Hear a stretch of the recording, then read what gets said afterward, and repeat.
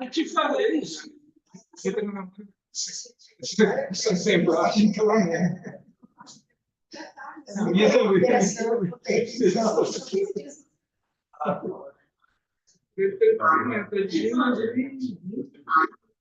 lembro de vocês falarem.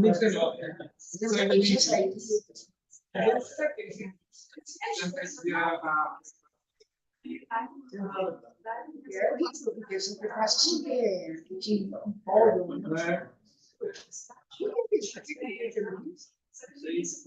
Ele virou para mim e falou: você tem os direitos.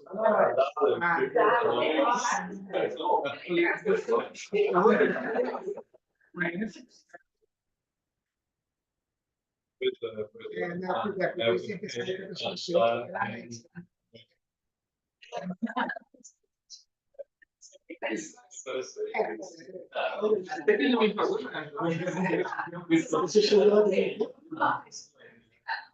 Não é ele. ele recebeu o patrocínio.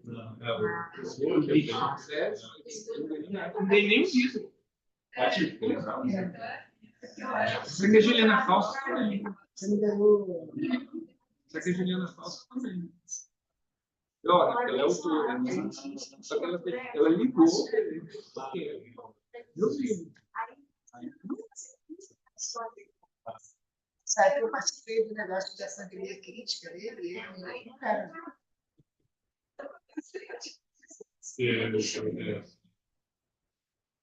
É bem bom, mas uma pessoa.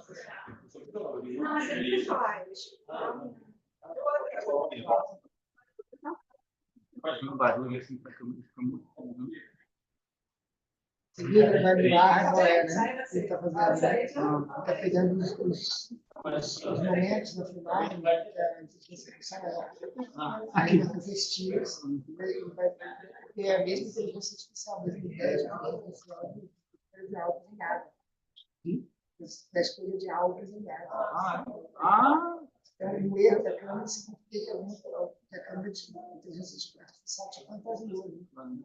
Vai transformar toda vez que depois você se mete cheio, você já está sendo captado. Você já está sendo captado. Ah, já está? Já está ao vivo. Está ao vivo? Pronto. Mas tem que esperar para gravar. Vai ficar em 5 horas por ano.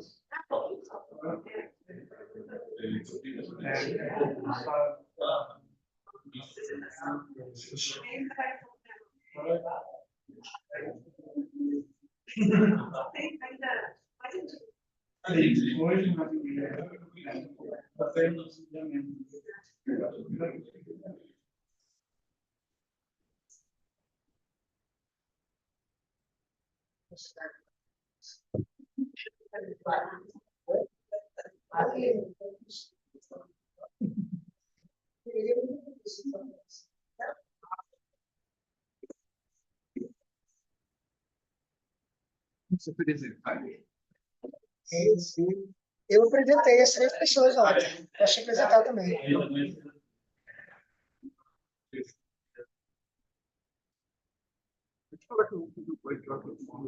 Boa.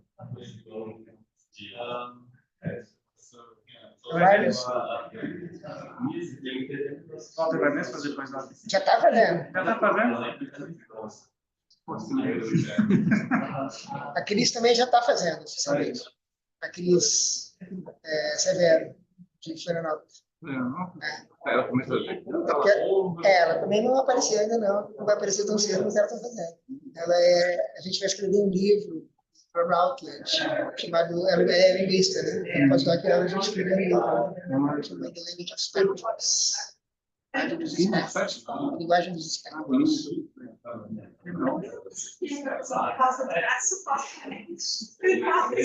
Não, mas imagina, Walter e Cris vão fazer coisas incríveis. Não, só para assim, oficialmente. Né? Eu quero conectar na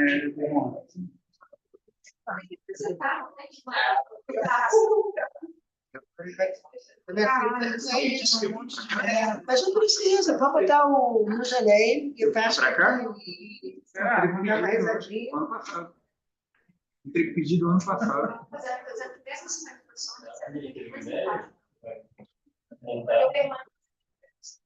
Ah, sim, tem que apresentar. É para você poder sair. Exige. Ele está fazendo as coisas. Ele está fazendo as coisas. Mas você sabe talvez lá saiba. Ele não sei. Uns 3, não sei. 4. Não estou conseguindo te marcar o limite. Você quer tentar, talvez? Só lançar. Você está antes. Sério? Você não entrou junto com o Rogério? Acho que Não, você é novo, mas você não pode entrar. Estranho, né? Estranho. Ah, é. Não, eu me lembro que eu namorava a Jorge, eu te conheci lá, você já era professor. Tem nenhuma Ah, opçãozinha então para ligar, gente. era... Pois, nossa. É, mas eu conheci na família. Foi. Isso. É. Não, para o ar. Isso, é. Isso é muito ruim feito. Mais fácil. Eu achei você já com cara de professor. Esquece. Pode começar, né? Para não atrasar mais. Né? Sim.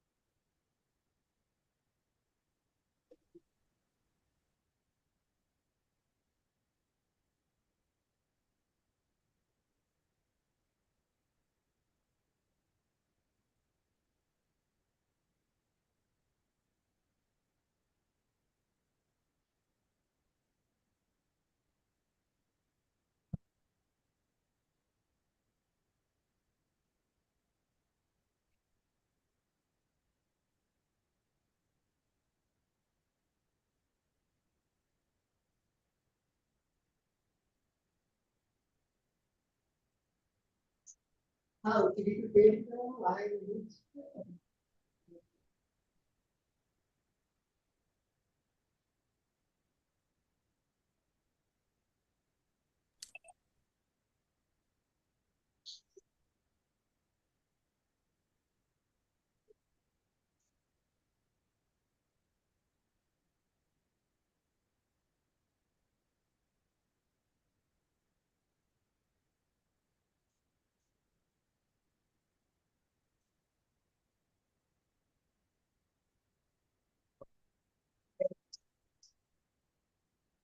Ah, eu vou ver a função aqui. Chama aí, chama aí. Ah, Ela está crescendo ou ela está travando? Ah, o aqui. Ela pegou algo, então. Ela está fixada? Então, não até agora. Não está não, eu funcionando. Não, não está.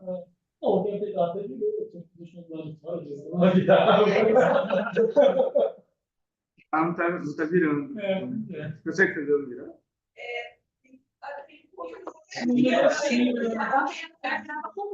É, né? Eu lembro.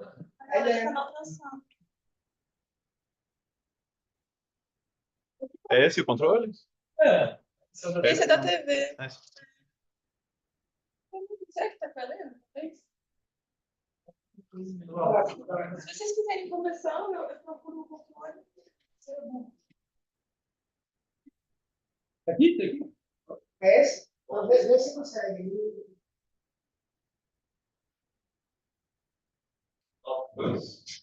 Olá.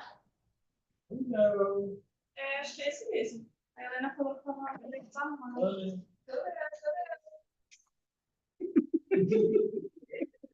Verinha. Mas para ela ficar responsiva. Não tá funcionando assim. Ah, não, só da Rússia não é. Outro dia eu escrevi. Ah, então vocês gente depois, que eu não sei não. Olhar, Mas foi o A que gente queria assistir, né? Ei, funcionou agora. Andou. Ah, que bom. É esse botão aqui, ó. Ah, Andou. vocês estão mandando. Olha lá, fala alguma coisa aí, Jean. Não, acho que agora tá. Fala alguma coisa aí. Foi. Aí, Jean, fala alguma coisa. bom, bom dia, boa tarde, boa tarde. Então, a gente vai iniciar então, o estudo do simpósio, meu nome é Assemblages, uma alegria de novo estar aqui. Me lembrar as pessoas que estão, eu não falo mais sobre isso, as pessoas estão apresentando, ou as pessoas estão apresentando, que vão apresentar, a gente vai ter uma publicação da própria revista, dos textos, de alguns textos, já falei para vocês por e-mail, e a gente está estabelecendo uma data para vocês mandarem os textos no e-mail, a questão da data de 30 de setembro. Depois eu vou publicar isso melhor para vocês, só para iniciar. A gente vai começar com o Walter Melo, que é uma das pessoas também dessa crescente comunidade espectral da América Latina, a UFMG, e está fazendo nesse momento pós-doc aqui no departamento, olhando para algumas questões espectrais, e pronto, é uma grande honra ter o Walter aqui no simpósio, e muito obrigado. Eu que agradeço, Ilan, estar aqui, né? Poder comentar seu livro. Tá funcionando? Tá, né? Só para me situar também um pouco. Você fecha ali?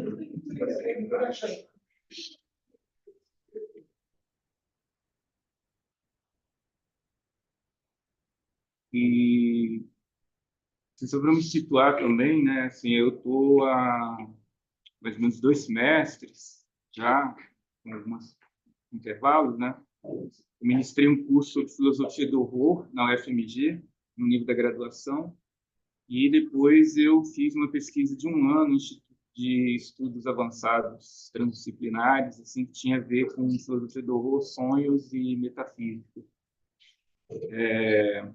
E aí eu acho que o livro do Ilan, assim, bom, fiz um esforço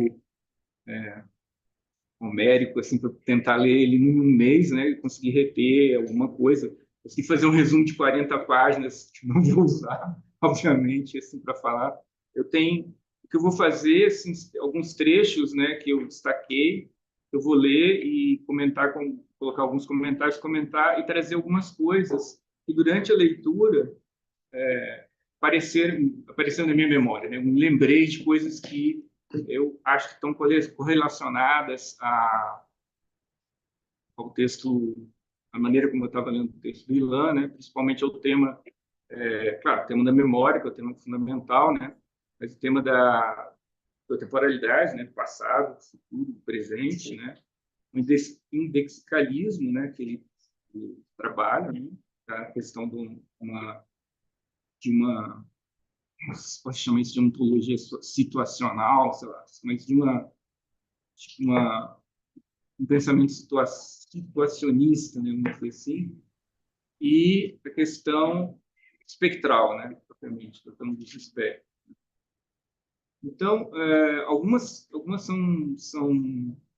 Vou começar lendo essas anotações, essas pequenos extratos que eu fiz e as anotações, e aí, à medida que eu for lendo, eu vou trazendo as coisas que eu fui me lembrando, que foram evocando em mim, né, essas passagens, tá? A primeira coisa, né, a afirmação que eu acho que abre o livro lá, que o Ilan, né, ele afirma que o livro, né, é sobre um mundo externo, né? Isso me chamou a atenção porque depois, no decorrer do livro, essa palavra mundo externo, assim, ela vai desaparecer, eu acho, né? E ela vai ficar muito mais aparecer muito mais como exterioridade, exterior, né? O outro, essa alteridade e logo no começo, assim, me pareceu que haveria uma espécie de um outro mundo, assim, né? Alguma coisa para a qual a gente pudesse apontar, né? Que é externa a esse mundo aqui. Ou a qualquer mundo que a gente possa pensar, né? Qualquer mundo possível. Então, haveria sempre um outro mundo, seria um mundo que não comporia os mundos possíveis, porque ele é sempre externo, mas não deixa de ser um mundo, assim, né? E isso me fez uma coisa meio estranha assim, na cabeça. E vou ler aqui, né, o texto, né?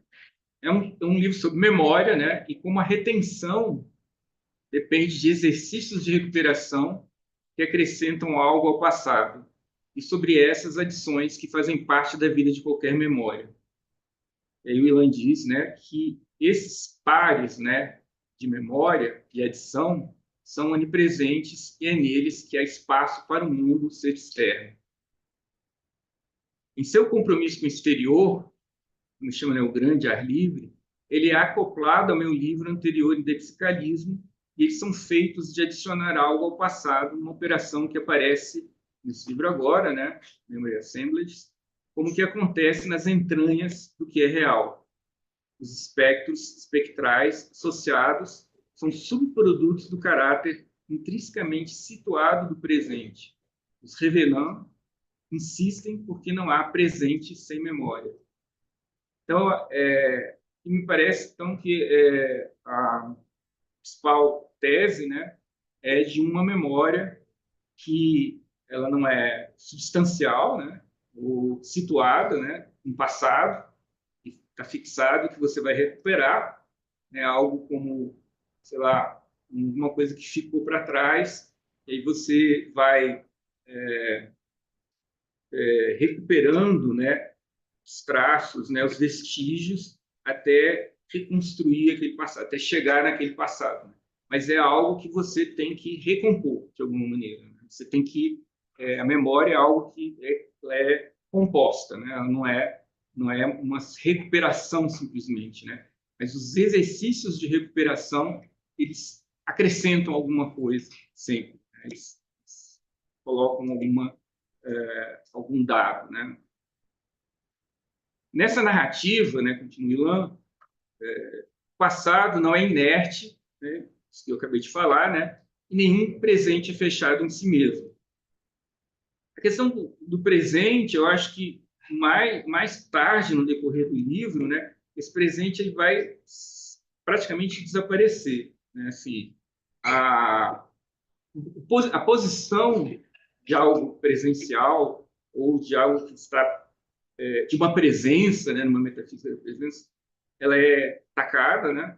E ela praticamente a noção de presente, eu acho que não é que ela desaparece, mas ela se torna enfraquecida justamente por essa perda de uma noção forte de presença, né? E a presença, então, eu acredito, assim, né, pela maneira como eu li, né? Ela fica muito mais no espaço espectral, é a presença do que volta, né? Essa é a presença, né? Do que propriamente de algo que está fixado, né? Foi fixado. Né? Então, por exemplo, né? No caso do filme documentário lá que Ilan cita, né? Do autor chileno, né? Agora me foge o nome, assim, o título do documentário. Minha memória, minha assemblagem é uma merda, assim. Das mães que ficam no deserto procurando os vestígios. Hã? Como é que chama o filme? Nostalgia da Luz. Então, por exemplo, a luz, né, que o telescópio capta, né, e o vestígio que elas buscam, né, tem uma conexão porque são coisas que efetivamente se deram remotamente, né, mas justamente o que você vê, o que você pode ver é aquilo que está agora, né? Está aqui naquele momento. Né? Então, o que você vê, a luz que você vê, né? Aquela presença que você vê, é uma presença de bilhões de anos, né, atrás. Então, o agora é uma coisa de bilhões de anos atrás. E, da mesma maneira, o vestígio que você pode encontrar, né, coisa arqueológica, né, que você está procurando, é como se você estivesse procurando um vestígio no céu, né? É a mesma, digamos assim, há uma analogia ali, né? Tá? E aí tem uma história uma história espectral dessa presença, né? E ela é o termo que o Willan vai usar, né? Ultrametafísica. Por que ultrametafísica, né? Então, assim, bom, eu não conheço a Catarina Malabou, assim, não tenho... Opa!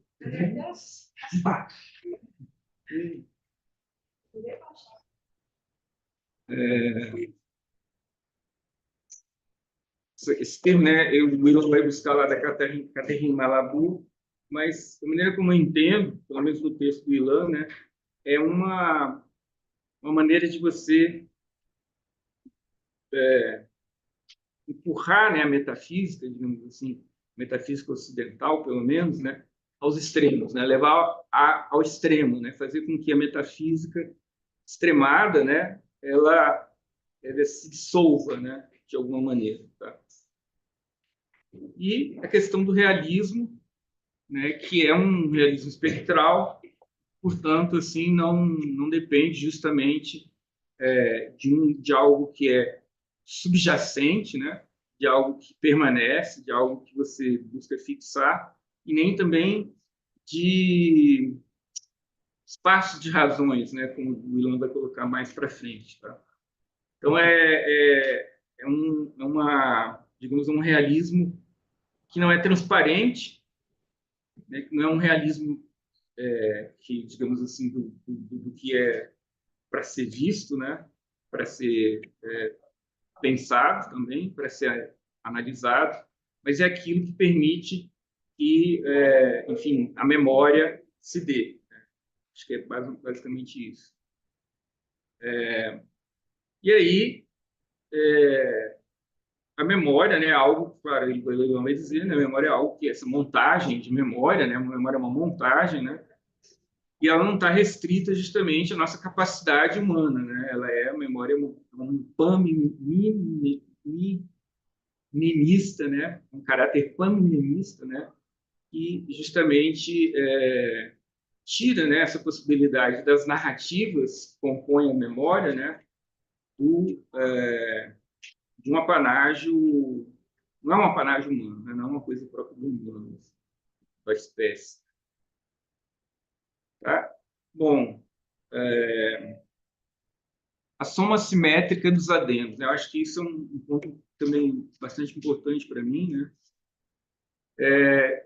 Basicamente, o que o Ilan vai dizer, assim, pelo menos como eu entendo no livro, né, que vai trazer essa noção de adição assimétrica, e a gente está acostumado com uma ideia, por exemplo, de uma composição de um tempo, né, que é um conjunto de somas que vão se juntando, né, de elementos que vão se juntando, vão se somando, né, e dos quais você pode subtrair qualquer coisa.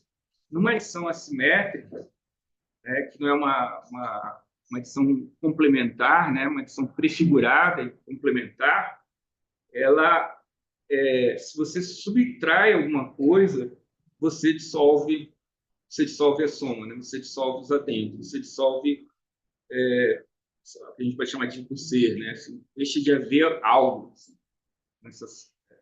E a soma, ela não é, os adendos, a soma, ela é a imagem, né? Acho que você usa, que eu acho interessante, assim, né? Que é a imagem da chuva, né? Não é o que vem, o advém de um futuro, né? Você está pressupondo, né? Que vai chegar, né? Algo que vem do futuro e vai se somar ao presente, né? Em função de um passado que se recupera, mas é algo ao qual nós estamos expostos o tempo todo, né? E não tem um sentido, nenhuma direção precisa, né? As coisas vão se somando justamente desse externo, né? O externo que vai possibilitando, né? Essa leva de adendos, né? Digamos assim. Tá?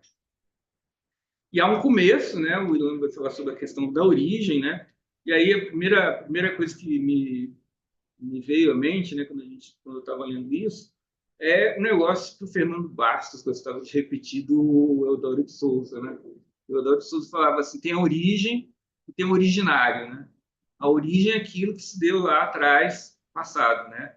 Uma coisa, você nasceu, uma planta foi plantada, sei lá, uma estrela surgiu, uma coisa que um evento, né, que se deu num ponto, num lugar. O originário é aquilo que está sempre se dando, né? Uma espécie de tem um pouco a ver com a noção do agaphysis do Heidegger, a maneira como Heidegger recupera, né, a noção de physis, principalmente a Zahradé, né, a Marinha Zahradé vai falar, né, as palavras da origem, né, ela vai comentar bastante sobre esse uso, né, que o Heidegger faz do termo physis. E aí, assim, lá, né, o Ilon vai dizer o seguinte, né? Nesse sentido, a sucessão de adições assimétricas é em si uma história anarqueológica, né? Quem tem familiaridade um pouco com o Ilon trabalha entende rapidamente isso, né? Adendos assimétricos vêm como uma despedida do que estava lá antes, porque anterior ao adendo não é nem fundamentação nem fundamentado. Então parece coisa do originário mesmo, né? Para ter certeza, a reorganização que um adendo promove não é sempre completa, mas isso talvez seja porque uma despedida é um gesto que não antecipa um retorno, que pode vir cedo demais ou nunca. E aí, esse trecho me evocou justamente uma coisa que a gente viveu há pouco tempo, né? Que é o apagamento das mortes do Covid, né? Ou seja, essa impossibilidade da despedida, né? Então, os mortos, né? Eles desapareceram, né? Não sei se vocês viram algum morto assim na televisão, nos jornais. Eu, pelo menos, não me recordo de ter visto nenhum morto, né? Eu vi números, eu vi imagens de covas, né? Eu vi imagens de cruzes, imagens de cemitérios lotados, cemitérios fabricados, né, para abrigar as pessoas, né, os corpos, né. Eu vi os cemitérios improvisados, né, então eu vi a remissão da doença, né, eu vi a cura da doença, né, de maneira milagrosa, né, de que maneira, né? As mortes eram fatalidades, as mortes não tinham um passado, não tinha uma memória da morte, simplesmente era um acontecimento que do nada, e havia um esforço conjunto de fé e dedicação, né? Essa imagem da fé e dedicação, a família que tem fé, os médicos que têm fé e dedicação numa luta juntos, né? O amor da família, etc., que salva aquela pessoa, né? Então, aquela pessoa aparece, aquela pessoa que sobrevive, né? Aquela pessoa que foi curada por um conjunto de médicos benevolentes e pelo amor da família. E todo o resto, né? Principalmente a população pauperizada, né? Que tem, claro, relação racial direta, né? Desaparece, apagado. Aí você não tem possibilidade nem de um luto, nem, né, simplesmente é como um genocídio, né? Mas muitas vezes se discutiu, usa a palavra, não sei se isso vale a pena discutir esse tipo de coisa, mas aqui esse trecho me pôs claramente esse momento, né? E agora esse outro trecho, né, que o Ilan leva para a noção de futuro, né, da exterioridade em relação ao futuro, como a exterioridade possibilita uma certa noção de futuro, me evocou uma fábula que eu vou ler. Mas primeiro eu vou ler o trecho do texto do Ilan, aí depois eu vou ler um pouquinho essa fábula aqui, tá? E eu dou depois a referência da fábula, né?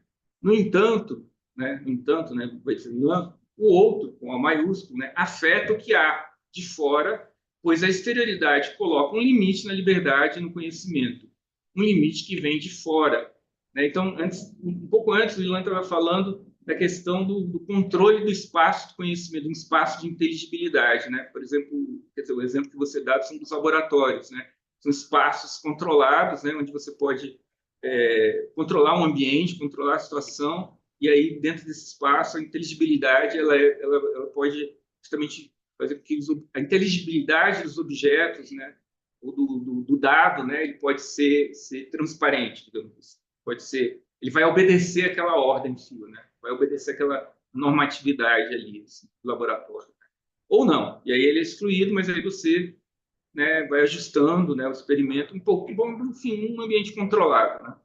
Você pode pensar também num ambiente controlado na sociedade, em vários outros tipos de ambientes controlados em que há esse evitamento, né, de que a esterilidade, que é algo de fora, entre e contamine o espaço, justamente essa noção de uma esterilidade, de um espaço esterilizado, né? Então, mas, por outro lado, né, esse outro, né, a esterilidade, coloca também um limite na liberdade e no conhecimento, um limite que vem de fora da liberdade e do conhecimento, mas que pode ser sentido dentro de seus limites. É por meio do exercício da liberdade, aí eu, sei lá, comecei a pensar numa possibilidade de uma ética aqui, né, que você estaria esboçando talvez uma ética aqui, do exercício da liberdade, que a responsabilidade é descoberta, que limita a liberdade, o que limita a liberdade. Essa responsabilidade precede todo o exercício de liberdade. Não porque esteja no começo ou antes do começo, né? Imagino que uma ação, mas sim porque esteja na origem, em um passado que nunca esteve totalmente presente. Nesse sentido, a responsabilidade pelo outro que encontro está sempre em meu futuro, né? Sempre eu tenho que pensar uma ação responsável, imagino, né? Seria isso, né? Você tem que não o que você fez ou deixou de fazer, mas o que você deve fazer, né? Se deve fazer, assim, é quando acontecer, né? Quando vier o acontecimento, né? Quando aquilo se der, né? Então você tem que ter uma certa responsabilidade com esse acontecimento, né? Com essa ação que você vai fazer. E E aí você diz, né? Mas sim porque não entendi. Ou antes do começo, mas sim porque esteja na origem, passado por nunca. Nesse sentido, a responsabilidade pelo outro, que enquanto está sempre em meu futuro. A força da interrupção está inscrita na própria possibilidade de um futuro, se houver espaço para a exterioridade. E aí eu vou contar rapidamente uma fábula do colador de outdoor, que é uma fábula que eu me lembrei, quando eu estava lendo esse trecho, que, na verdade, é um trecho de um capítulo de uma série que chama Fargo, que é baseada num filme dos irmãos Coen, né? Então, tem 5 temporadas, sei lá, acho que se não me engano, a terceira temporada. E aí eu fui lá buscar de novo, né, assim, para pegar o trecho corretamente, tá? Então, a fábula é mais ou menos o seguinte: eu não vou contextualizar toda a série, isso não interessa. Isso interessa só esse trechinho que é como uma fábula mesmo, né? Um sujeito, né, que está num carro atravessando um deserto lá no Kansas, né? Então não tem nada, só neve, aquela faixa de estrada, e tem um outdoor, né, um cartaz assim na beira da estrada. Nesse outdoor, passa nos anos 50, né, tem um cara assim, né, à esquerda, assim, de um chapéu, um terno, olhando do lado direito, né? Depois a gente faz a leitura, né? A gente vai da esquerda para a direita, é como se você estivesse olhando para aquilo que irá. E em cima está escrito assim: The future is. E falta uma parte do outdoor, parte final da frase. E o cara passa, né, e olha aquilo. No meio do nada, e tem um sujeito sentado embaixo do outdoor, comendo, e assim, sem fazer nada. O problema é um cara que está colando o outdoor. Né? Aí ele faz as coisas que tem que fazer e tal, no hotel, lá onde ele vai ficar, e aí ele sai de novo para fazer uma outra coisa, e passa e vê lá, mesmo outdoor, aquele vazio na última parte lá, e o cara ainda lá, fumando o cigarro dele, sentado lá embaixo. Né? E aí ele fala assim, ele pergunta para o cara, né? O que é esse futuro, né? Esse futuro que está aí, né? E o cara fala assim, como é que é? Aí ele diz assim, o que isso aí vai dizer? O que vai estar escrito aí no final, né? Aí ele fala assim pro cara, espera eu acabar que você vai ver. Né? Espera eu colar o negócio aí que você vai ver. Aí fala assim, acaba logo essa merda. Que o cara fica desesperado para saber o que é o futuro. Aí fala, acaba logo essa merda, né? Aí o cara fala assim que eu acabar, estarei desempregado. O que lhe importa saber o que está escrito aí? Isso é só um outdoor. Aí o cara responde para ele: é o princípio da coisa. Fazer que as pessoas vivam na incerteza não é certo. Aí o cara responde. Aí ele pega e fica puto, né? O cara fala assim, ele pega e vai embora, né? Vai embora, o tempo passa, né? Ele vai fazer outra coisa, tá, não sei o quê. E aí um outro dia ele tá passando ele de volta e tá escrito The future is now. Aí o cara fala assim, que esse negócio significa, né? O cara pergunta para o sujeito lá, o cara que colou o cartaz, né? Aí fala, não sei. Aí ele diz assim, pode ser uma declaração sobre a falta de confiabilidade do tempo. O cara, o operário lá fala, né? Ou um tipo de testemunho, né? Assim, um tipo de não esqueci a palavra em inglês, né? Como na frase, por exemplo, aproveite o momento, né? Enjoy the moment. Aí ele acrescenta, né? Não me pagam para escrever essas coisas. Eu só vou lá e colo esse negócio, né? Eu apenas instalo outdoor e foi o que eu fiz. Aí ele continua, agora está feito. E me encontro mais uma vez em uma encruzilhada, desempregado. Então, suponho que para mim o futuro, uma vez que terminei o serviço, chegou, como previsto por este outdoor. E aí acaba assim. Enfim, a memória, né, eu acrescento, né, isso eu estou dizendo, né, a memória sempre é devedora da exterioridade do exterior. Ela não pode manter as coisas presentes, trazer as coisas para o presente e se preservar do que advém, tentando prever o futuro, tentando entender o futuro como algo que se projeta do presente, né, que usa o passado para se projetar do presente. Ontem a gente estava falando desse território aqui, né, desse lugar, né, que é um lugar de espectros, né, um lugar devastado, onde uma cidade foi construída em cima.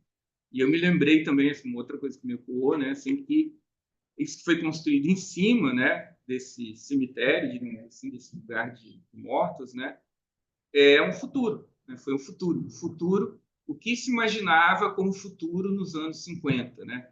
O que se imaginava como a cidade do futuro, a cidade utópica, né? E que tipo de arquitetura que ela tinha que ter, que tipo de urbanismo ela tinha que ter para fabricar, para produzir o novo homem, né? O homem novo, né? O homem comunista, né? Na cabeça de Niemeyer. E efetivamente a gente vive no futuro do passado, mais ou menos isso. Bom, estou chegando ao final, né? Assim, só memória põe espaço e tempo, no sentido de nos localizar um acontecimento, entrelaçamento entre o que se retém, é arquivado, e a recuperação, o recuperar. O que pensar dos vestígios pelos quais se reconstituiu uma história ou se constrói uma, como uma reconstituição de um crime, né? Isso eu estou pensando em cima do teu texto, né? Como a reconstituição de um crime a partir da reencenação do mesmo, haveria um aspecto teatral na memória que converge para a apresentação da cena, ou a reapresentação da cena, né? Só um ator ou bons atores que decoram, né, o papel, decoram o texto, né, e sabem representar o papel de maneira que você seja crível, né? As marcações, o tempo, né, dos gestos, das interações entre os atores, etc. Pode repetir a cena, a peça, né, a cena a cada espetáculo, né, a cada representação. Como um bom intérprete, por exemplo, um bom intérprete de música. Eles têm que memorizar, aprender pelo coração, né, decorar, ao ponto de a representação ser completamente ou tender, né, a ser uma mimesis, né, um espelhamento daquela cena inicial, né? Daquela cena que está sendo reconstruída. Então, minha pergunta é até que ponto de teatralidade, até que ponto, né, a memória não guarda um certo aspecto de teatralidade? Você tem que encenar, de alguma maneira, aquele crime, assim, entendeu? Para tentar entender como aquilo aconteceu, né? Como é que aquilo se deu, né? Através da reconstrução dos vestígios e da contribuição dos próprios atores do texto, né, que vai entrar ali, né? E aí entra uma pergunta também minha, assim, né, uma coisa que eu estou pensando, né? Uma das consequências do princípio de edição é o abandono de uma concepção qualquer de totalidade, né, atrelada a um fim, a um acabamento. Mesmo uma obra de arte, isso me veio na cabeça, uma obra de arte seria sempre aberta a adendos, acrescentar uma pincelada Mona Lisa. Pensei nisso. Botar né, o Nelson Goodman usa sistemas de representação, agora não usa lá, para diferenciar da música e outros, mas você mudar pincelada, pronto, já é uma outra pintura, já não é mais a Mona Lisa, é outra coisa, totalmente outra coisa. Ou também, né, pensei o falsário, que acrescenta obras àquelas atribuídas a um determinado pintor, como, por exemplo, no caso de Van Gogh. Né? Sabe que Van Gogh, mais ou menos na época que ele morre, né, começa a aparecer vários quadros de Van Gogh. E começa a descobrir vários quadros de Van Gogh. Van Gogh ganha projeção, né, no mercado, pessoas começam a colecionar Van Gogh. E tem um sujeito que está produzindo Van Gogh. Isso só vai ser descoberto muito tempo depois. Então, se você vai no Museu Van Gogh em Amsterdã, por exemplo, você tem um subterrâneo lá, né, onde você tem uma coleção enorme de Van Goghs que são duvidosos. Você não sabe se são Van Goghs. Esses Van Goghs duvidosos eles são expostos de tempos em tempos lá. Mas para quem vê aquilo, são sempre Van Goghs. Os Van Goghs assim são duvidosos. Então, eles estão presentes, mas não estão presentes, entendeu? É isso que eu quero dizer.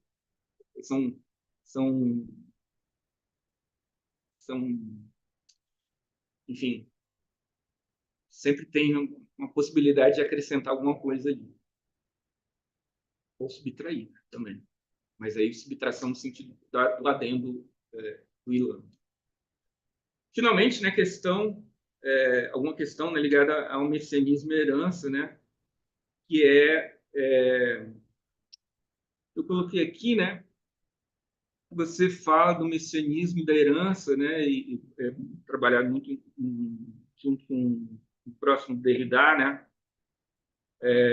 e aí você coloca assim, a tradição aguarda o herdeiro, né, sem engendrá-lo, e o herdeiro tem que se adaptar a si mesmo tem que se adaptar à tradição, né? A peça a ser preservada aguarda o museu, e o museu tem que acomodá-la,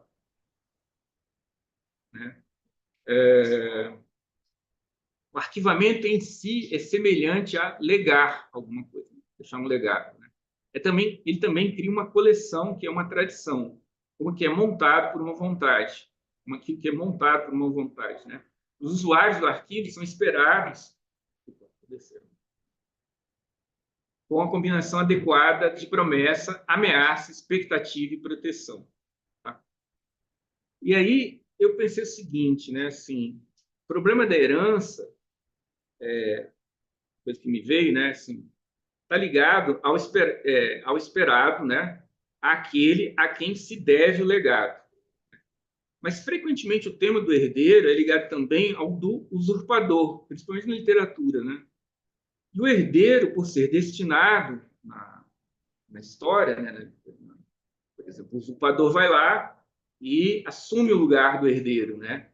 Ele, por exemplo, no Conde de Monte Cristo, né? Essas histórias, ele assume o lugar do herdeiro e por uma identidade qualquer, por um engano qualquer, né? Por uma brecha que ele encontra no processo de herança, né?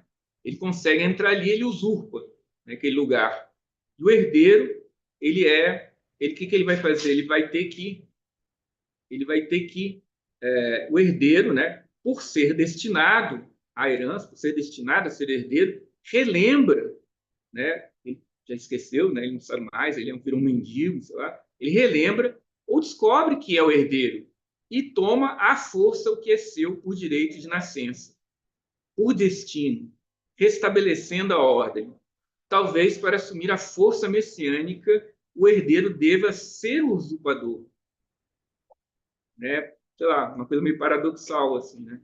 Quer dizer, o herdeiro genuíno, para que ele assuma a força messiânica que você fala, né? Não o messianismo no sentido religioso, mas essa possibilidade, um advento, né? Que uma projeção de alguma coisa que dentro dos adendos, toma lá do Derrida, talvez assim a ação tenha que ser justamente de uma de usurpar, né? Ser um usurpador, né?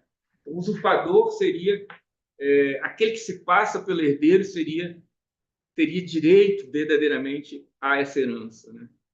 E não aquele que simplesmente herdou, né? Que simplesmente ganhou aquilo, né? A propriedade, o nome de família.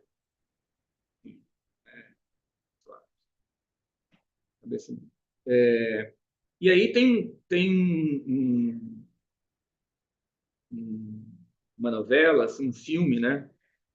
Que eu não consegui encontrar um nome, nem um filme, mas basicamente a história é uma outra fábula, é basicamente o seguinte, né? Existe uma coisa meio de ficção científica, existe um projeto, né, para os astronautas que passam longo tempo, muito grande assim, espaço, e que são casados, né? E para que as mulheres assim, não sintam falta do marido também. E então, o que a agência espacial faz? Produz androides, né, com tudo igual ao marido, né, que enquanto o marido está lá no espaço, ele fica vivendo com a esposa, né?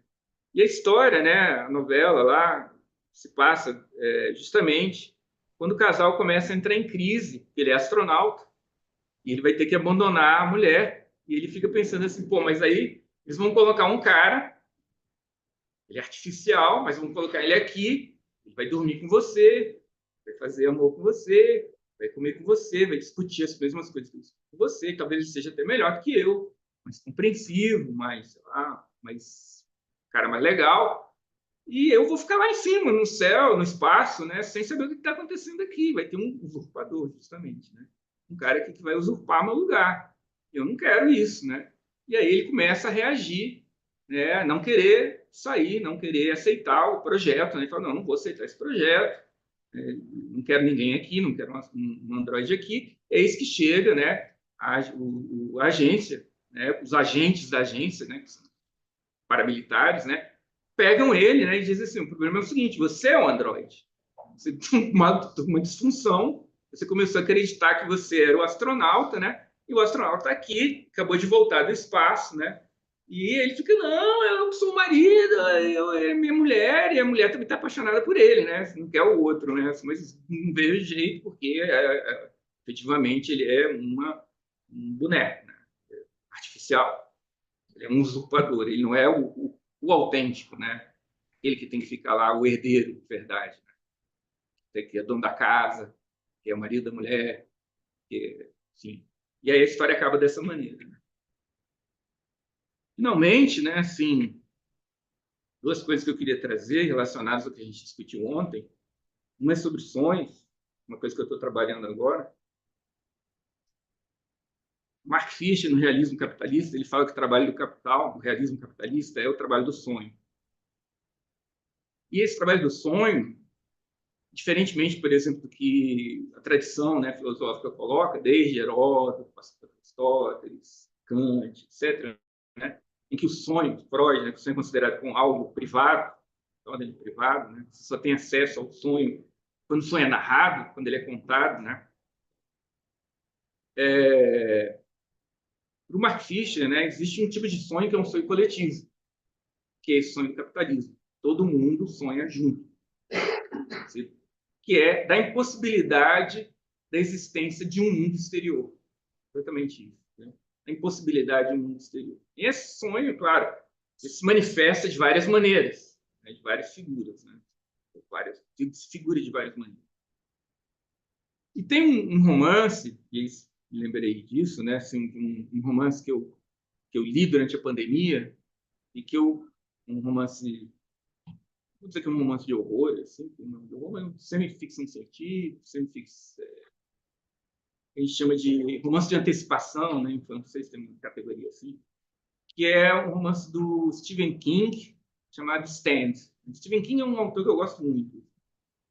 E é um calhamaço desse tamanho, né? Ele escreveu isso, se eu não me engano, em 78, um pouco reduzido. Depois, nos anos 80, ele aumentou mais, nos anos 90 ele aumentou e fez uma edição gigante.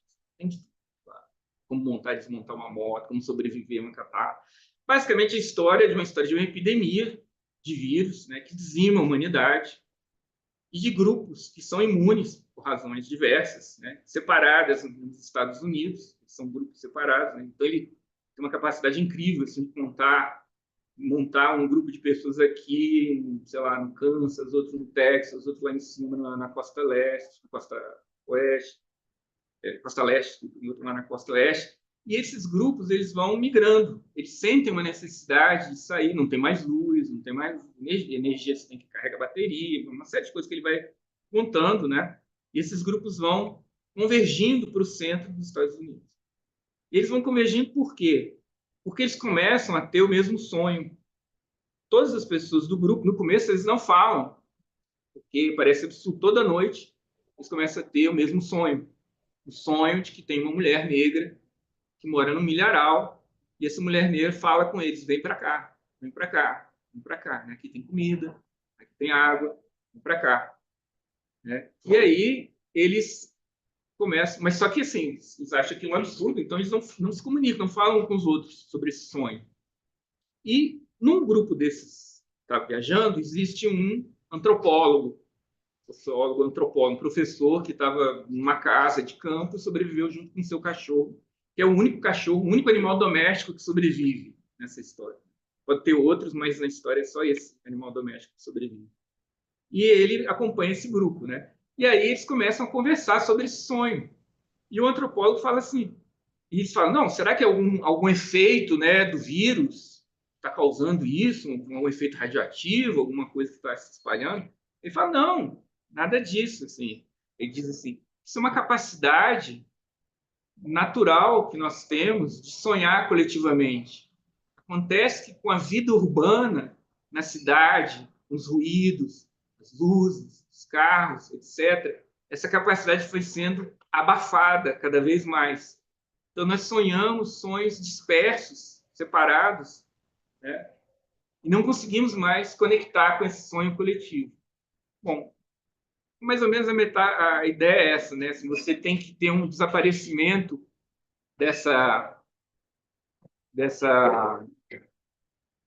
desse mundo, né?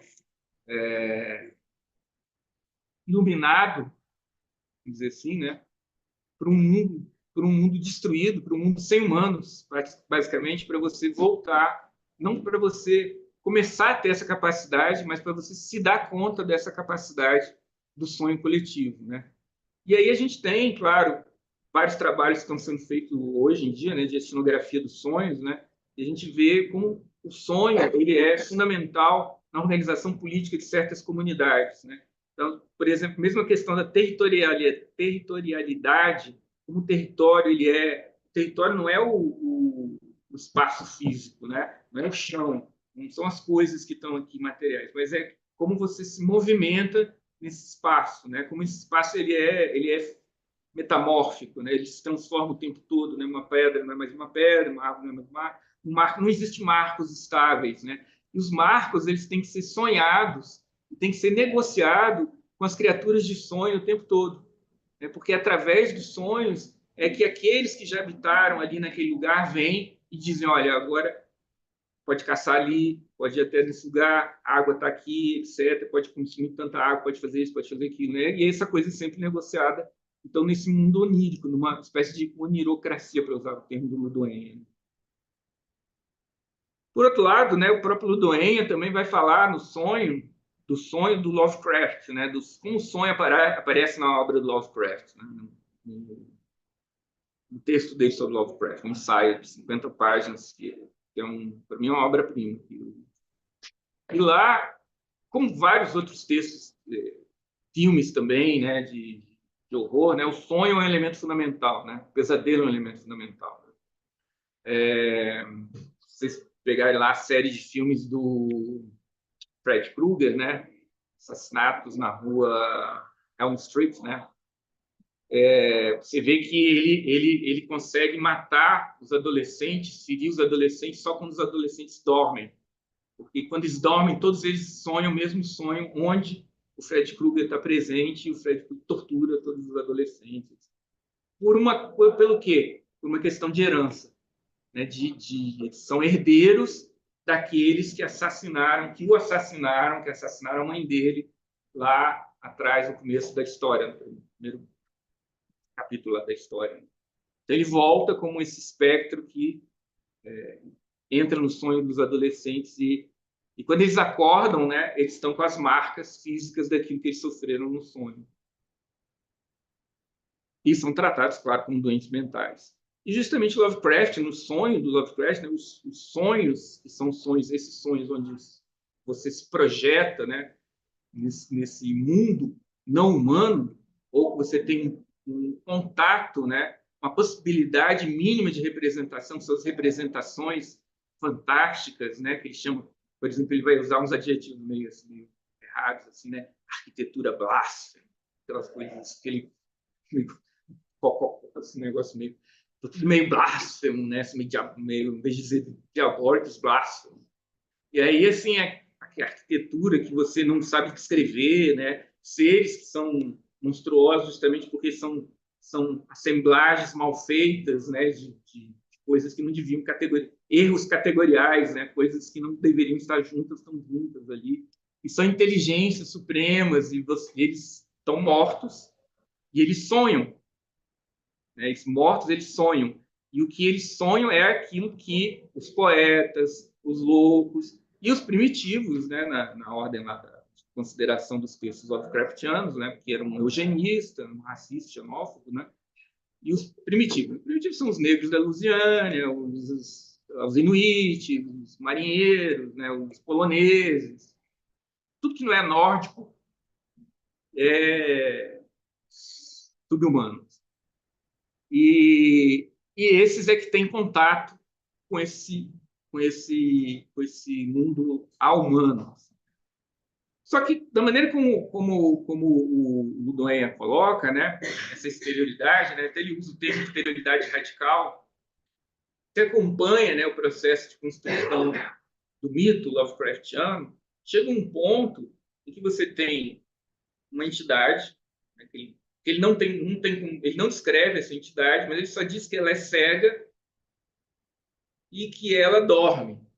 E em torno dessa entidade dançam outros deuses que tocam uma musiquinha para ele dormir, porque se ele acordar, sei lá o que acontece, ninguém sabe muito bem o que acontece. Mas ele mantém uma certa ordem cósmica. Agora, para além dessa ordem cósmica, existe justamente o grande exterior assim, do Duane, né? O acósmico, assim, aquilo que escapa às nossas considerações cósmicas e que, de alguma maneira, determina tudo que é da ordem do poder, da ordem da soberania, da ordem do controle político, etc. Né? Então, é como se você redimensionasse, de alguma maneira, né? Acho que é essa questão que ele vai pegar lá no Lovecraft, redimensionasse a possibilidade de uma política nessa escala cósmica. Então, essa seria a contribuição do sonho, né? Dessas duas maneiras de sonho. Sonho pesadelo, né? Sonho que é você possuído pelo não humano, né? E o sonho que está na base, na origem do que ele chama de horror cósmico, né? É isso, é o medo, o horror cósmico desse exterior, assim, completo, uma coisa que completamente não tem medida nenhuma, né? Você não tem nenhuma possibilidade de comparação, nem miticamente você pode construir um Deus, não tem nem como você construir um Deus ali para colocar ali. E o sonho reparador, digamos assim, o sonho que é o sonho coletivo que se dá justamente nas ruínas, né? Através das ruínas. E aí eu não vou ler, mas eu vou recomendar, para quem não conhece esse texto do Etienne Souriau, Diferentes Modos de Existência, tá publicado pela N-1, um trecho em que ele fala da vinda de um espectro, né? O espectro de um soldado que morre na guerra, provavelmente na Guerra Napoleônica, né? E que volta para se vingar da mulher que casou com um outro cara, né? Casou e teve filho com um outro cara. Então, esse espectro ele é acordado no mundo espectral e ele é acordado com aquele desejo de vingança, é aquilo que o identifica, né? Que o caracteriza.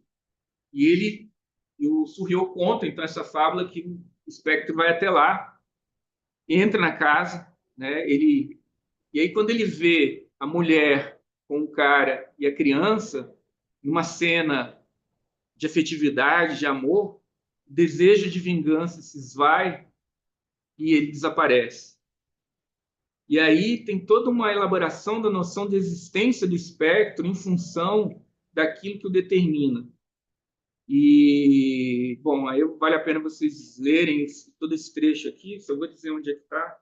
Então, na página 36 dessa edição aqui, tá? Tem uma edição em inglês, espanhol, o parágrafo 26, tá? É dividido em parágrafos, né? Do segundo capítulo. Parágrafo 26 do segundo capítulo. É isso. Tá bom.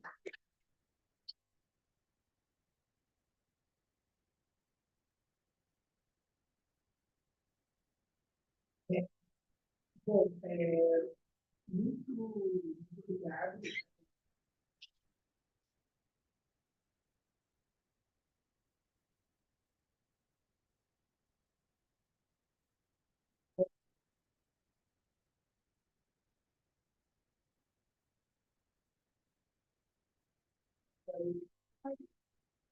É só saber o nome daquela novela que você citou de ficção científica. Eu vou procurar te passo. Aham. Aqui eu não consigo pegar a internet aqui. Baixo. Eu queria comentar um pouco, só uma coisa rápida, né? É muito interessante esse termo do ditador herdeiro, né? E a questão do jogo, né? Que a ideia, né? De você reter sem saber o que, deixar de herança, ou negar, ou guardar, sem saber exatamente para quê, significa, em certo sentido, uma certa indiferença com respeito ao usurpador e ao herdeiro. O herdeiro pode ser usurpador, o usurpador pode ser herdeiro. E aí você tem, assim, claro, essa é a questão de tudo que está sendo legado agora para as inteligências artificiais. Né? Então, assim, justamente essa ideia de que você, na verdade, não sabia, você não estima o que você vai legar, você vai deixar de herança, para quem você vai deixar de herança, o que vai ser feito com isso. Então, essa reencenação do passado ela pode ser feita do jeito que for feito na circunstância de recuperação. A circunstância de recuperação que a gente está testemunhando é essa, na verdade, talvez o usurpador seja o melhor herdeiro. Talvez uma maneira de olhar para a maneira como a gente tem construído livros e teorias e construções, manuais e tratados no mundo, é pensar que talvez a gente sempre quis esse usurpador como herdeiro. Né? Então, agora eu acho que a gente está vivendo, né, essa tensão desses dessas crianças máquinas, né? E aparecem e a gente trata elas como começa a tratar elas como nossos herdeiros, talvez porque a gente reconheça que elas são os usurpadores que são os herdeiros. Né? Então, eu acho que isso ilustra um pouco isso, né? Ao mesmo tempo, a gente tem o horror do usurpador, mas a gente descobre que o usurpador é um herdeiro fidedigno, né? Enfim. quem mais vai ler todos os livros? Né?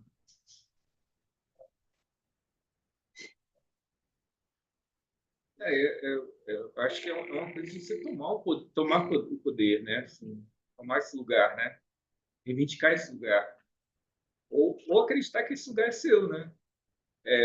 Por exemplo, eu acho que uma boa parte da filosofia, da história, pelo menos da filosofia ocidental, se faz por meio da usurpação. Né? Os herdeiros são usurpadores. Né? Então, você vê Heidegger, assim, que ele vai fazer uma destruição da física. Daí, se ele reconstrói a filosofia, a história da filosofia, usurpando Hegel, usurpando, sei lá, Nietzsche, pegando um pouco do Nietzsche, pegando um pouco do Hegel, pegando um pouco não sei quem. E, ao mesmo tempo, Deleuze vai fazer a mesma coisa, e vários outros. Não que seja necessariamente assim, né? Mas quando há esse gesto, assim, né? Por isso fala assim, não lê isso. Você quer aprender alguma coisa sobre a história da filosofia, não vai ler o comentário do Heidegger sobre Nietzsche, nem vai ler o comentário do livro do Deleuze sobre Spinoza, porque você não vai aprender nada sobre Spinoza. Você tem que ler um livro de historiador da filosofia, né? Não um livro de filósofo que vai falar sobre outro filósofo, porque justamente ele está filosofando em cima do Deleuze, né? Ele está usurpando de alguma coisa, de alguma maneira. E, nesse sentido, eu acho que ele é o herdeiro mesmo. Texto é uma das fotos essa coisa do papel parecido, né? Da ensinação.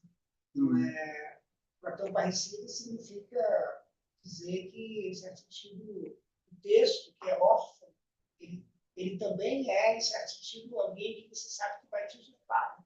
Porque a produção do texto é a produção do usurpador. A produção de um parecido. Porque, enfim, Platão está lá, né? Platão não está, mas Platão está sempre lá. Né?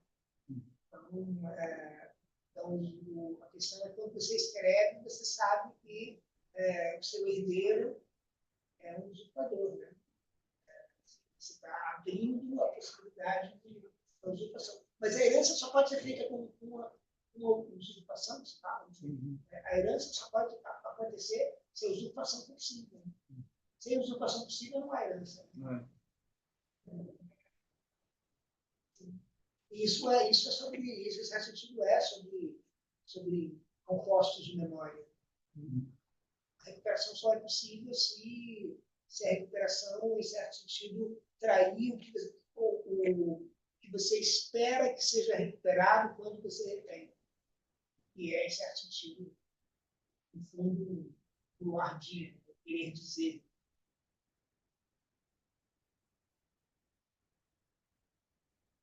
Eu também estou preocupado com o horário. Já são 3 horas. A gente tem. Não, eu não preciso mandar uma mensagem, não preciso sair lá fora. A gente também tem um lanchinho, o coffee break, está previsto para 15 para as 10. Então, a gente pode fazer um lanchinho agora, se ninguém quiser, e voltar aqui em 10 minutos, 8 minutos. Obrigado, Bob.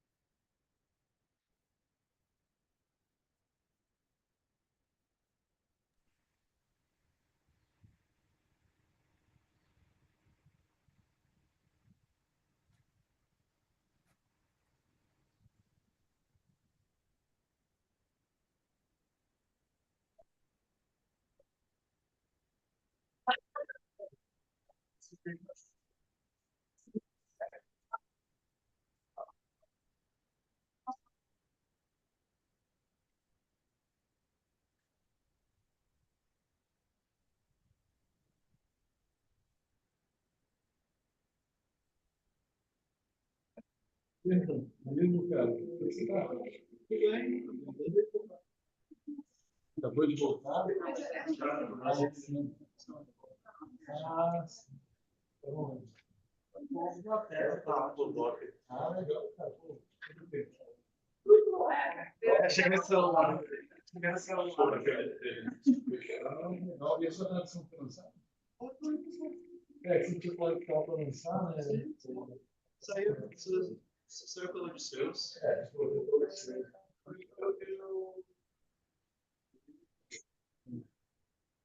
Legal, cara.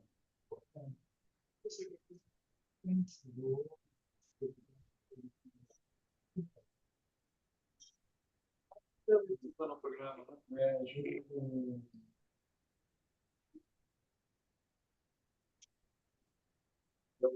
tá? E uma coisa para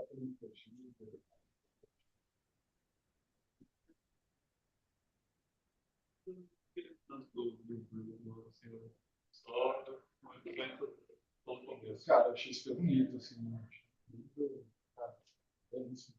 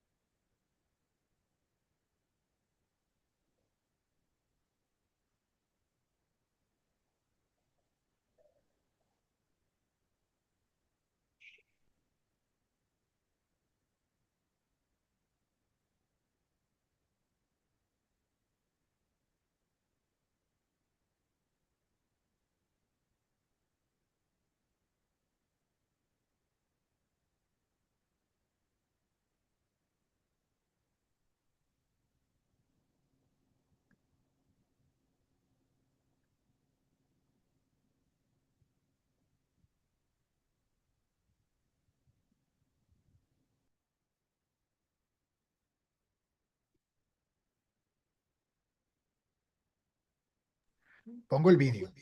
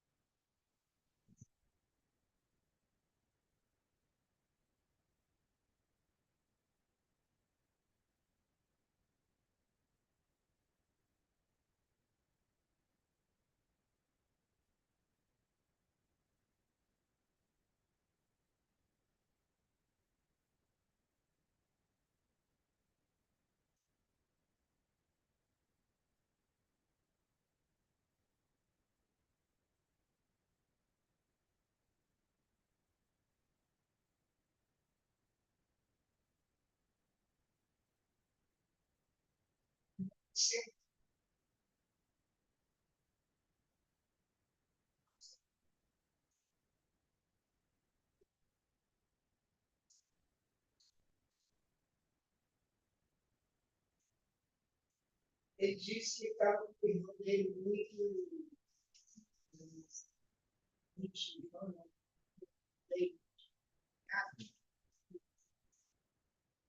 talvez não viesse. Ele escreveu para uma festa de música aqui perto. Então, ele veio lá fora para eu ver. Não.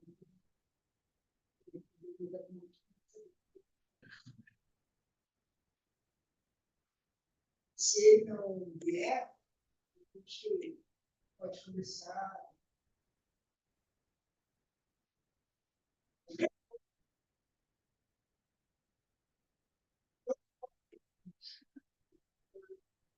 For Brian, maybe he's not coming because he had a family problem. He apologized in advance if he failed to come. So there's a possibility that he's not going to come. In that case, then we'll proceed directly to Cesar in a few minutes. But, just want to make sure that he is not coming.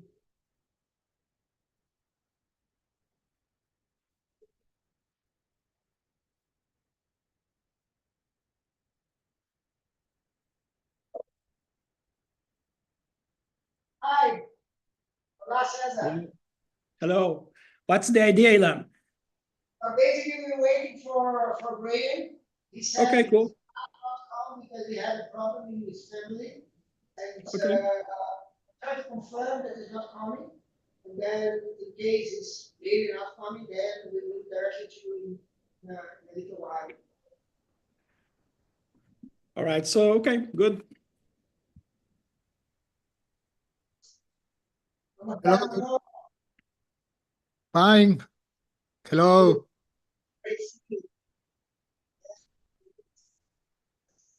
So basically, the three of you are there, yeah? So Phil is there as well. Basically, I'll just make sure it is, we have no connection inside the room. I have to go outside to check whether they have tweaked anything. And then I'll come back and we'll start probably a little earlier than scheduled. Okay, Ilan, I think someone wrote it down on the chat before, but we couldn't hear you properly. We heard the talk, but we couldn't hear very well when you were speaking. So someone suggested that the microphone should be closer to you, perhaps, if you are going to speak. I believe the microphone is here. Is it right? Now it's great. Now we can hear you perfectly. Okay. So because yesterday we had it in the middle of the table, and now we decided to move. I don't know exactly why. We decided to move the microphone, which is this wonderful camera here that moves about. But basically, I'll move it to the middle of the table. I think that's probably better. Okay, but are we all speakers outside somewhere else, or is there someone giving a talk from the room? No, not now. The last talk from the room was given by him right now. Okay. So yeah, so everything's going to be online this afternoon until the end. So thank you very much. Well, what is?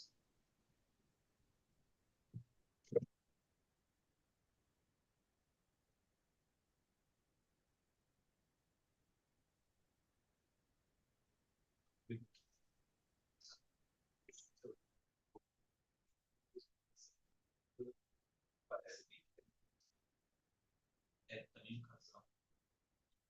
E aí o casal tem muito problema. O homem não está atendendo. E ele também sai, vai para um outro planeta trabalhar. E lá, isso ele é muito infectado com uma espécie de parasita assim, que assume a identidade dele, volta, acho que afeta nisso, e aí assume a identidade dele. E ela acolhe aquilo, assim, ele atende melhor os desejos dela do que propriamente humano. também cobra essa coisa de ele ser meio bem agente do governo também, tomar ele, coletar o testemunho dela, e aí ela não quer que aquilo continue assim, ela não quer voltar. É bem parecido, mas ao mesmo tempo não é. Tem acho que justificar de ter essa discordância nisso. Dela, eu não sei como é que é nesse caso, porque parecia que a mulher ali também estava interessada em manter aquela relação. Ela sabe tocar, né? Ela com a gente, o marido dela. O problema é ser o processo, que vai ficar mais rigoroso. Cara, é exatamente como o caso dela não viveu. Sim, sim. E aí ela tem que fazer exatamente isso. Por exemplo, quando eu ia. Lembra de uma coisa? Aí não lembra. Aí vai ter Bom, também tem essa ausência de memória disso. Justamente por não lembrar como ele era, ele consegue atender melhor.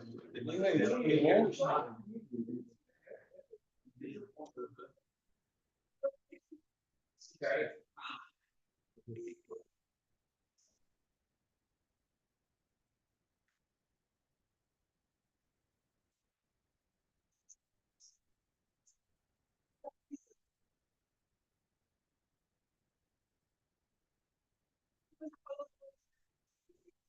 Agora a gente já tinha experimentado doutrinadamente para o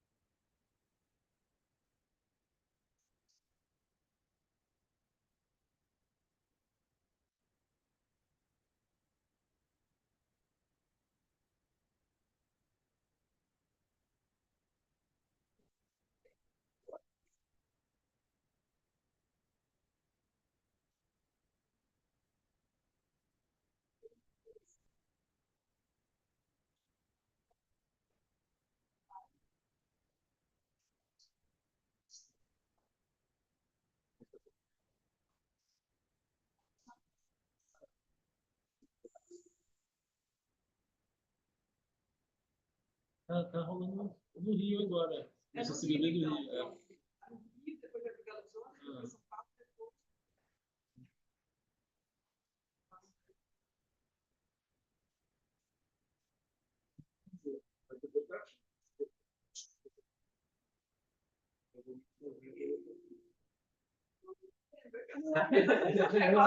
Não, a gente tiver vivo, quebrar um AVC.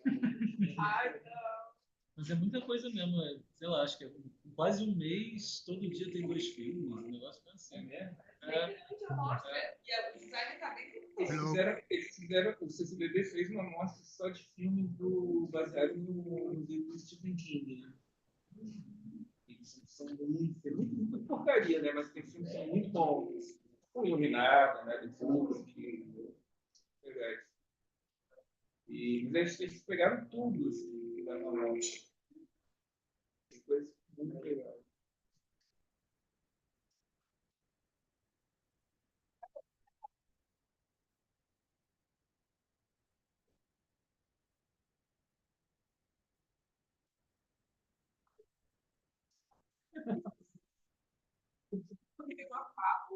A gente tem muito da fábula do Fábula do Uma coisa que você tava falando, eu gostei.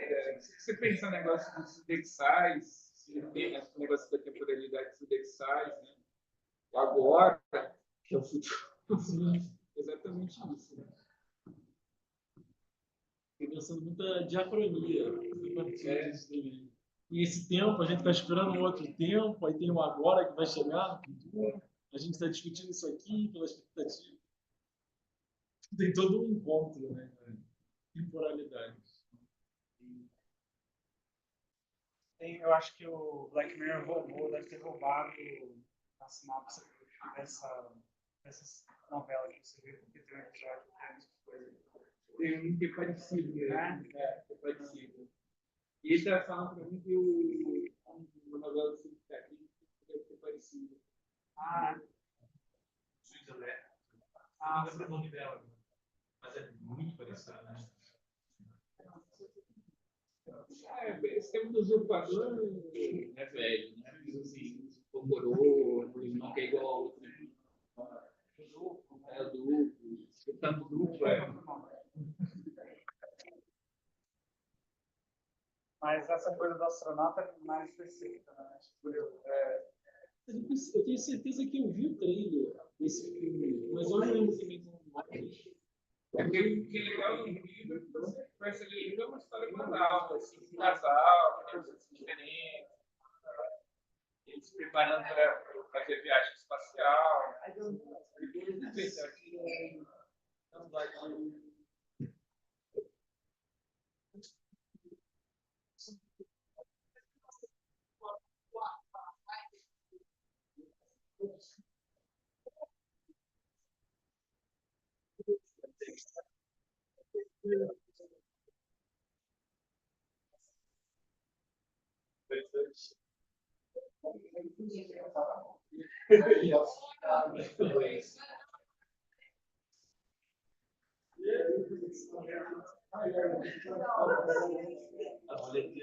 Por mim, se tinha falado, isso é muito bom.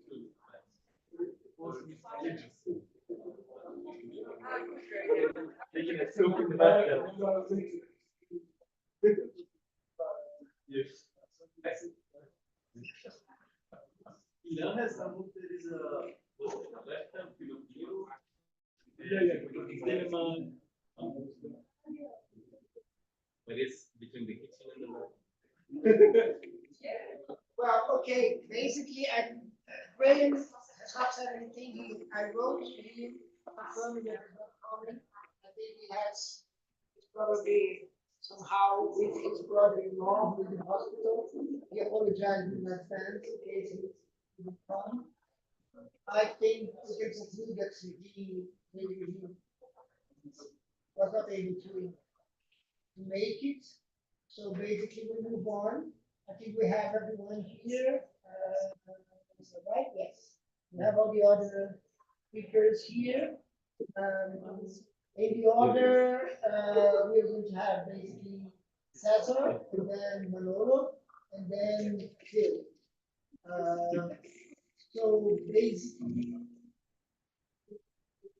yeah. So I think we can start in a few minutes, and then we're ahead of schedule for 15 minutes. I think that's good. A bit more time for each talk. And then of course, I mean, the other issue that we have to consider is that once Graham is not here, we have to decide which language we're going to speak. Maybe you have prepared to speak to do it in English, which is fine. Yeah? But then people can feel. I mean, with Cesar, I think people can feel very, very, as they want. They can feel, better if they can intervene in Portuguese as well, because Cesar happens to have a good proficiency in this language. And the same for addressing Manolo in Spanish. I think the Spanish is quite all right. And the same for speaking with Phil in Portuguese. He was a great Portuguese speaker. So So if you want to also translate your talk, speak in Spanish, Portuguese, English, it's up to you. Let's put it this way, yeah? This is a multilingual kind of whatever it is, symposium. So I think we can move to Cesar now. That's right. Yeah. Okay. So I proceed as I've been doing, like I'm introducing everyone, like very badly, but I'm introducing. And I'll introduce Cesar, who is very helpful in the process of writing memory assemblages, especially because I had a communication with him around memory for since 2022, I think. But then in 23, I went to visit his amazing memory lab down in Santa Maria. And it was a very important moment to define some things about my project at the time, which developed into memory assemblages. So it's a great honor to have Cesar here speaking to us. And thank you very much. So we can start as soon as you want. All right. Thank you, Ilan. Thank you, Al. It's an honor to be here. Thank you for having me. It's a pleasure to be here talking about this great book. And I have slides. Can I share my screen? Let me see. Let me see how it works. I can't. Okay. Okay, let's see how it works now. Okay, here, share. All right. Okay, can you see are you seeing my slides? All right. Yes. Okay, thank you. So view, let me see, full screen. So, all right, guys, thank you. Thank you for having me here. It's really a pleasure to be here. Let me just put this thing. Okay, let's see. So I will talk today about, I just read the book and the book is great. And I will talk about something that I was thinking that is based on Ben Susan's idea, and I call it varieties of pan-mnemism, right? So let me see how it works. Okay, it's working. So I will start talking just about the way I will present Ben Susan's ideas. All right, I have a very particular and simplistic way of presenting the ideas. All right, really simplistic. And I'm in my presentation, I'm talking in my reading of Ilan's book. It's a book about metaphysics, so I kind of disagree with the author of the book. So in my view, Ben Susan has four main claims about the nature of reality, and for me, it's about the nature of reality. And the first tenet of the view is that everything is at the bottom level of reality, it's memory. So this is similar to grounding metaphysics when we are talking about analytic philosophy. The second tenet is something that I would call perdurantism, all right? The idea is that everything has four dimensions, three spatial dimensions and a temporal dimension. The third tenet, it's memory assemblage. It's a theory about the structure of stuff in general. And the fourth tenet, it's addition. And addition is the mechanism that makes something a being, or it gives unity to a being, right? So, and okay, I'm reading this in a really particular way. I'm reading as a book that continues tradition. It's not a book against or after tradition, but this is something for another talk. This is the way I am reading. I think that for me, it's kind of, it works for me. I think that I can have more from the book if I read this way. In my view, the book is talking about the structure of reality, right? Let's talk first about the structure of anything, right? And I am saying that this is the structure of any being, right?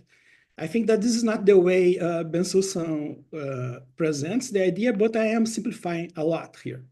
So the idea is that if we here are at the penthouse of reality, okay? Okay, we are the surface of reality. And for us, everything is, we have books, we have animals, we have cars, we have bottles, we have everything, all right? But at the bottom level reality, everything is just memory, all right? At the bottom level reality, everything is memory, or at very least, memory-like. This is the first tenet. And the second tenet, it's about the how things are, right? And here I am using this distinction between endurantism and perdurantism.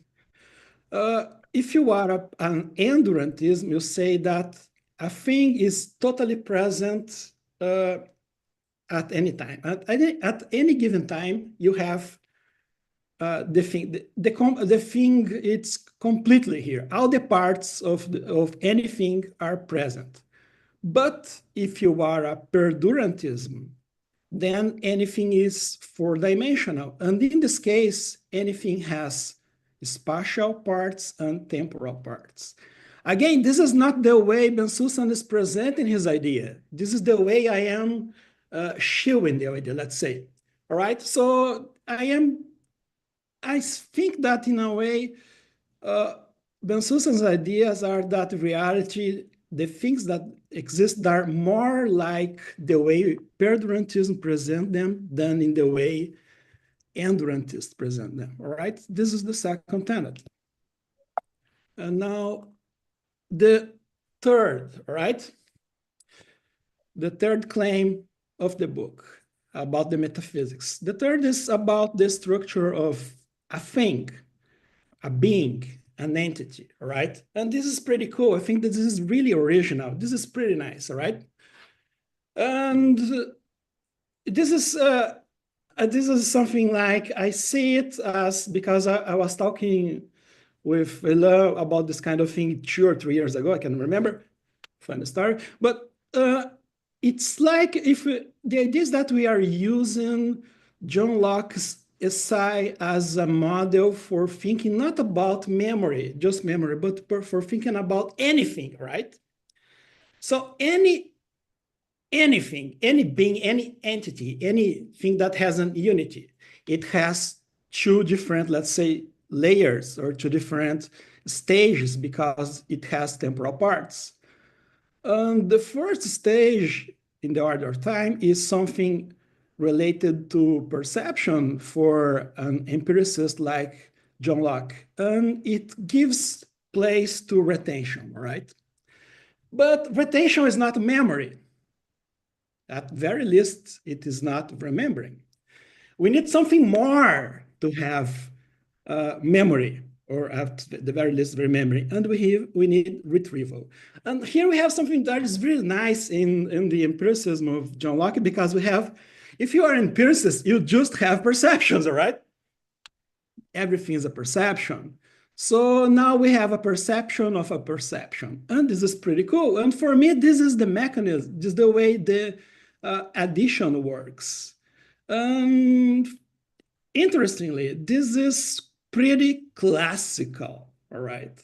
This is, of course, something that we can find in John Locke about memory, of course. This is John Locke is not a pan-mnemist. I'm not saying something like that. We can find this structure for memory in John Locke, and also we can find it in Aristotle. Aristotle say that for remembering, you need something more than the last the former perception. And now we can think about the structure of anything, like in this thing that we have here at the right side, right? Anything has like a cake with 2 layers, right? You have this former in the time layer and the further layer in the time, right? Anything is spread in time, right? And of course, this is not what we have in John Locke. John Locke we have a simultaneity of perception of perception. It's something that occurs in the present. But when we are using, I think this is the way I'm reading, when Bensusan uses this model for thinking about the nature of reality, because I am reading Bensusan as a traditional metaphysician, sorry for that. So we have something that is more complex in time, right? We have two layers. And now we have this thing that is retrieval. And retrieval, it's kind of a metaphor for something that has a part in the past, all right? That it's the analogous of simple perception for John Locke. Okay, this is my presentation, very strange presentation of Bensusan's ideas, all right? Now I have my question. This is a question that, this is a really question for me, okay? This is not something that, oh, I think, this is a real problem for me. A problem related to the idea of pan-mnemism. And I have a solution, all right? I don't know whether this is a very good solution or not, but for me, the problem is that if you are a pan-mnemist, you are trying to explain anything using memory as the explainer. The problem is that memory, it's an unexplained explainer. This is, for me, this is kind of an issue, but this can be good, right? I will talk more about that. So let's go back to my building of reality. At the first floor, I have the metaphysical ground, and at the penthouse, I have the manifest reality, the appearances. And we have to explain what is happening at the penthouse, all right, at the level of the appearance. And for explaining that, we use the things that are the first floor of reality. So yes, and the idea is that we are going to use memory as the explanants, and everything else will be examples of explananda. All right, but now let's think a little bit more about the ways we can explain reality when we are doing metaphysical business, all right? At the right side of this table, we have the simplest way people try to explain. I call this metaphysical formal explanations. I am not a Heidegger scholar. I really am not, but it's pretty much similar to the things that we have in the first paragraph of being on time, you know? Oh, yeah, people say that we cannot go back to the question about the meaning of being because it's the most general concept. Everything is a being. Okay, everything is before, therefore you cannot explain the concept of being. This is a primitive concept. For me, this is a formal approach to metaphysics. In the column of the middle, we have a different version, different kind of explanation. I call it material metaphysical explanations. And for me, the paradigm, the best example of that is something that we have in the Sophist by Plato, right? I think that more or less at the end, it's not the end, it never ends, but it's not the end of the dialogue, but they try a lot of different ways of defining what being is, and they fail. And then the stranger from Italy, you know, the disciple of Parmenides and Zeno, says, look, let's say that a being is something that either is a cause or it is an effect, all right? So in this case, we are using the concept of cause as the explainer for the concept of being, all right? This is the kind of thing that I call a material explanation of reality, a material ontology in a way, all right? And I think that what Bensusan is trying to do is something more or less like that. Of course, he's not saying that causation is the universal explainer. He's saying that memory is the universal explainer. He's not a pan-causalist. He's a pan-mnemist. But I think that this is the kind of project, right, that we have. This is the kind of project that he's proposing us. And here we are using cause or memory or anything else as an explainer of reality. We have two problems. We have at very least two problems. The first problem is that usually we expect that the explainer an explainer that is simpler than the explanandum, the explained, right? And I'm not sure whether or not memory is simpler or easier to grasp than being. I'm not sure about that. All right. Anyway, we have a solution for that. The solution is pretty straightforward. Is to develop a theory of this metaphysical memory. And in this case, yeah, that's the book. All right. We have the solution for the first problem. Well, the second problem is that, of course, if you have memory as an explainer of everything, then memory will explain everything, the rainforest, and also it will explain, the abandoned buildings in Detroit, anything, but it will out explain memory. So we have this kind of circularity, memory explaining memory. Again, the solution is kind of straightforward because you just have to use something that David Chalmers calls the subscription gambit. You put subscription, you can use memory in the metaphysical lab, memory in the wild. I don't know, something like that. So we have different meanings of memory, and this is simple to solve. Okay, but now this is an issue that I have with the book. I think that in a way, in the book Bensusan, it's kind of assuming that you don't need to bother to explain memory. Everyone understands memory. And at the same time, we have a lot of very great analysis of Bergson. In my opinion, Bensusan's analysis of Martin Deutscher in the section Remembering is one of the best ever made, right? But what we're doing here is to use a lot of different philosophies of memory to explain, to make clear the explainance, which is memory. But I think that this is not so simple, right? I don't think that we have a coherent idea of memory if we do that. I think that we have to do something a little bit different. And when we do that, rather than having a single version of panmnemism, we would have a plurality of panmnemism. That's my idea. My solution is that if we think about the nature of memory, every single explanation of what memory is gives place to a new version of panmnemism. Though this is the idea, varieties of panmnemism.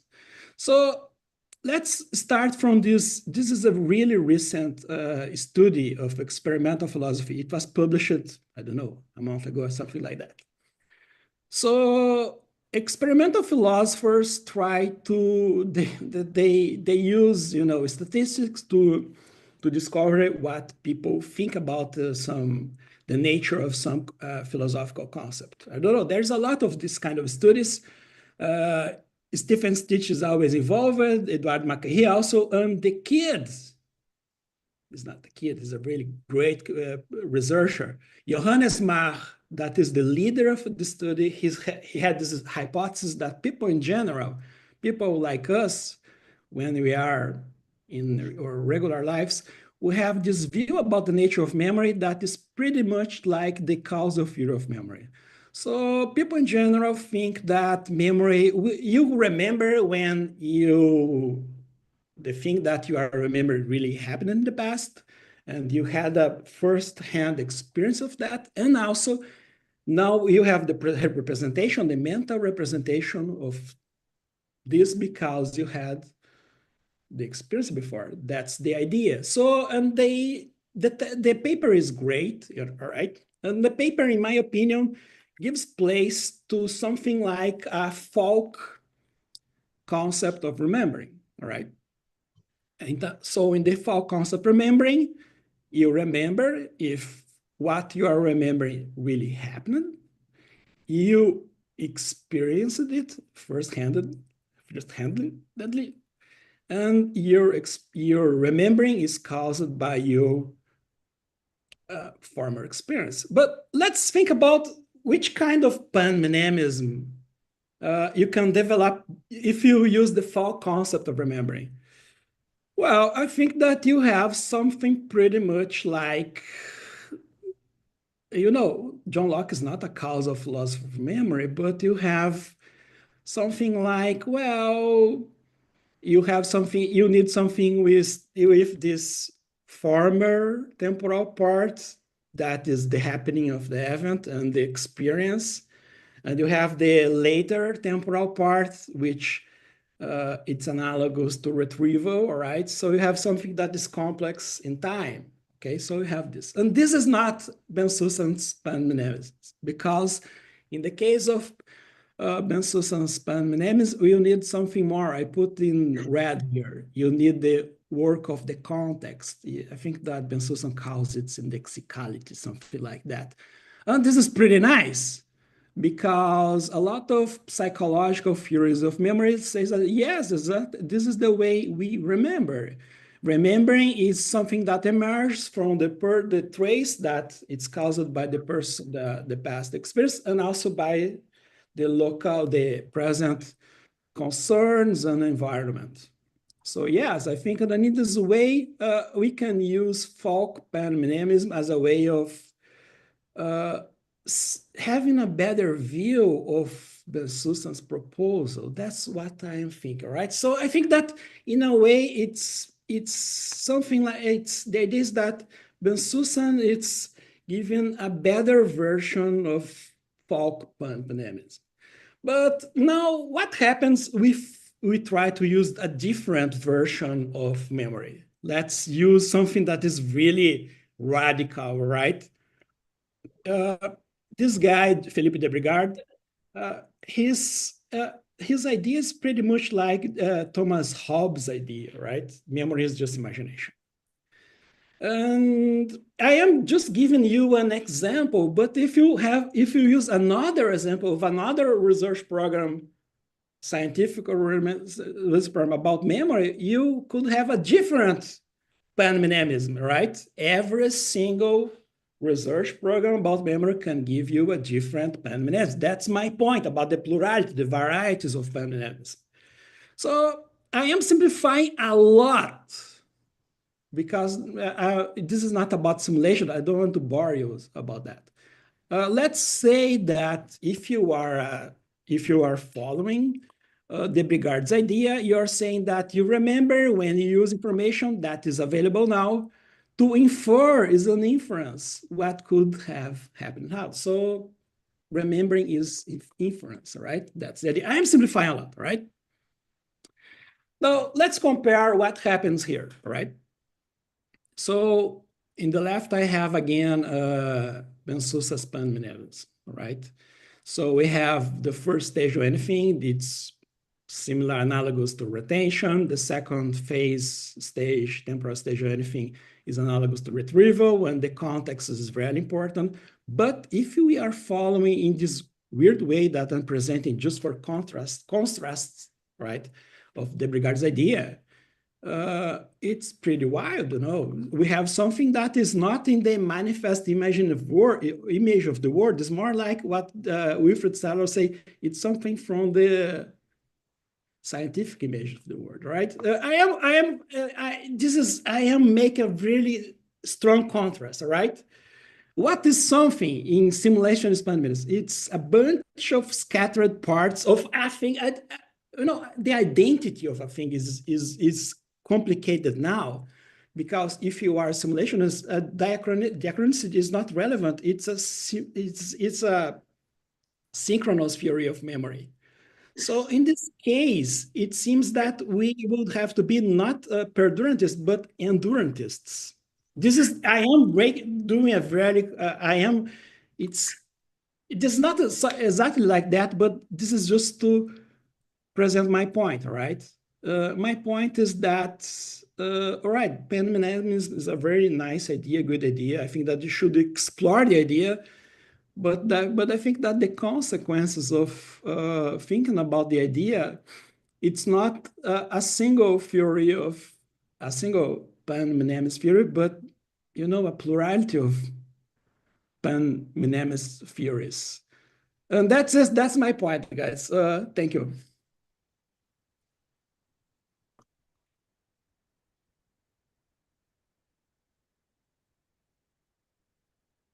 Well, Cesar, thank you very much. Can you hear me?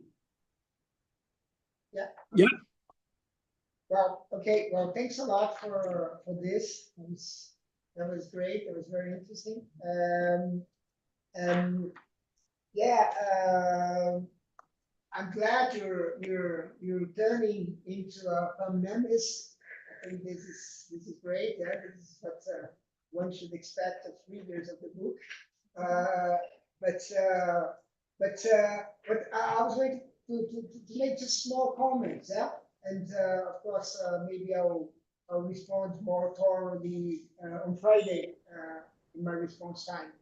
But basically, of course, I mean, I agree with you completely that there are many possible varieties of memorism, and of course, you can have a memorism that is inspired in the full conception of memory. However, I think that, and this is part of maybe the kind of the discussion about what kind of metaphysics or non-metaphysics I'm proposing. But basically, I think there is a connection between proposing permanentism as a view of reality, on the one hand, and proposing a particular kind of permanentism as a view that I propose as a view of reality. And then I would be, the way I would argue for my particular way of holding permanentism view of how things are, is that that particular way makes plausible that everything is memory. So basically, then I would say, yes, of course, for instance, you would say one of the problems that you pointed out in your two problems and two solution slides was something like, the first one was the explainer should be simple, and the second one is that the explainer occurs in the surface. And I think this is very important for me in a sense, like memory is kind of a trace of something that kind of we can use to explain the rest of the things that we find, as if like it is like something, a starting point that is helpful in the sense that it wouldn't misguide us, as I would say other things, like for instance, sheer perception would misguide us into a view that reality is structurally synchronic, while it is not. So yes, I think you need to sort of develop a certain conception of memory for permanentism to make sense. So this is how I connect the two things. So for instance, just a last small thing. For instance, in the case of the Brigade, and I've been involved quite recently with the Brigade, I think, I mean, what I would say is that, in a sense, I mean, I think his effort is quite interesting, yeah, in terms of explaining, how hypothetical reasoning requires the capacity of remembering. So memory is not really about memory. Memory is not really about memory. It's about some kind of hypothetical reasoning that could be about the future or could be about the fact. I think that's a very good idea. However, in the end of the day, I fear that the Brigade ends up kind of explaining memory away. So if you buy into the Brigade's view, you don't get, I mean, just maybe at this point it could look like a play with words, but it's not a play with words, I think. If you do that, if you buy into the Brigade's picture, you're not going to end up with a permanentism. Maybe you get you end up with An a imaginism. Yeah. whatever, hypothetical reasoning Yeah. mechanism, whatever. But it's not going to be a mechanism. Yeah. So this is one example for me to say that, at least some other versions of panmnemism would make panmnemism implausible as a theory about reality in general. Yeah. Yeah. Also, I was discussing your book last Friday with my students in the graduate seminar. On some of the reactions of the students was like, look, but of course, if you use something like, it's pretty much the same thing that you said just now. If you are using the Brigard, you have something different, maybe pan-imaginism rather than pan-mnemism. At the same time, I'm not sure whether or not this is a threat or something that is an issue for pan-mnemism. I don't think so, because I am talking. We can talk also about this family or plurality of what are kind material explanations of reality. At the same time, yeah, I think that in this case, in the case of your proposal, something that is, I think that is a great thing, is that he's really near what people are calling now this folk concept of memory. So you are using an explainer that is already simple. So this is a very good for pan-mnemism. And at the same time, you are using something, this is something that, and I don't have here the book, but you're saying, look, but at the same time, this thing that you call it indexicality, I guess. I don't know. So this is something important when we are thinking in a more scientific way about memory. So in a way, what I would say is that your proposal is not pretty much a folk variety of panmnemism, but more or less a scientific, but not the Brigards, more like Schachter. You're saying that the context of the retrieval is kind of relevant for expanding memory. And this is also important for expanding reality in the way reality is, because if you want to, I think that you have this theory about identity. It will be maybe the fifth tenet of your idea about the identity of, we have this slogan, no entity without identity. As I see what you're saying, the identity is given at the time of retrieval, right? More or less like that. At the same time, I'm not sure whether or not you believe that the past can be changed. So this is kind of a thing. So what I'm saying that indexicality, because this is something present, it can be kind of an issue when we are talking about this kind of diachronic things that spread in time. I'm not sure whether I was clear or not. I think that just said a lot of strange things now, or not. No, I think, I mean, I would say,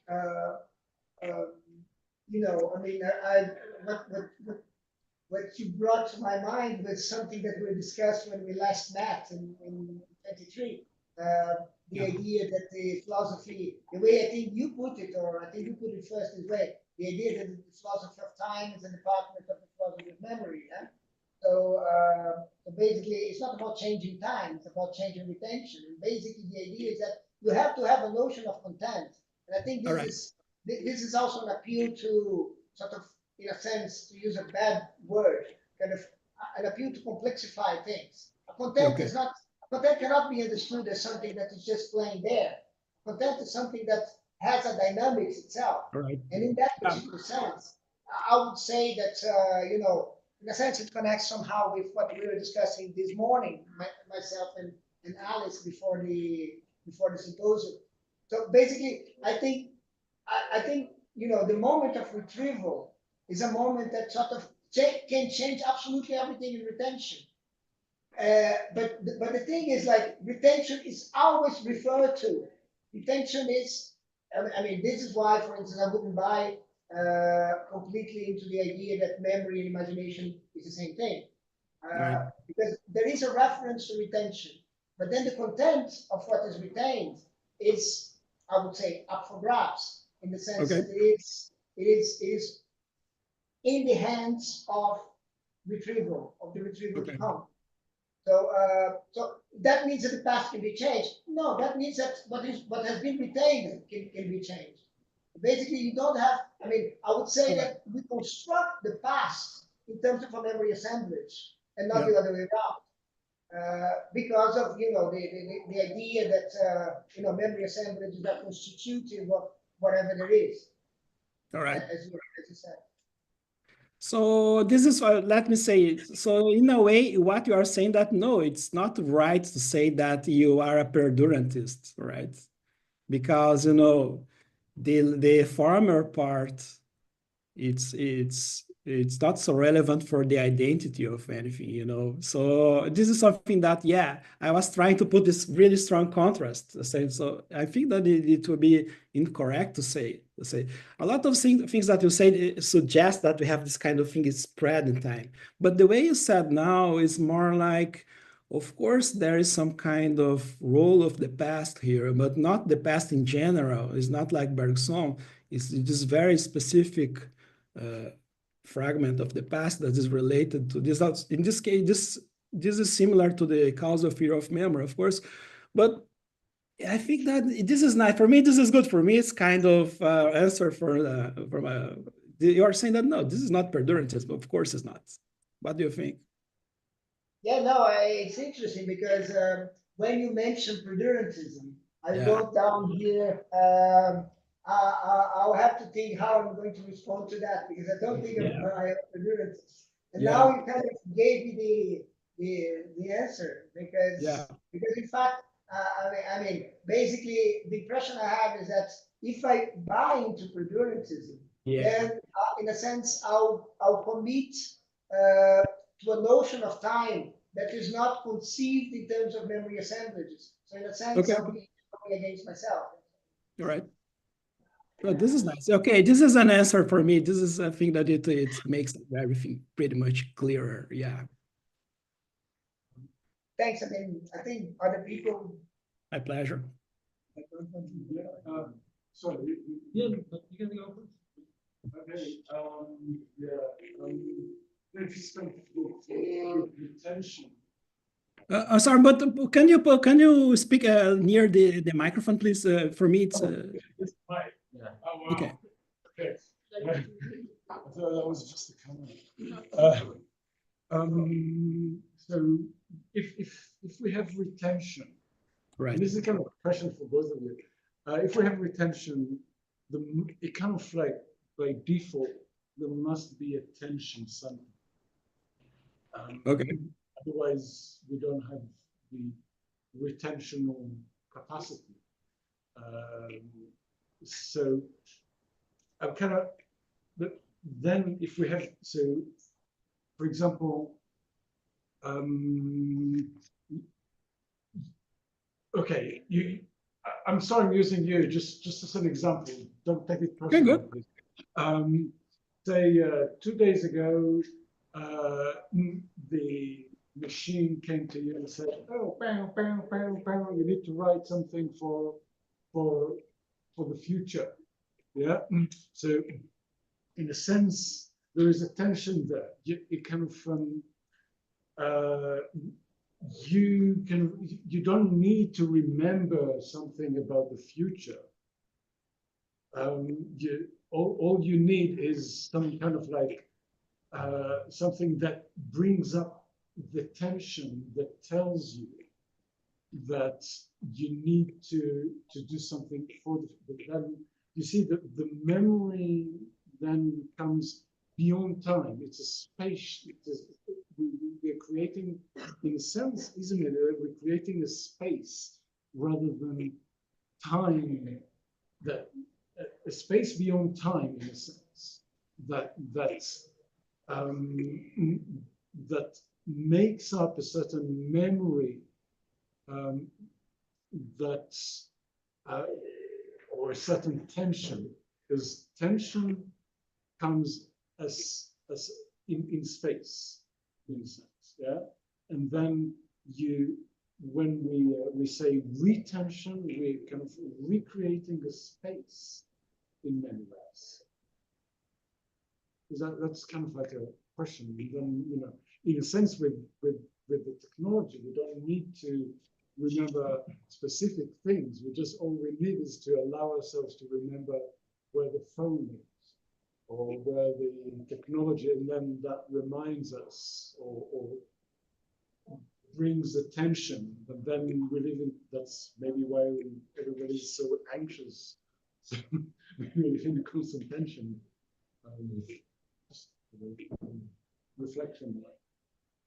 Okay, good. I think that what we are saying, this is, I think that we have, there is this very interesting paper by, the main paper about philosophy of memory, the name of the paper is Remembering by Martin and Deutscher, 66. Some years after that, in 1989, one of the authors, Max Deutscher, he wrote Re-Remembering, right? And he starts with a lot of reflections about, this prefix remembering, retrieval. And I think what you are saying, there is something there, right? There's something to be researched. And in a way, this is something related to the meaning of words and etymology. And this is also important. I think that when, I'm not talking about now about pen names, I'm talking about memory. And when I talk about this kind of thing, even the lexicon that we use are relevant. So I think that what you're saying is relevant, right? We have to do that. We have to do this kind of research. We can find something that in the way we think about memory. And, we are now in these new phases, a new stage of philosophy of memory when we are talking about the folk theory of memory. So, of course, the dictionary will be relevant and philology and everything else. So I think that, yeah, you have something there, right? But I don't have the answer for that. And I think that I never had thinking before about tension and rotation, but now I think that it's something that it's good to think about. So thank you. Let me say something very quickly. Yeah, I think retention is often a kind of operation in space, operation in matter. For instance, something goes on in your brain when you retain something. Something Right. goes on in your gene when you inherit. So, for instance, it's an example of memory as well. Yeah. So, in a sense, there is something that is retained. So, I mean, basically, retention is the material element of memory. Not to say that retrieval is less material, because retrieval, in a sense, affects memory. But the whole process is spatial as much as it is temporal. That's all to say about this. Yeah. I had, maybe two quick comments on the discussion. I was thinking that the issue of indexicality, the indexical position, it does something specific for Ilan's particular version of pannemism, because first it allows an indefinite number of pannemisms. It already allows it because of this indexical positioning, every memory assemblage could make its own pannemism, in a sense. It kind of allows that to happen, I think. And at the same time, it kind of justifies why this pannemism, the pannemism of memory assemblages, is made necessary by the particular memory assemblage that is being composed in it. So it is a particular version which allows an indefinite number of new pannemisms to come about and justifies itself as the only one that could be here in this position being made by this particular memory assembly. And also on the perdurantism thing, I was thinking, I don't know about perdurantism as a specific position, but in reading the formal definition you were giving, says, I think it is interesting to think this Ilan's pannemism as a perdurantism because of the idea that X has an existence in the fourth dimension, but then it would be a kind of constructivism of the fourth dimension, because you would have to allow the X now to always be reconstructing the chain of events that is being connected to it. That's the regard. But the fourth dimension is important in a sense. Yeah. I don't know. Just thinking aloud. Oh, this is great, and I think I like this kind of thinking about things and brainstorm. About your first point, when you said, I was kind of surprised. So, well, wow, no, but no. Let just correct me, right? If let me see whether or not I am understanding you. So you said, I will present it as singular things, not kinds of things. Let's say that I have a singular thing, let's say this bottle, and I use this kind of Bensusan's analysis, and I show that this is, at the deep level of reality, memory, right? But you're saying, look, if I have this paradigm, singular paradigm, I can have this variety of paradigms, but I have now a different, I start to thinking about memory using a different paradigm, different model, a different Paris matter of, the matter of Paris of Wittgenstein. So I have a different thing. So different stuff as model can give place to different pandemonism. This is interesting, all right? I was saying something like different kinds of theories of memory would be placed on that. But maybe if there's a lot of discussion about metaphors of memory, and we use anything as metaphor of memory. This is amazing, right? There's this great book by Dreisma about that. And suppose that I can use this as a metaphor of memory. And if this is not just a metaphor, if I am a pen, this is memory at the deep level of reality, right? So in this case, I can have a different version. But what I like in your talk, I don't know your name, is that you're agreeing with me that we can have different varieties of permanence. That's my point. Yeah. So I think that I think that this is a good thing, all right?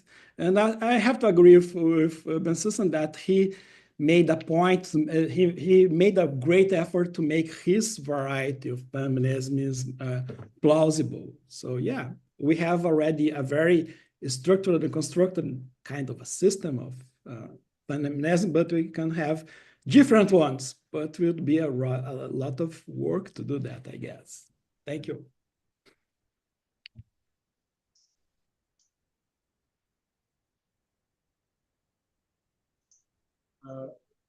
Can say, I'm not sure how people will find this. I'm not. Apologies. It might be some. For me, the whole thing with memory actually has to do with kind of actually multiple dimensions. So it's the kind of the inability to live within 4 dimensions. So because if a memory comes as a formation, and here I'm saying formation rather than a structure, because you form it and you become part of it, and as much as that becomes part of you, and you can reform it rather than structure, so something static, then you have an approach to that comes with you. It's, and in this case, I'm saying, so an approach is, each approach can come as a dimension in that sense. You think of a dimension as like kind of like the X, Y, and time as approach to things. We have more than that, yeah. That memory can allow us to do, isn't it? I'm just kind of like saying, look, this is my. Yeah, I think, I totally agree. There is a lot of discussion about dimensions of memory. I think that what you said concerns the external dimensions of memory. External is like you said, the axis, X, Y, Z, and also time. This is when, where memory happens. But we can think also about the internal, let's say, dimension of memory, like perspective, like whether this is more like perception or more like abstract thought, if whether or not this is more like knowledge or more like feeling. So yeah, I think that there's a lot of, there's a great paper. The name of the paper is the same author of the paper about the Fall constants, Johannes Mach. The title is exactly Dimensions of Memory. So yeah, I have to agree, when we're talking about memory, we have several dimensions. And I think that if we are thinking about different dimensions and different values, dimensions, we can have different kinds of memory. And again, different kinds of panmnemism. So yeah, thank you.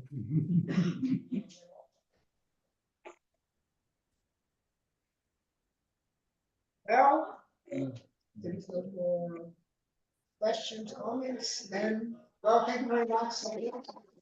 Thank you, guys. My pleasure.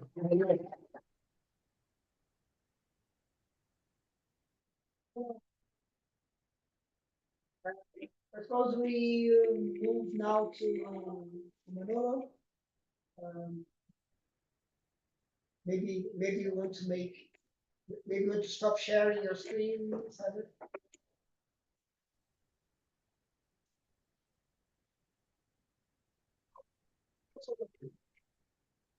Sí, espera.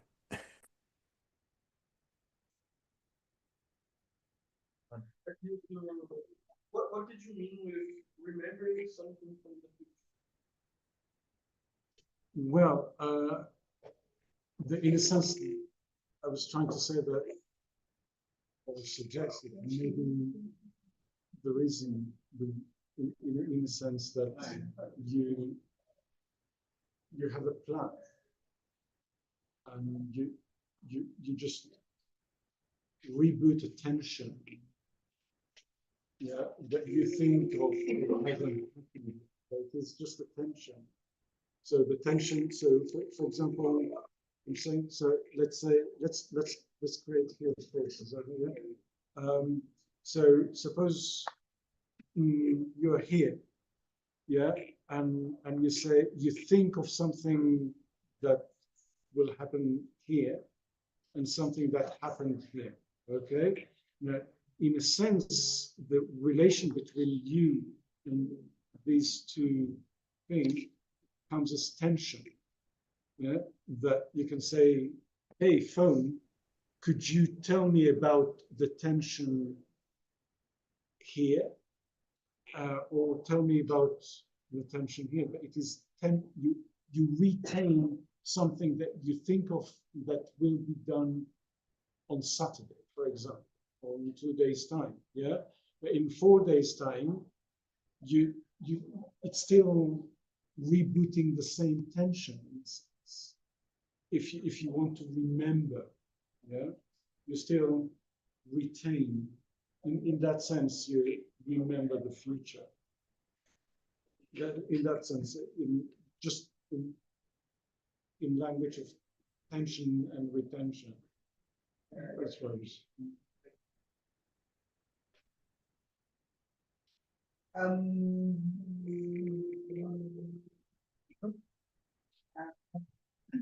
Okay.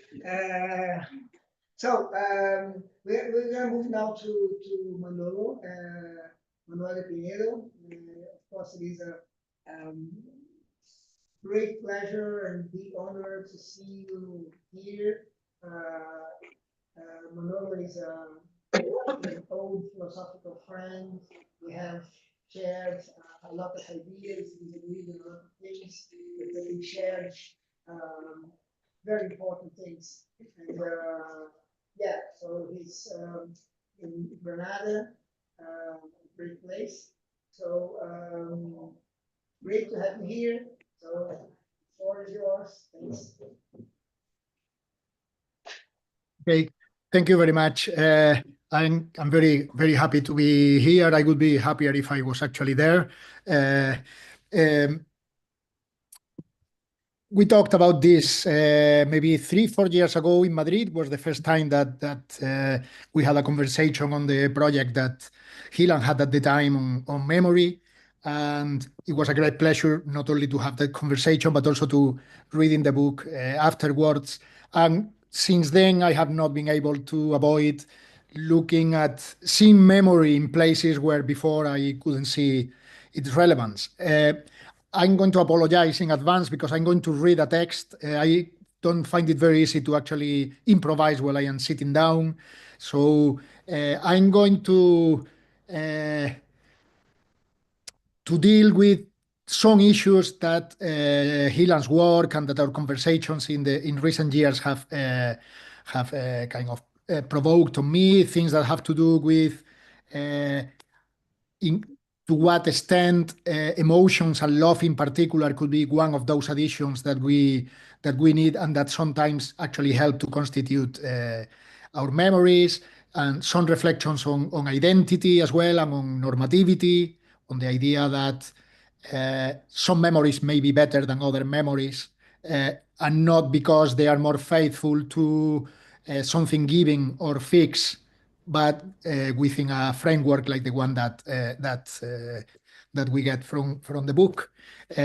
So I will read the text. I hope it's not so long. The text is full of examples that I have found in movies and in songs, many of those actually provoked by reflecting on this issue from a perspective that I hope it is not very far away from Hyland's. So I'm quite incapable of disagreeing philosophically with Hyland or with the artist formerly known as Hyland. My philosophical passions and ideas are a proper subset of his.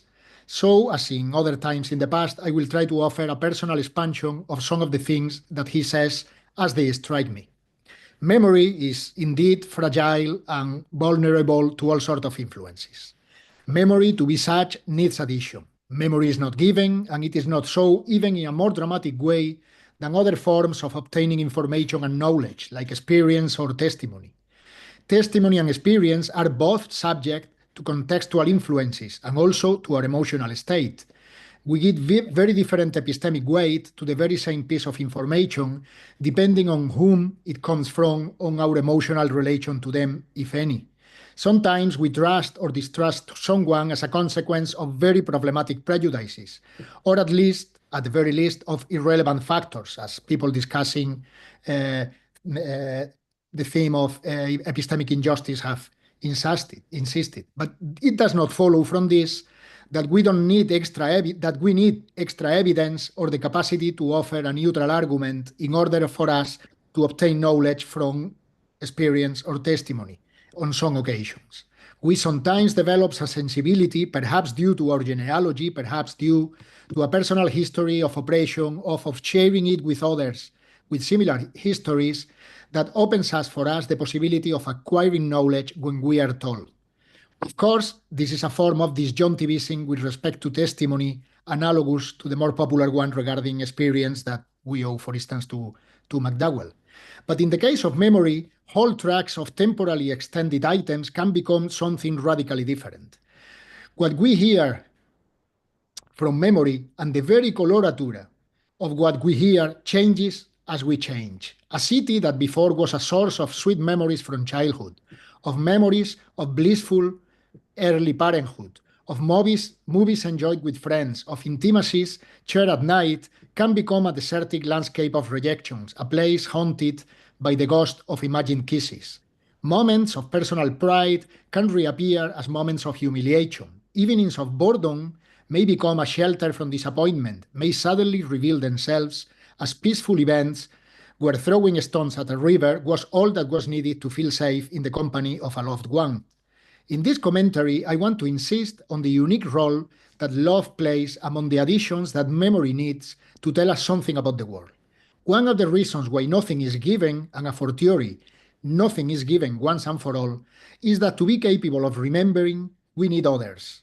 There are many ways to remember correctly and many ways to do it wrong. Remembering has a normative nature, not a representational one.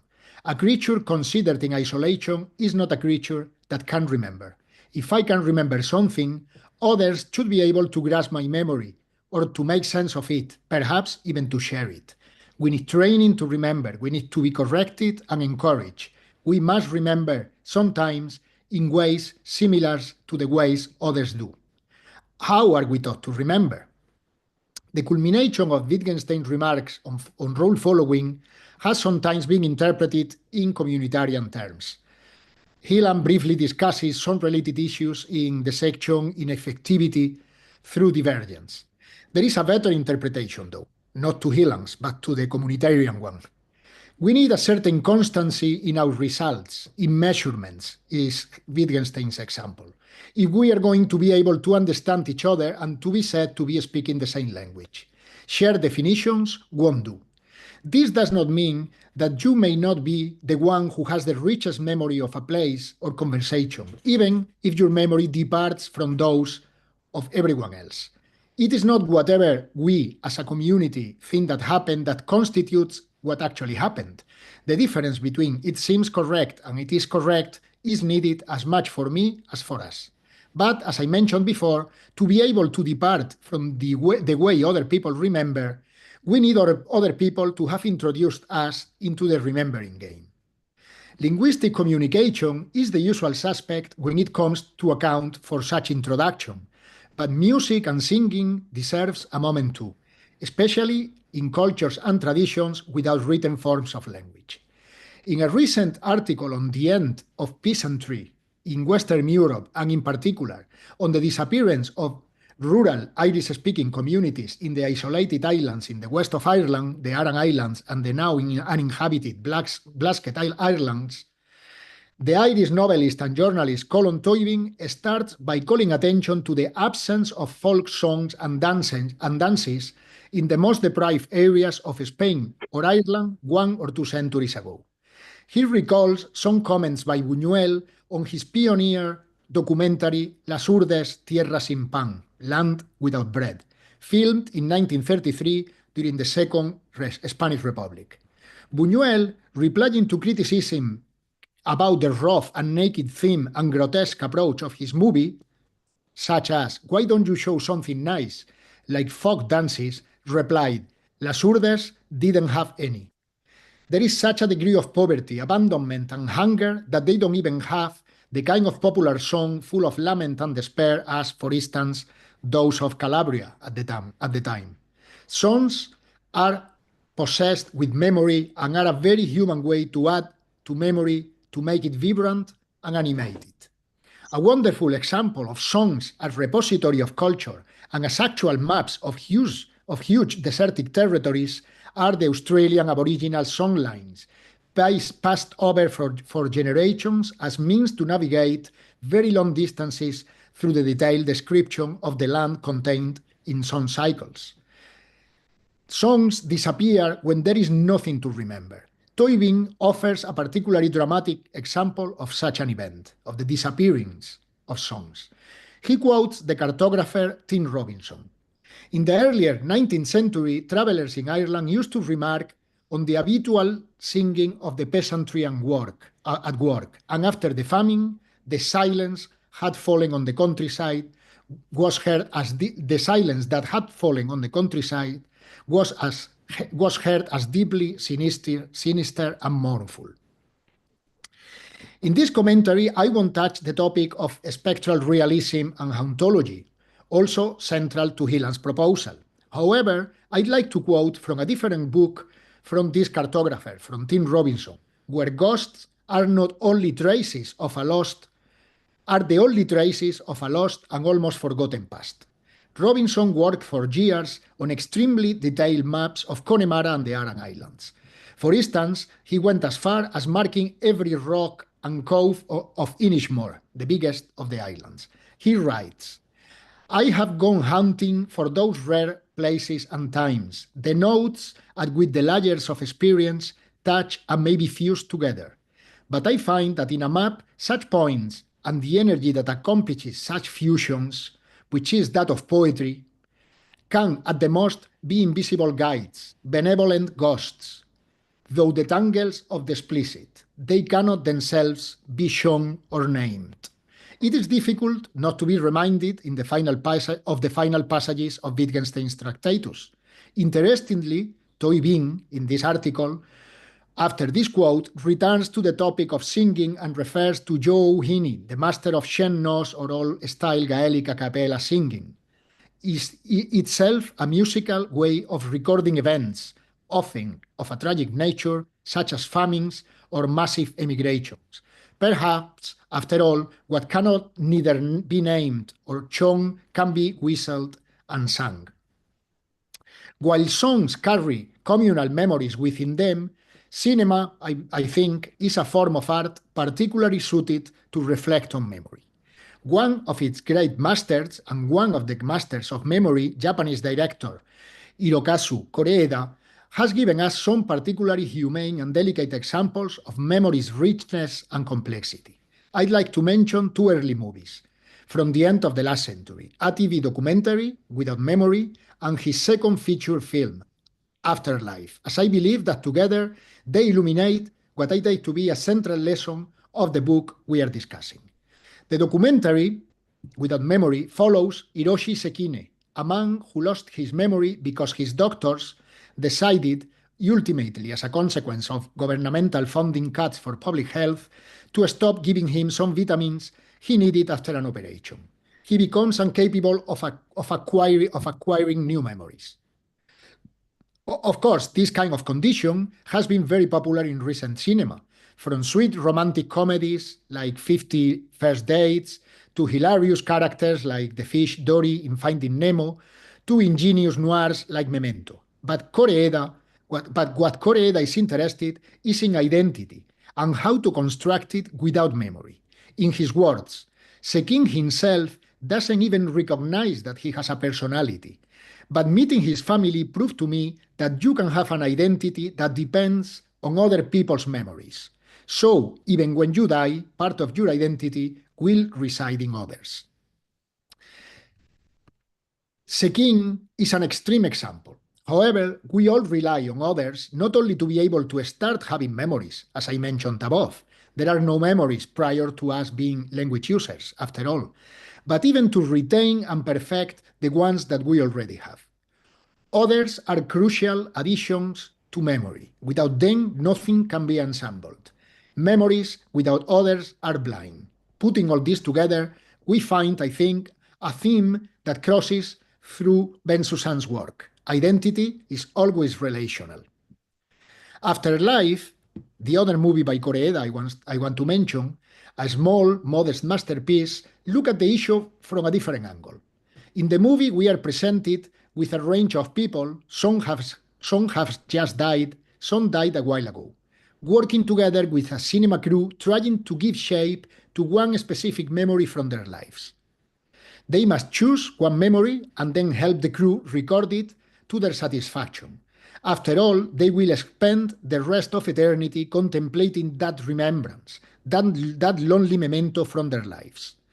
Again, there are others involved, both in the selection of the memory and in its elaboration. One character, for instance, is told that she may not have taken the best decision. A trip to Disneyland is not a particularly personal memory. Interestingly, another character that chooses the memory of contemplating the blossoming of cherry trees, which is also a very popular and common activity in Japan, with even a word to refer to it, hanami, does not get a similar advice. Some of the people working on the project are themselves dead. They just feel unable to make a choice. Part of the authenticity of such a scenario comes from the subtlety of Koreeda, but also from the fact that some of the characters are played by non-professional actors talking about their actual memories. None of these memories is given. Their texture is open-ended. There is something clearly artificial about the need to fix them forever, and the resistance of some character has as much to do with that as with having to opt from one memory rather than others. Memory without addition is empty. That having the will to remember, this is just a short parenthesis that I thought of this afternoon. Having the will to remember could be one of the additions necessary for memory to be constituted, it is perhaps the best way to understand some verses from Leonard Cohen's song Tonight Will Be Fine, which I will recite very quickly.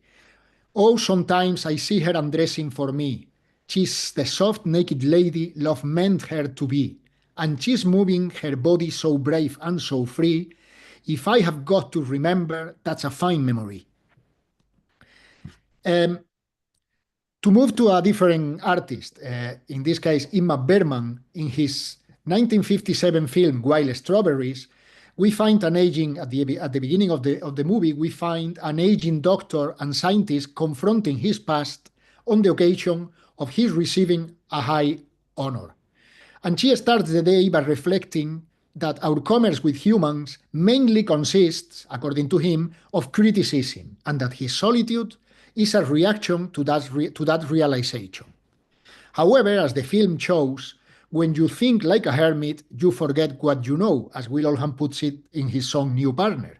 We never cease to need to look at ourselves from the point of view of those around us. There cannot be knowledge when we have no one to correct our mistakes. The doctor takes refuge on memories from his childhood, only to realize, thanks to his daughter-in-law, much younger but much more insightful regarding his character, that his politeness and his professional generosity have always been disguises for his coldness and selfishness. His daughter-in-law is blunt at first, but he finally accepts her perspective on him when she opens up her own heart and when both show that they love each other very much. Furthermore, others, especially loved ones, as in the example from Wild Strawberries, play an additional role for our identity and for our capacity to remember, and the equally important capacity for our identity, to forget. In one of the rare occasions where, in Plato's writing, where Socrates is proved to be wrong, and by a woman at that, Diotima, she establishes a parallel between love, beauty, and knowledge, pointing out that as there is something that lies between being attractive and being repulsive, there is also something in between ignorance and knowledge, namely true belief that one cannot justify. And since love's attractiveness, and knowledge is attractive, love occupies, according to Diotima, this space between knowledge and ignorance. Love desires knowledge, and, please allow me a momentary lapse into etymology, very conveniently, philosophy itself is the ultimate manifestation of such a desire. Love has a great impact on memory too, and how we remember and forget, and what we remember and forget. Love and attention are intimately connected, and the texture of our memory depends partially on attention. One of the ways in which love and attention are linked is wonderfully expressed by Iris Murdoch, who insists on the Platonic theme of love as an urge to know by means of, I quote, extremely difficult realization that someone other than ourselves exists, and of the indefinitely extended capacity to imagine the being of particular others. In a commentary of Hilland's previous book, I explore the consequences of this very quote for self-knowledge. Love, attention, knowledge, and morality are deeply intertwined in Murdoch's philosophy, and I believe their links offer an excellent opening to look at one of the ways in which addition may enrich memory. The motivation provided by love goes beyond wanting to know the loved one. It also leads us to pay attention both to things that interest them, to the specific manner in which they show their interest on those things, and even to the nature of love itself. James Baldwin, Bell Hooks, or Martha Nussbaum has written wonderful pages on these topics. And this attention moves freely from the present to the past and the future. We can get excited with their plans and invest our time in learning more about places, people, and things that may be involved in them. But we also may look at our past with different lenses, see our previous actions and experiences partially through the eyes of the loved ones, and sometimes we may achieve a personal version of what W.E.B. Du Bois liberatory called double consciousness. Memory reached through this process of triangulation between perspectives can be particularly rich and, dare I say, particularly objective. In the past, Hilland and I have written some papers and given some talks where we explore the importance of different perspectives and the importance of triangulation. Coming back briefly to Plato, it is interesting that ignorance appears as the incapacity to realize that one can be wrong. Here again, Murdoch seems to be completely in tune with Plato. Love implies such a capacity, implies openness to our acceptance of error, at the very least regarding the being of our loved ones. Ideally, we should be ready to be proved wrong by them.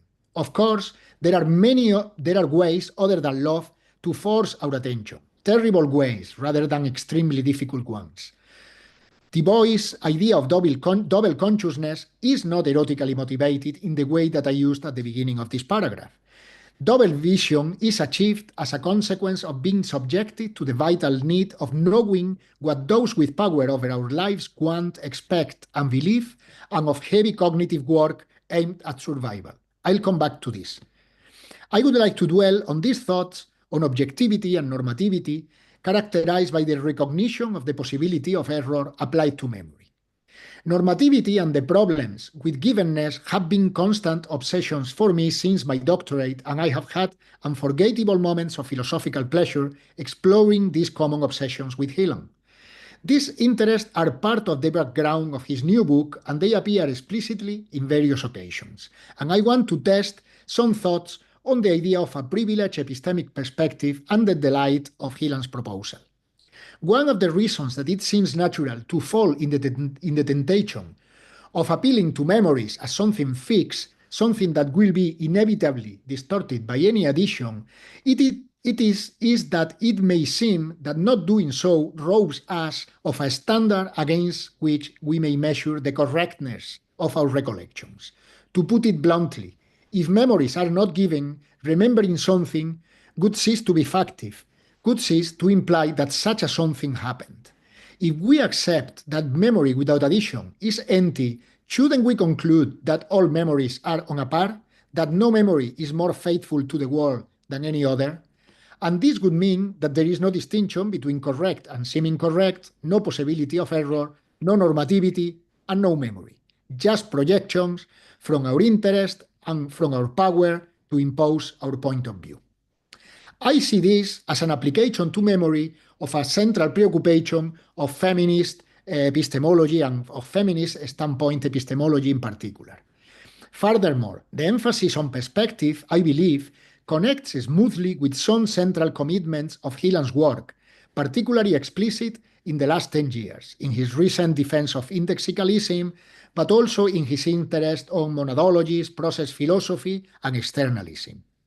Donna Haraway, in one of the most widely discussed papers in the last 50 years, set herself to propose a conception of objectivity which avoids both the idea of universal rational accessibility, what I have called above, following Alice Crady, a neutral conception of reason, and the radical constructivist reaction according to which we must abandon the idea of objectivity altogether, as no perspective can be shown to be better than any other, and hence every claim to knowledge is tainted by whatever it is projected from the particular perspective from which it is made, and any conception of how things are must give way to the admission that they are just different understandings of things. Haraway is worried about the consequences of this dilemma for feminist approaches to science, but I think her way of presenting it and of showing a way out can be equally useful for the idea that addition doesn't cancel out the distinction between better and worse ways of remembering. Haraway makes the argument in terms of perspectives and concludes that they are essential for knowledge, not just in the discovery process, but also in the very constitution of its object. Against both a perspectivalism that aspires to eliminate points of view and present knowledge as something that could be recognized from everywhere, or from a mythical view from nowhere, or at best from an addition of all possible views, and, on the other hand, the abandonment of any epistemological project in favor of the idea that perspectives triumph by sheer power and not by their capacity to be in touch with reality, Haraway claims not only that standpoints need not be in the way of knowledge, but that there cannot be knowledge without location. Knowledge is situated. The moral is simple, she says. Only partial perspective promises objective vision. And in a different moment, she said, I am arguing for politics and epistemologies of location, positioning, and situating, where partiality and not universality is the condition of being heard to make rational knowledge claims. Unquote. Even God has to do mathematics to know the expansion of pi, to use a Wittgensteinian image much liked by Hillam. One motivation behind the suspicion of perspectives is that if we accept their epistemic credentials, it seems that we still need some way to compare better or worse perspectives, and that this can only be done in terms of the idea of the best perspective, or of a standard which involves no perspective at all. And the problems of the view from nowhere image lead us back to the other horn of the dilemma. For instance, leads us back to claim with Susan Heckman that it is a logical consequence of embracing situated perspectival knowledge that no perspective standpoint is epistemologically privileged. Behind both sides of the dilemma is a commitment to a conditional. If perspectives are epistemically relevant, then all perspectives are epistemic equals. It is this conditional that needs to be rejected to make standpoints compatible with a normative conception of knowledge. What we can say about perspective is also relevant for memory assemblages, for traces that cannot be separated from additions. There are no dislocated memories as givens that are faithful to what happened. But we don't need the best memory to rank different ways to reach the past. Hartree-Field makes an analogous point about norms and argues that only a previous commitment to the idea that the comparison between norms is a purely factual, representational matter leads to appealing to the best norm, the one that best represents normative reality, in order to rank normative practices as more or less suited. Not all that seems correct is correct. We need to remember from one place or another. The appeal to perfect, disembodied, a perspectival memory, like the appeal to a neutral rationality potentially accessible by anyone, often hides, as Haraway and other standpoint epistemologists that oppose the dilemma have pointed out, the particular and privileged perspective of those with more power to say what happened and what did not, which concepts are useful and which ones refer to nothing, and what is a distorted addition and what a transparent view of the past. So, while it may be a perfectly objective factual matter that stone, iron, or bronze were successively used to make hunting weapons, whether that is an unquestionable way to separate prehistorical ages is not. To propose other forms of classification of the past, for instance, in terms of cooking techniques, is only open to the accusation of being ideological if we think that the traditional consensus involves no evaluation but only given facts. Equally, to take as an axiom that pre-agricultural societies were egalitarian and post-agricultural ones are necessarily hierarchical and characterized by inequality and bureaucratic organization is seen as straightforwardly factual and explicitly defended in those terms by champions of neutrality such as Steven Pinker or Francis Fukuyama, and to reject the view, even if done in terms of painfully careful attention to archaeological records, is accused of being a political project. What some librarians and historians have called the problem of the archive is an instance of this situation. Even written or visual records from the past, sometimes thought of as paradigmatically neutral, tend to be strongly biased. In a recent article on a controversial portrait of Francis Williams, a very interesting 18th century liberated Jamaican slave and a famous mathematician and intellectual during his lifetime, the historian Farah Taboyawa summarizes the problem as follows. Our surviving written and visual materials from the past are not neutral. They don't do equal justice to different people and groups. On the contrary, they perpetuate the disparities of the past, and this is a particular problem for the era of the transatlantic slave trade.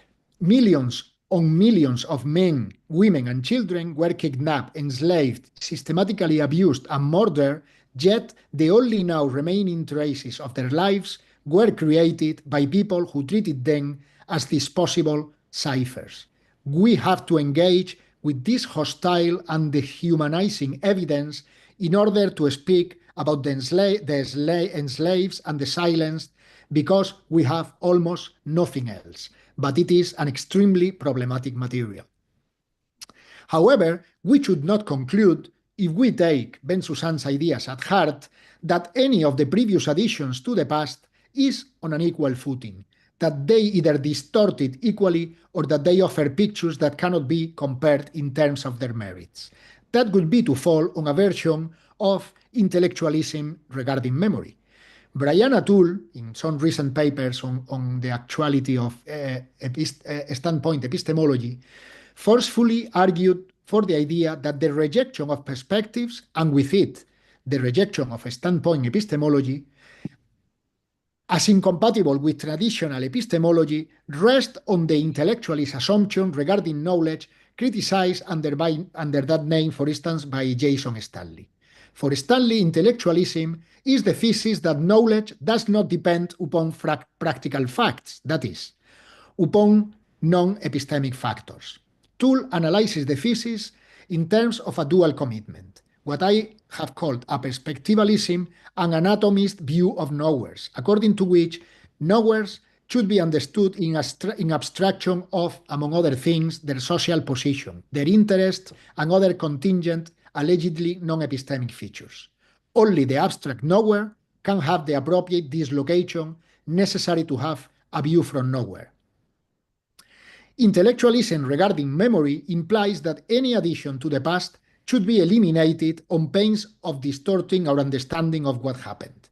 Furthermore, a memory that properly records the past, according to this intellectualist view, is one that anyone should be in a position to have, regardless of any of their allegedly non-mnemonic properties. To repeat, that our memory, like our knowledge in general, is always situated cannot imply that any memory is as good as any other.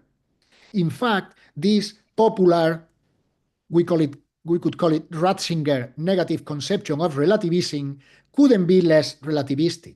To claim that once that we introduce perspective into knowledge, we are condemned to give up the idea that some of them may be privileged is to appeal to a neutral position from which to rank perspectives, from which to rank memories, even if only to say that each one is as good as any other.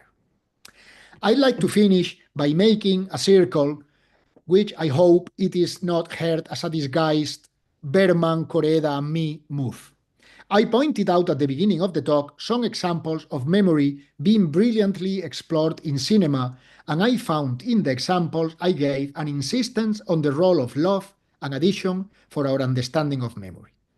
My earliest memory, if it is such, is this.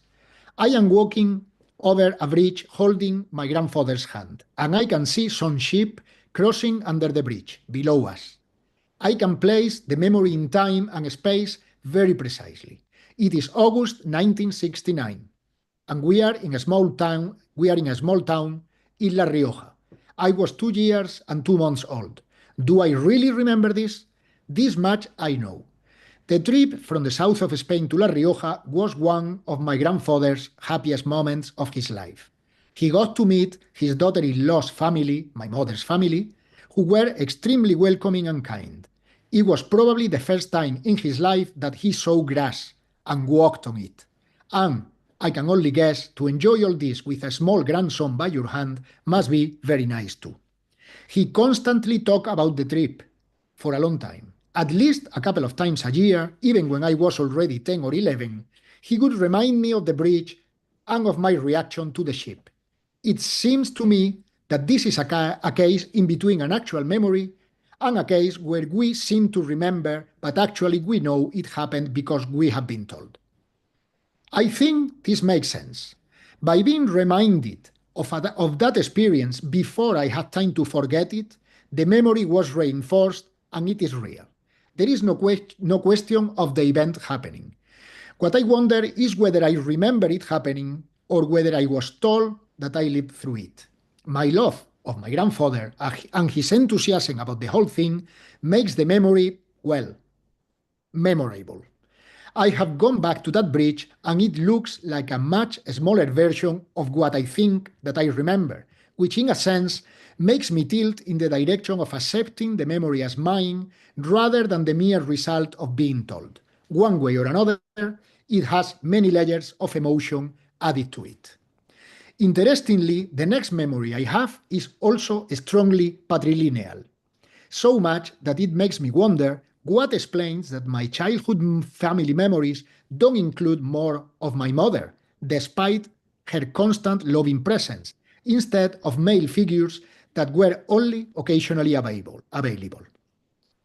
My father takes me to the edge of the road and tells me this: Manolin, when I was your age, my grandfather took me to the edge of the road and told me, before you cross the road,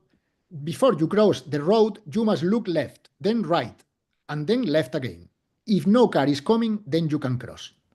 I still remember my great grandfather's advice, especially when I travel to countries where they drive on the other side of the road. He died before I was born. I only know him through photographs. I cannot have a memory of him telling me this. It never happened. But the image of him replacing my father in the memory is sometimes as vivid as the memory itself. I don't know what this shows, but I felt this was a good place to share it. Thank you.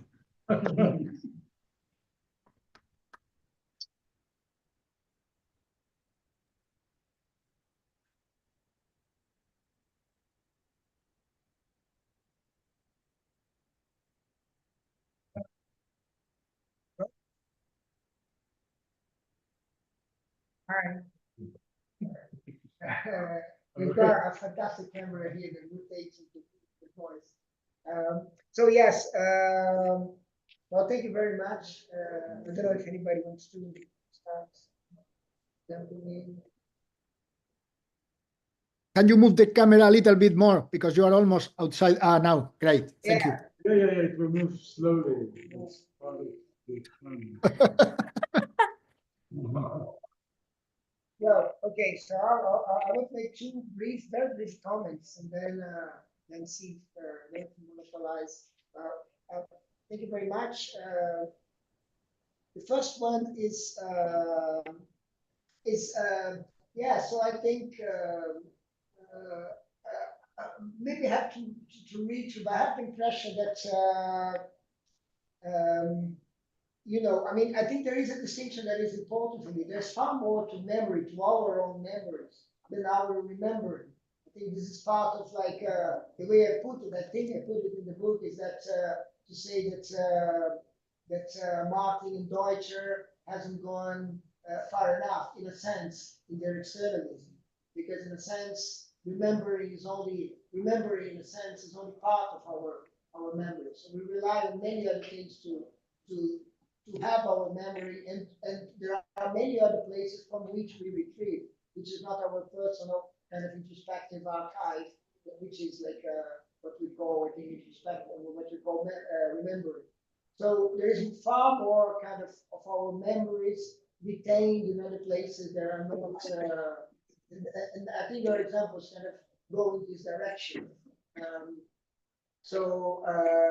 So in a sense, I would say that what is shared is more in the retention element, because of course, sorry, in the retrieval pole, because when we retain, there's no content. So in a sense, you can say, well, if you say that norms or collective forces appear only in the retrieval side of things, you would say that, well, then you think that retention is private. And then I'll reply, well, it's contentless. Yeah? It all depends on retrieval. So retention is only something that is pointed at when you're retrieving. And the second comment is to do with this business of the factuality of memory, which I think is something that where is Caesar, or at least some philosophers of memory around. It does worry me sometimes. And I think that, for instance, I was thinking, it made me remind of something, yeah, that happened when I was writing the book. I was writing, I was quite towards the end, and I went to see a movie about Assange, Julian Assange. And basically it was that movie about Assange's father from Australia going to London when Assange was arrested there. And then I came out of the cinema, it was quite late at night, and I thought, like, no, there is something wrong. I have to have a place for truth that is not just sheer verification. I thought, like, I'm being a verificationist in the end of the day. So I think that's something that, no, that's not acceptable. I have to, and this is, then I wrote that bit of the book, which is called Truth and Retention. It's in the 4th chapter, almost like immediately, because I have to have it out of me before doing anything else. And basically, to me, memory assemblages is also an idea of, the emphasis on memory and retrieval and evidence is the idea that, investigation, and this is why I get close to verification, investigation by all sorts of different means that we cannot foresee, is something that is prior to any kind of definite truth that is out there. So in a sense, it's about the priority of investigation, and I think in a sense, whatever you come up with is always going to be memory assemblage, is always going to be hostage to the others that will come. So even your personal kind of point of view is hostage to others' point of view that will come through other adults and through other assemblages of members. And I was thinking of thinking about it in different terms, in the terms that I used in the book, which is this slogan by Bruno Latour in Reductions that I think is always one of the slogans that I think is very provocative, yeah. But I think I would like to sort of think what I want to say through it, and the slogan goes like this: something is not maintained because it is true, but rather it is true because it is maintained. So if you want to sort of think in terms of memory, I would say this: basically, when you say retention has no content, basically you want to say that there is no truth about retention. So basically, in the end of the day, in a world of memory assemblages, what you have is that basically what you can construe as being true is, in the end of the day, something that is maintained this far in a narrative, in a memory assemblage. So what is true is something that is maintained in the sense that is assembled in terms of retention and retrieval at a given point. At a given point, maybe it's not what I want to emphasize. What I want to emphasize is that there is a structure of retention and retrieval behind any true claim. So I think what I would emphasize using the slogan is really that there is a diachrony, a diachrony that makes maintenance something that is always like up for grabs, because what you need to maintain something it always depends on what is going to be added, yeah. Like for instance, people who are responsible for this room, yeah, they have to maintain the room, but then a lot of people are added here, and then they think that, oh, am I going to maintain it the way it is, more or less the way it is? But there is this diachrony that I think you made me think of. Thank you very much. But yeah, I don't want to monopolize. If you have to comment something, then we let other people. Perhaps can I say something on what you are on your comments.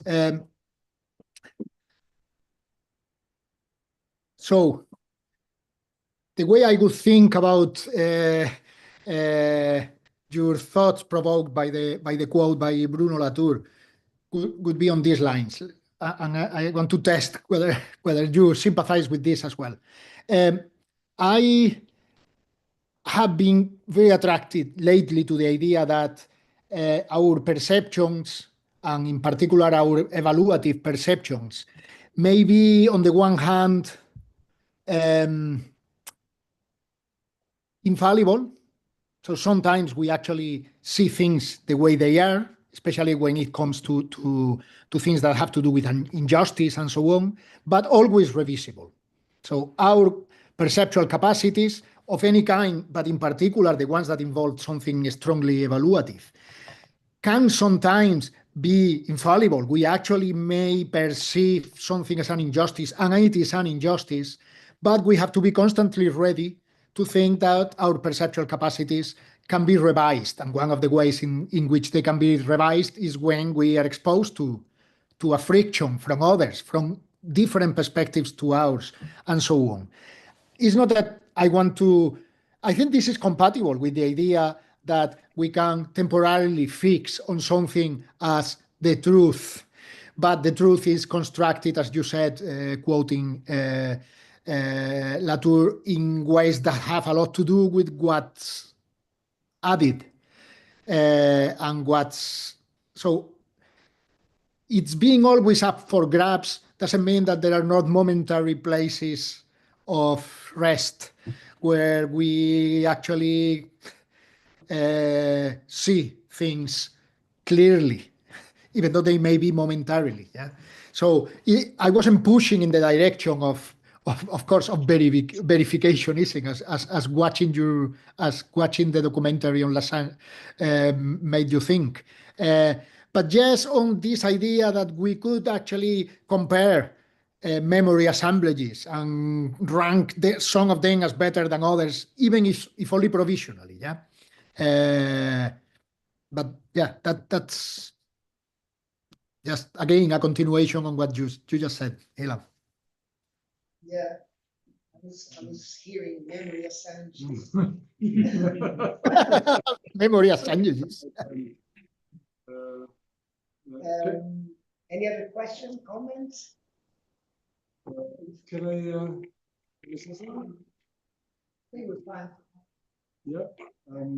First of all, thank you very much for muchas gracias for your presentation. You have a new fun. I will now look for your texts. I like the energy. I like the intensity and density of your stuff. And I decided that that's all your writings are like that, and I'm going to check it out, whether it's true or not.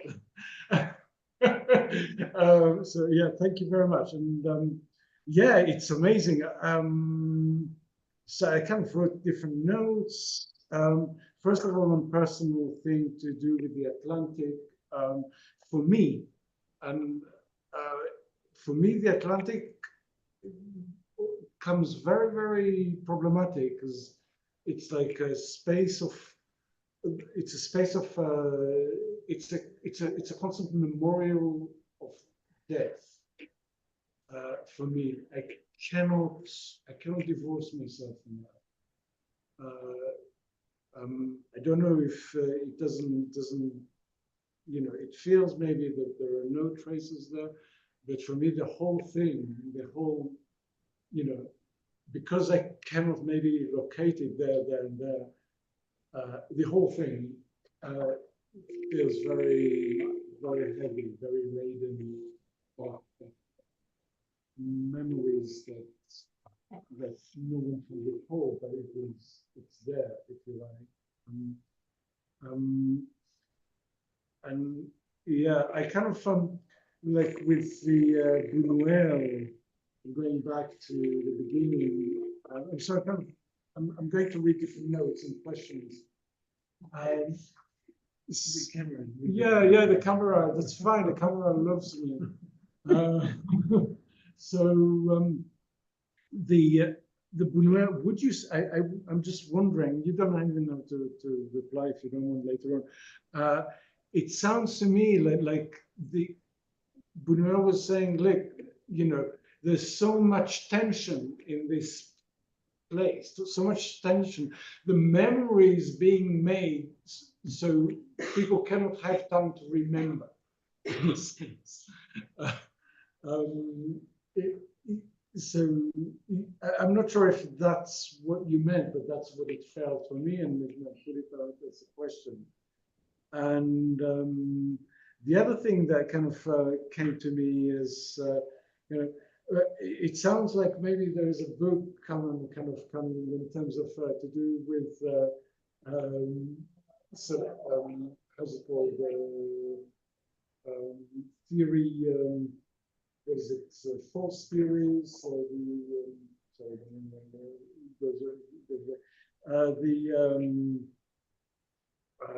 You know, when people believe in something and they have a theory that has nothing to do with the truth or whatever,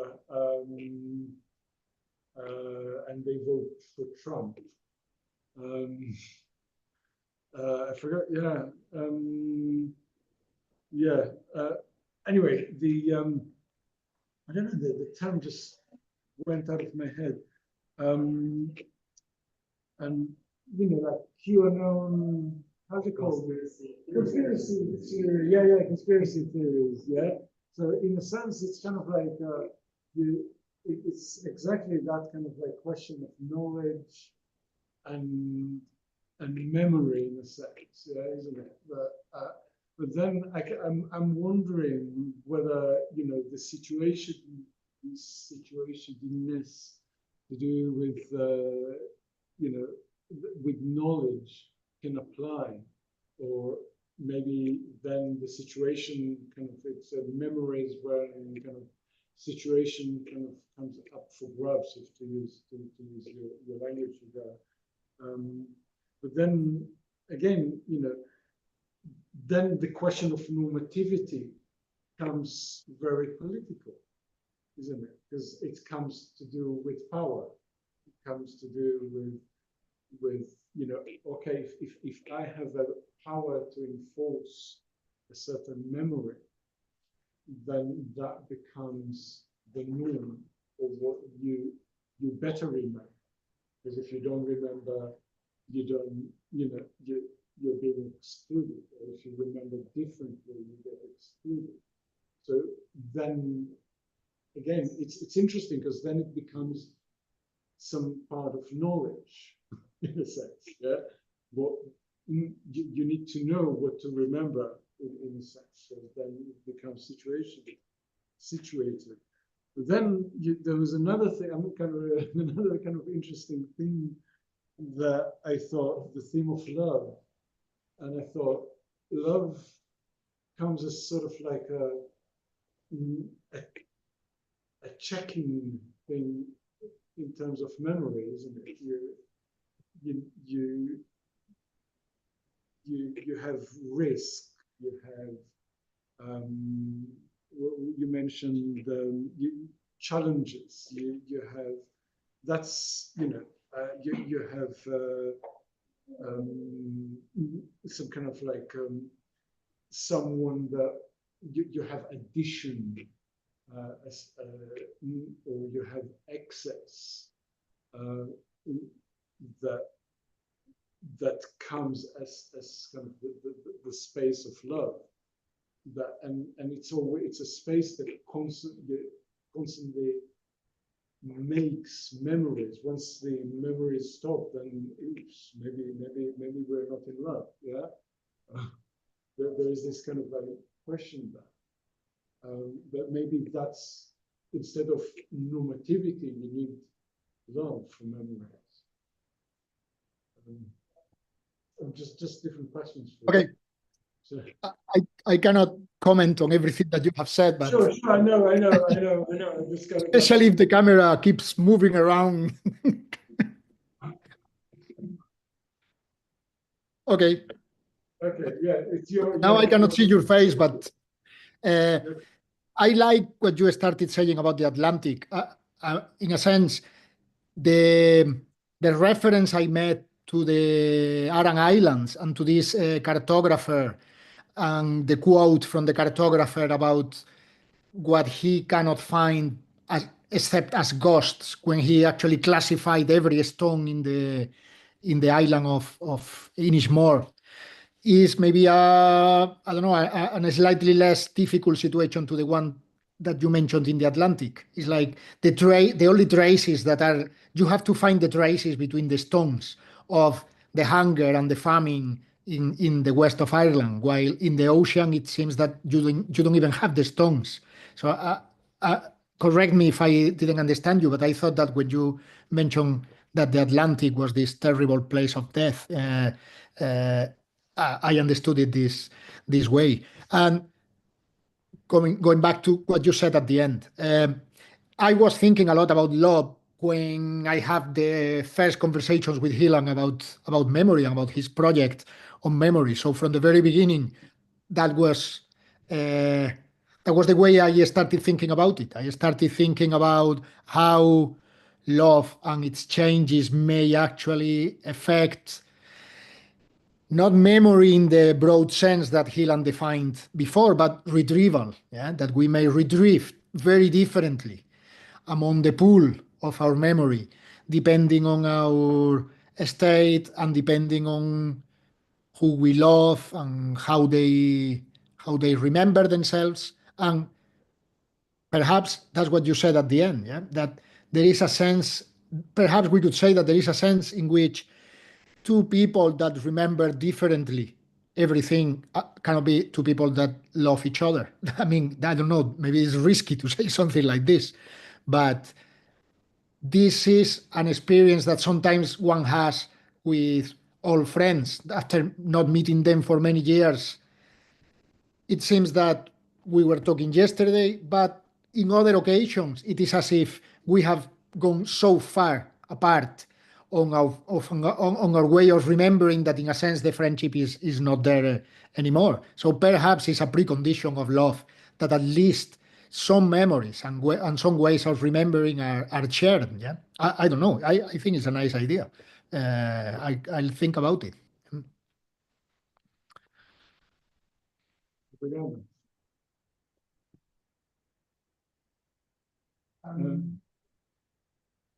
More question. I think I have just I don't know. This I don't think it is exactly a question, but it is something I was thinking. Something that called my attention. I had not made the connection between standpoint theory and memory assemblages, and it really called my attention. I think because I love standpoint theory, yes, and all this discussion on the production of objectivity from standpoints. So I was thinking if objectivity, in a sense, could be thought as this work by others, as you were saying, that it is not a work of the standpoint of this particular individual in this standpoint to produce objectivity, but it is a work by others, by this normativity that is in which the standpoint is inserted and in which is produced by the interaction of many standpoints. And here, something which is also interesting in connecting standpoints and memory assemblages, standpoints are not personal. They are the standpoints of different memory assemblages, which can be non-human, technical, or any other thing. So yeah, just this thought. Yeah, I think that, I mean, part of the motivation of bringing those discussions into the reflection on the book had to do with what you have said. I perhaps would like to think that standpoint that there is the possibility of epistemic heroes, that I think that is not inconceivable that someone may actually achieve a privileged perspective even in solitude, even though this is not the standard way of thinking of standpoints. You have the standpoint in as much as you belong to a certain identity or a certain group, and normally it is considered that you had to go through some kind of consciousness raising, and that's a collective and social matter. But yeah, I think that in the more orthodox way of thinking of a standpoint epistemology and privilege, I think that it fits with some of the themes at work in the book. Yeah. Thank you. Yeah. Can I make a question? Okay. Can you hear me, Manuel? Perfectly. Yeah, better than the people in the room, actually. All right, thank you. Manuel, thank you for your talk. It's amazing. I think that you had a lot of things that for me, it's amazing to hear you talking about memory in the way you think about that. And my question is about two different things that you said in your talk, but I think about the connection about that. The first is, if I understood you, is that you are talking about, I think that we are talking about Plato's Symposium, something like that. You said that ignorance is as we can think about ignorance as the incapacity to realize that one can be wrong. This is the first thing. The second, it was an amazing thing that you said about perspective, and it was something more or less like that. You can correct me, of course, that the fact that there is a perspective that is relevant doesn't prove that all the perspectives are relevant. I was thinking about the thing, look, sometimes it can be the case that I think that my perspective, my take is relevant because I am just ignorant, you know? I am just not realizing that I could be wrong. So, and this is something that I made the connection of, but does it make sense? This is the path that you're trying to follow? That's my question. Okay. Thank you. Yeah, I mean, the first part, yeah, there is this, and I actually liked very much reading the Symposium again lately and finding the idea that the definition of ignorance as the incapacity of realizing that you can be wrong. I really like that because I think it fits very nicely with a lot of things that Wittgenstein says about rule following, and that we have been discussing, and I have been discussing with Hilan over the years. Now, that's why there was another reason I like the Symposium in relationship with this. First, because it is about love, but also because it defines ignorance as the incapacity to realize that you are wrong, as against love, that it is the urge to know. Yeah. And regarding what you said before, I didn't want to say so much as there are perspectives that are irrelevant. What I wanted to say is that we should not lose the right to say that some perspectives may be better than others. Yeah. What happens to someone who doesn't realize that there are other perspectives than his own, like in the case of the Platonic ignorant? I don't know what to do, yeah? Because, yeah, in a sense, if I don't realize that there could be other perspectives, then of course my perspective, no matter how ignorant it is relevant. It's the only one, yeah?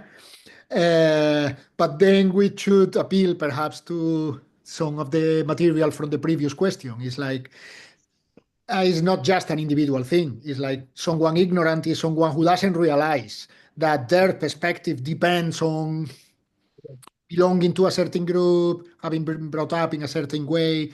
I'm not sure how satisfactory the answer is, but yeah, I'll think about this possibility. Yeah, I mean, what does it say about perspectives in general? The perspective of the ignorant. Yeah.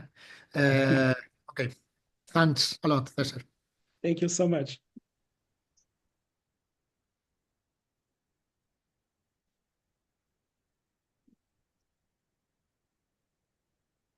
Yeah. Well, okay. So thank you very much again. That was great, brilliant, fantastic. I think we're going to move to Phil. Hope he's there. Not only his image. Oh, hi. Hi. Okay. So it's a pleasure to have Phil here. Philip is a person from Australia and Bahia, and been working on amazing things to do with the brain and the ideas coming from Gabriel Taj. And it's an honor to hear you. Tell yours, thanks. Is this I've got a I'm a fan on in the back. It's not, the sound isn't disturbing? No? Okay. Here in Salvador it's pretty warm, so I've kind of written down a presentation, so I'll more or less just read through what I'm going to present.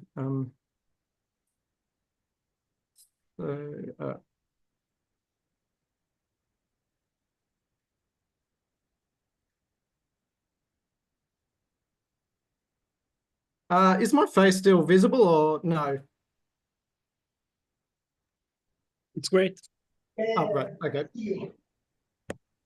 So the more or less the title of my talk today will be what is it like to be a memory assemblage, which is more or less a reference to Nagel's article.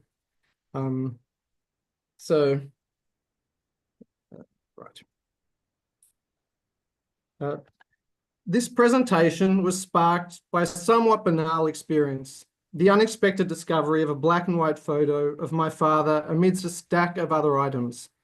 The initial, more quotidian surprise, stemming from its unforeseen discovery, soon gave way to a surprise of a somewhat more subtle and uncanny sort, on suddenly, unexpectedly, being confronted by my resemblance to my father.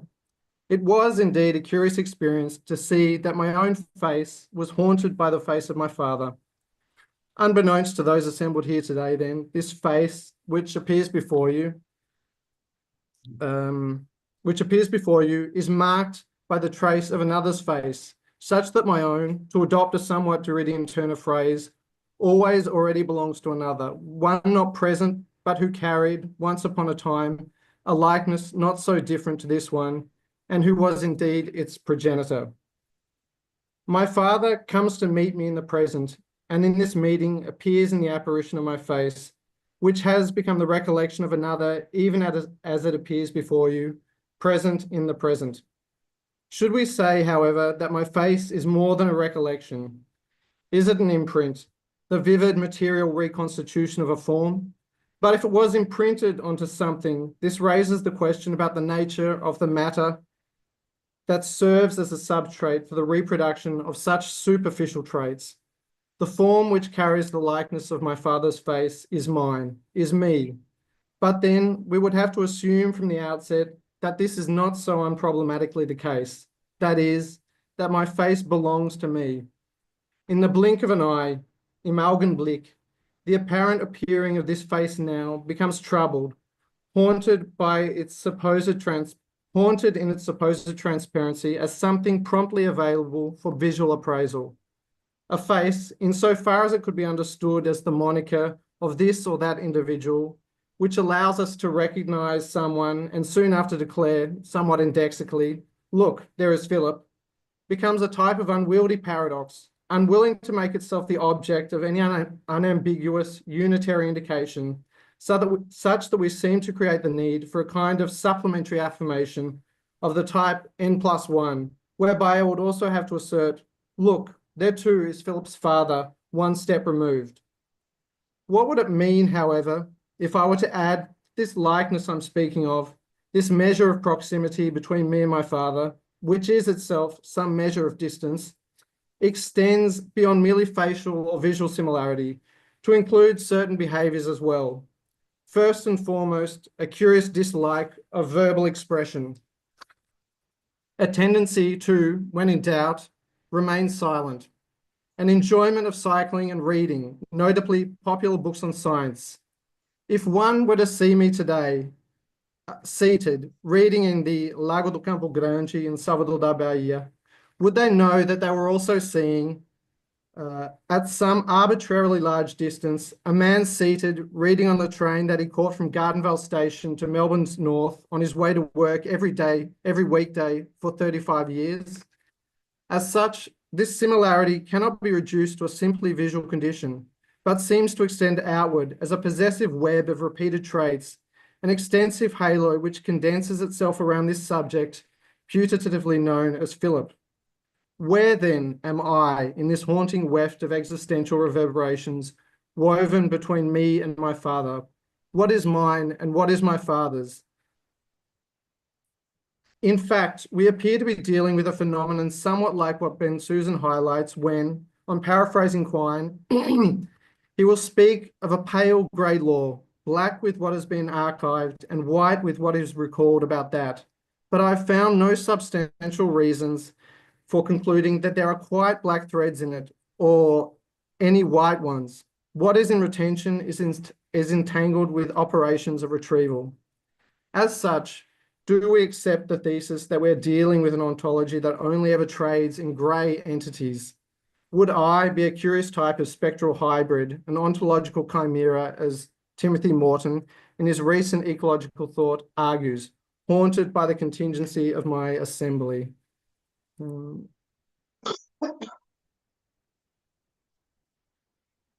I'll just... Have I turned off screen sharing? Yep. Sorry.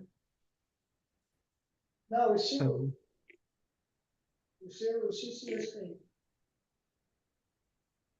Sorry, I'll just... to begin to unpick some of these issues, we could have recourse to a fruitful distinction outlined by Alfred North Whitehead in his late work, Adventures of Ideas. There, he seeks to contrast what he labels sciences of exclusive classification and sciences of cross-classification. As an example of the former, he nominates Aristotle's classification into genre, species, and subspecies, while as an instance of the latter, he identifies the science of projective geometry.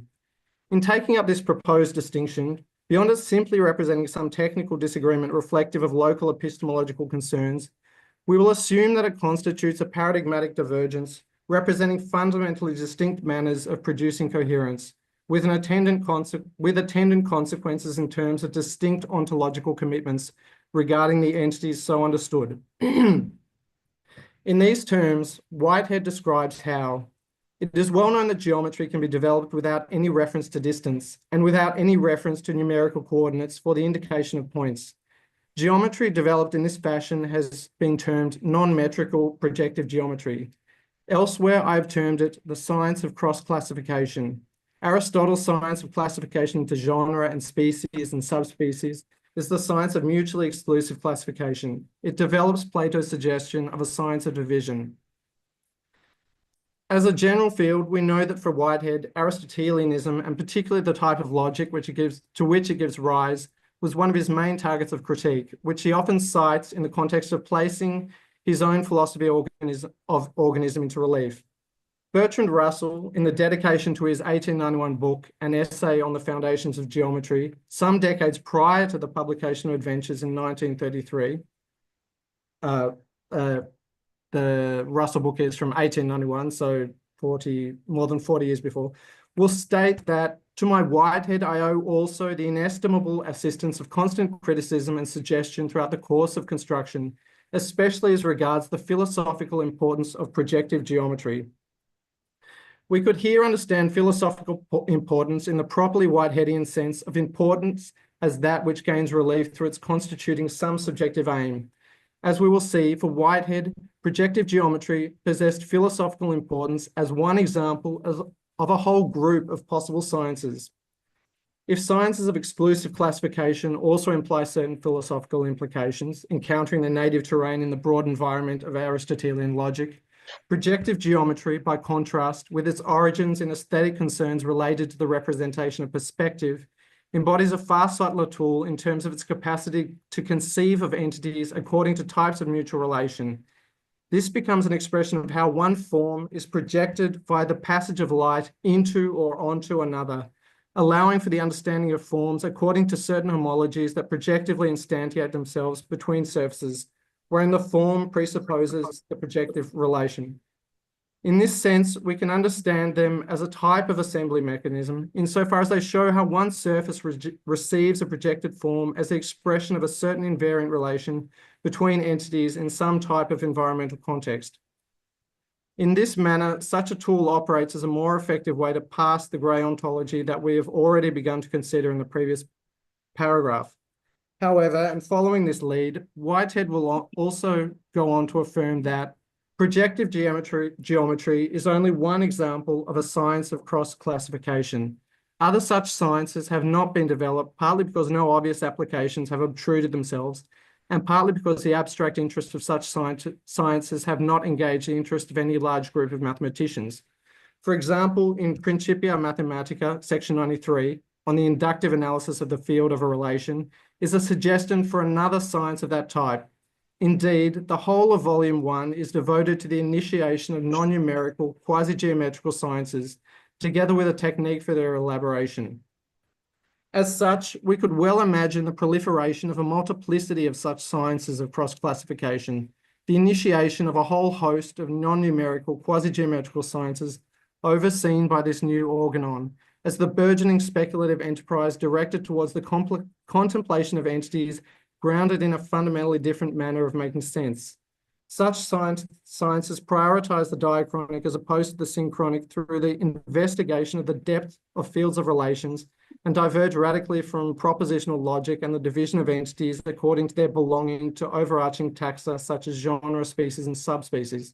Rather, according to sciences of cross-classification, it becomes a question of probing the functional manners in which entities belong not to taxa, but rather to one another, modes of relation that must be mnemonically sedimented into the construction of such quasi-geometrical structures, as we will argue. As such, Whitehead further asserts that Aristotelian logic, apart from the guardianship of mathematics, is the fertile matrix of fallacies. It deals with propositional forms only adapted for the expression of high abstractions, usual in current conversation, where the presupposed background is ignored. But it is evident that even the appeal to mathematics is too narrow, at least if mathematics is taken to mean those branches hitherto developed. The general science of mathematics is concerned with the investigation of patterns of connectedness, in abstraction from the particular relata and the particular modes of connection. It is only in some special branches of mathematics that notions of quantity and number are dominant themes. The real point is that the essential connectedness of things can never be safely omitted. This is the doctrine of the thoroughgoing relativity which infects the universe and which makes the totality of things, as it were, a receptacle uniting all that happens. We can read this passage in light of the assertion with which Whitehead closes Modes of Thought, where he argues that philosophy is similar to poetry, and the two seek to express the good sense that we call civilization.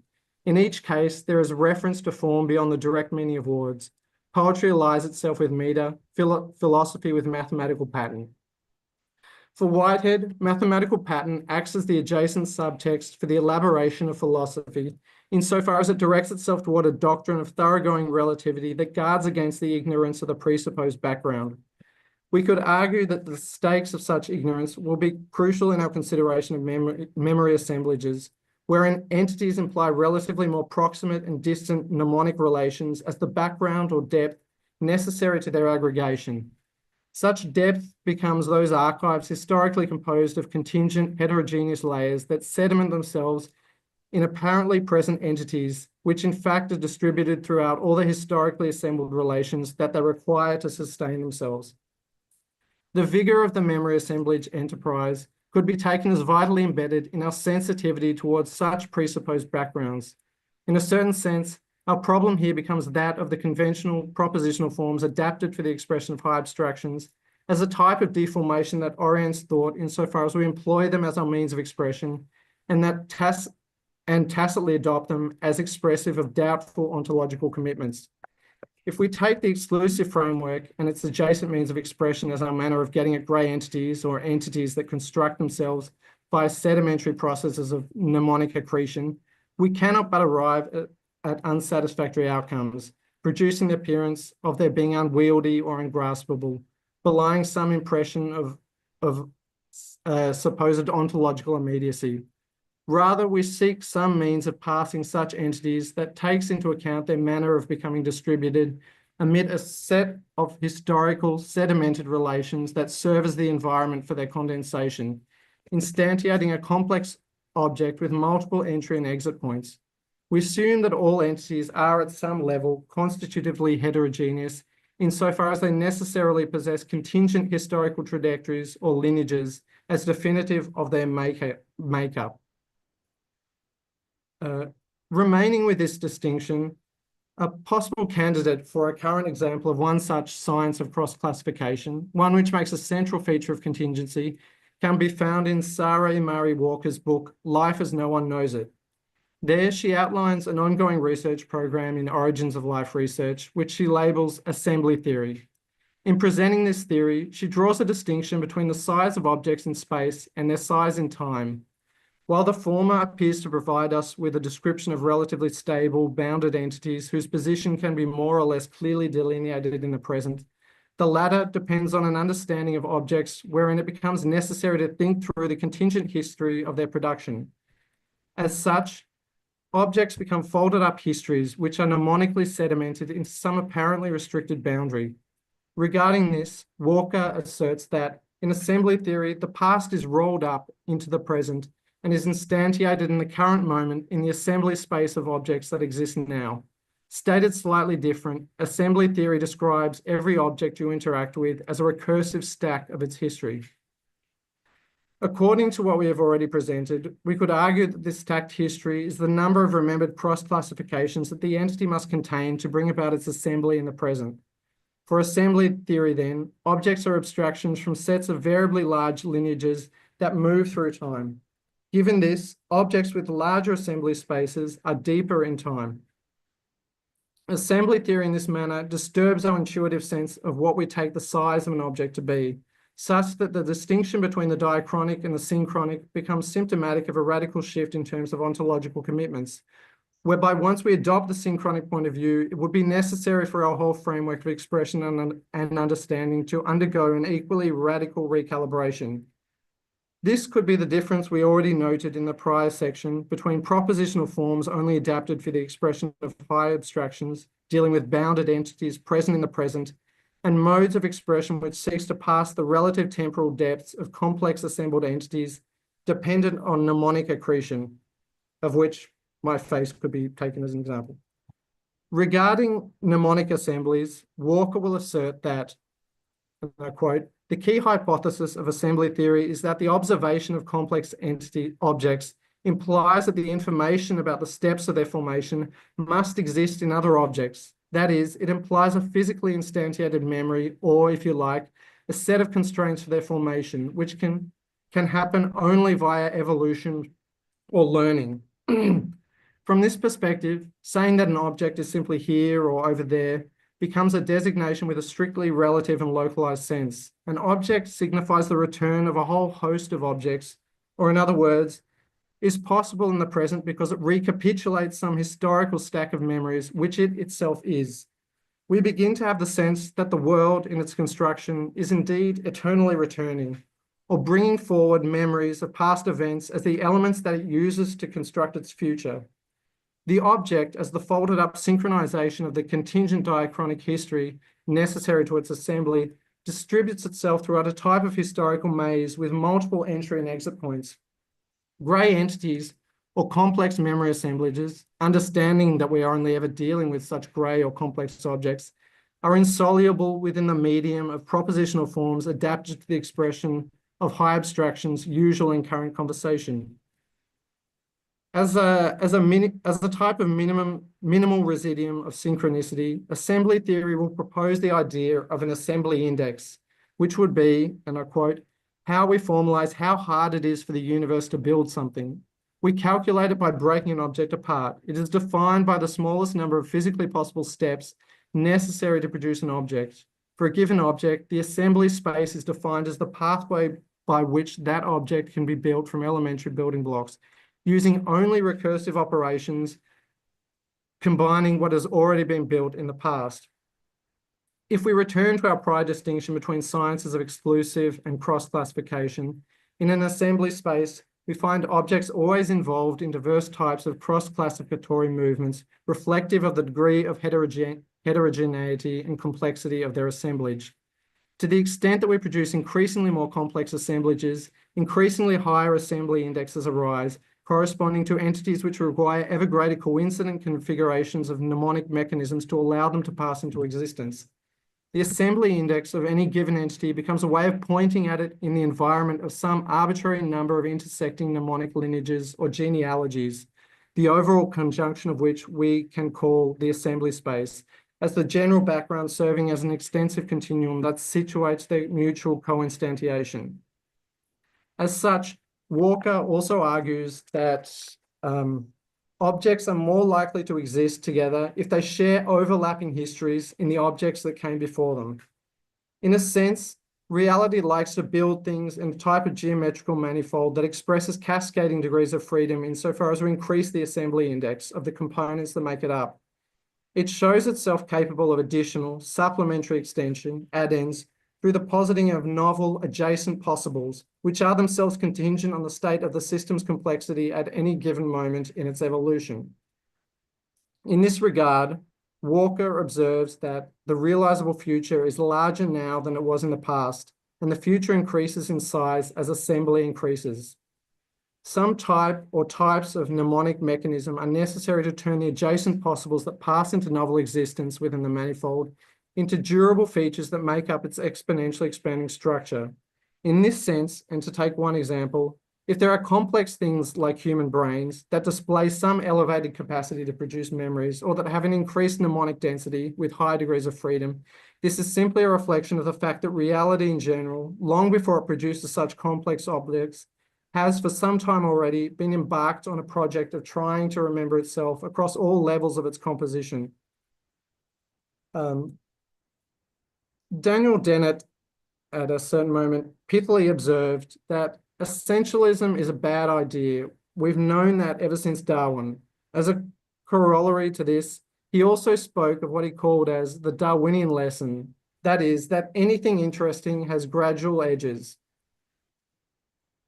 The gradual edges of any given object are precisely the extent to which we're obliged to discover how deep its embedding into general history extends, to what degree it extends far beyond its apparent position in some simple here and now.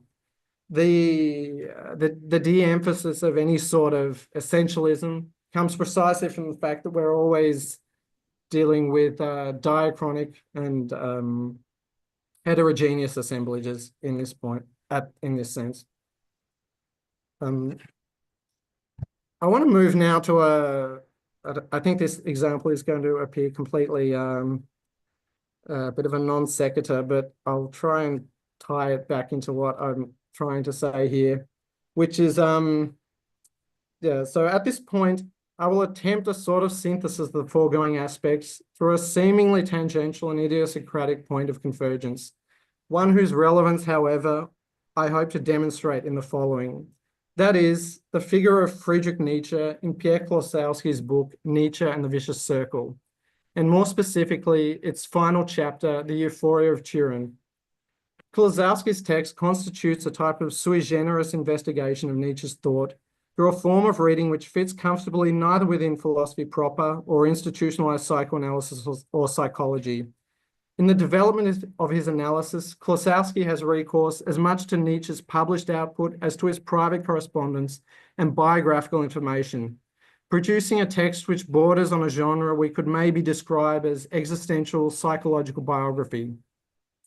In the book's final chapter, Klosowski's Nietzsche, in the period just prior to his final collapse, oscillates between extreme states of, on one hand, exhaustive genealogical lucidity, and on the other, boundless performative delirium, wherein the genealogical practice itself acts as the linchpin precipitating this oscillatory movement. In asking, what is it like to be a memory assemblage, Klosowski's Nietzsche emerges as a type of radical aesthetic and psychological experiment in the memory assemblage as form of life, I will try to argue.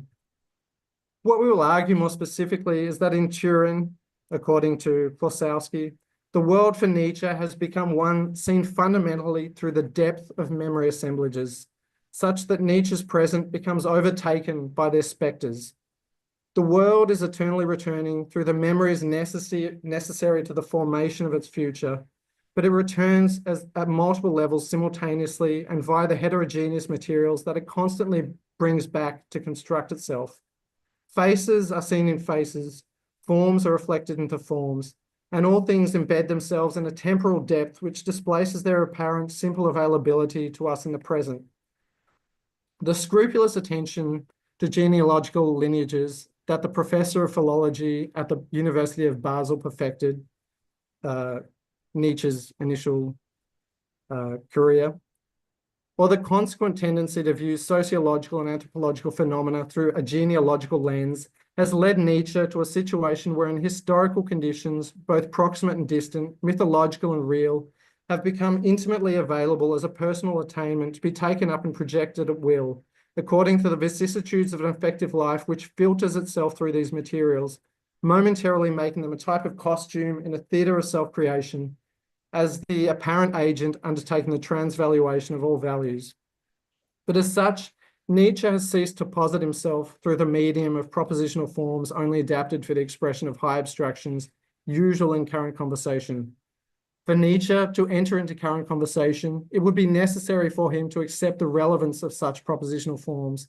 But for him, the outcome of his viewing the world via the depth of the assembly space of entities is that such propositional forms are precisely what have ceased to have any meaning.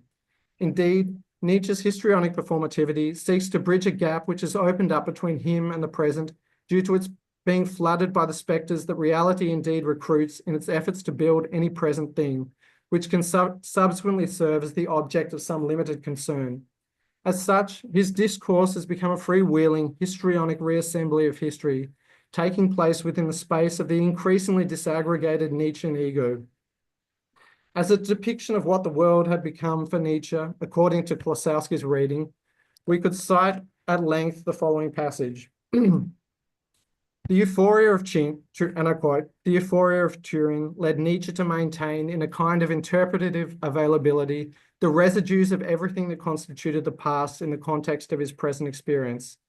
What everyday life normally holds at a distance, so as to receive only the bare facts of the day after day, this is what suddenly erupted in Nietzsche. The horizon of the past crept closer until it merged with the everyday, until they both occupied the same level. In turn, everyday things abruptly receded into the distance. Yesterday became today, the day before yesterday spilled over in tomorrow. The landscape of Turin, the monumental squares, the promenades along the Po River were bathed in a kind of Claude Lorraine luminosity, Dostoevsky's golden age, a diaphanousness that removed the weight of things and made them recede into an infinite distance. The stream of light here becomes a stream of laughter, the laughter from which truth emerges, the laughter in which all identities explode, including Nietzsche's. What also exploded was the meaning that things can have or lose for other things, not in terms of limited linkage or a narrow context, but in terms of variations of light. Close quotes. We seem to have re-encountered the light with which we began in the space of projective geometry, but whereas there it indicated some relatively limited relation which pertains between two forms according to some fixed perspective, here it refers to the perspective of Nietzsche's disintegrating ego as he experiences it illuminating the space of Turin's landscape, streaming across its monumental squares and promenades, and transubstantiated into a laughter which echoes throughout reality. Here, the laughter becomes the force that leads all identities to explode, because such laughter expresses the joke that no identity is found to guarantee itself in isolation, but only by recapitulating the end memories which make its existence in the present possible. Despite the narcissism of the ego, it would have to confront the fact that it depends on spectres of all types to pull itself together. The light of projective geometry, which might have indicated one such limited relation of dependence, here is transubstantiated as a laughter which expresses an apprehension of the generality of this condition of contingency throughout the construction of the world. The relatively bounded entities with which we deal in everyday life seem to dissolve into the historical depth of the assembly of spectres that make up their background. It is because natura non facit saltus that we cannot really separate everyday life from its historical depth. Nature builds itself by returning, by recursively putting one foot in front of the other. For Klosowski, Nietzsche and Turing experienced the impossibility of this separation as an existential destiny, such that these spectres came to implacably demand the recognition of their rights owing to their arduous efforts in the creation of the world. As much as we may try to exercise them from the limited scope of our everyday substantial concerns. The past creeps closer until it merges with the everyday, such that the everyday is the reflection of the weightiness of limited pragmatic questions, seems to dissolve into the infinite distance of the weightlessness of the army of spectres that indeed had to be rallied in the aid of the world's creation.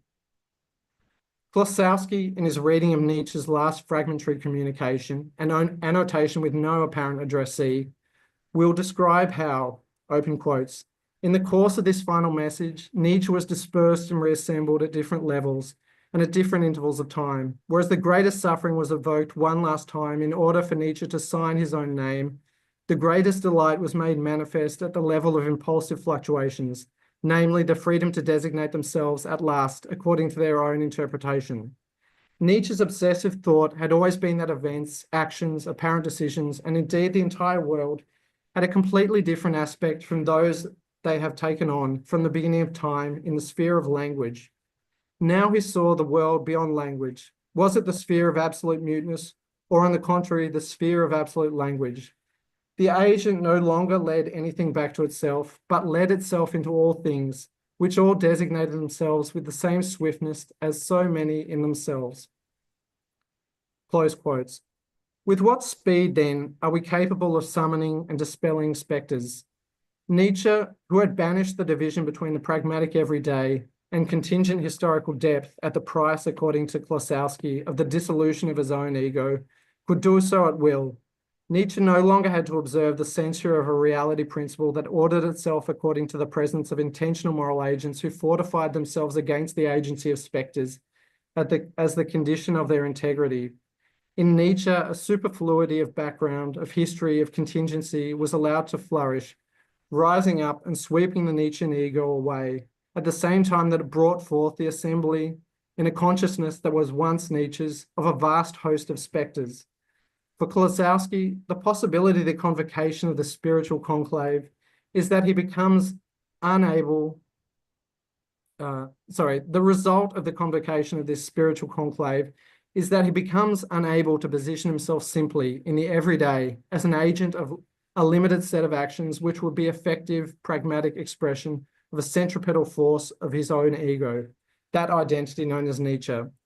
It also, however, overtakes the types of coherence which would be satisfactory within the types of gregarious language that satisfies the censure of a reality principle, that requires that addressors and addressees presuppose the stability of egos, which would be the recipients and origins of these communications. Here, the remains of the Nietzschean ego buoy themselves up momentarily on the wreckage of a set of histrionic gestures. But what comes to predominate finally is a consciousness which could no longer properly be said to be Nietzschean as such, insofar as the proper here supposes that what leads such memories back to a center of which they would be properties. Insofar as the proper here supposes that which leads such memories back to a center of which they would be its properties. But to return to our apparently more banal, but albeit uncanny experience of recognizing one's own face in the image of the face of one's father, and Klosowski's infinitely more disturbing depiction of the catastrophic collapse of the Nietzschean ego in the euphoria of Turing, how could we think about the relationship between the two? Certainly, the two processes seem to engage with spectres, seem to show the prescience of spectral realism, but perhaps we can take the figure of the mask as a point of contact, which would bring these two examples into convergence. Klosowski describes how, open quotes, Nietzsche developed the phantasm of the mask from this same motif of unconscious dissimulation and the conscious simulacrum of the authentic. The mask is not only a metaphor of universal importance, but something to which Nietzsche had recourse in his own behavior toward his contemporaries. The mask hides the absence of a determinate physiognomy. It parallels his relationship with the unforeseeable and the unfathomable chaos. For an identity, for a determinate physiognomy, that is, one which would be proper or which would find itself in place, in the right place, the swarm of memories which accompany it, which indeed haunt it in its formation, cannot but be seen as unforeseeable, as the sudden recognition of the resemblance of my face to my father's indeed arose as unforeseeable, as a type of chaos which disturbs the linear order of its intentional itinerary. At the moment when I expect to see myself, I find my proper physiognomy disturbed by the trace of another who I didn't expect to see there. The narcissism of the ego, which might have taken itself as some foundational moment, discovers that it is obliged to share this space with an accumulation of ghosts. For Lacan, the mirror phase would be the moment of integration of the agent, a process of introduction whereby the subject would be able to condense itself around some consummated image which allows self-recognition to take place, albeit at the price of a different type of alienation. Is there, however, an experience of one's image which rather than allowing one an encounter with some putative identity, seems rather to become the occasion for a disturbance of this solidity? What does it mean, therefore, for the face to see itself, but rather than seeing simply itself, discover the trace of another? A moment wherein the act of seeing, which should serve as a gesture directed towards recognition, becomes the experience of an uncanny echo, wherein a type of memory is able to touch the present within seeing itself, producing a pale grey law, black with the background of what has been archived from the past, and white with the transparency of what is recalled about the present. In this regard, Nietzsche, we are amazed to find that the world indeed stitches itself together, assembles itself by eternally returning through sedimentations of memory. It goes towards itself to meet itself, but can never find itself absolutely in this patchwork of itself that it is.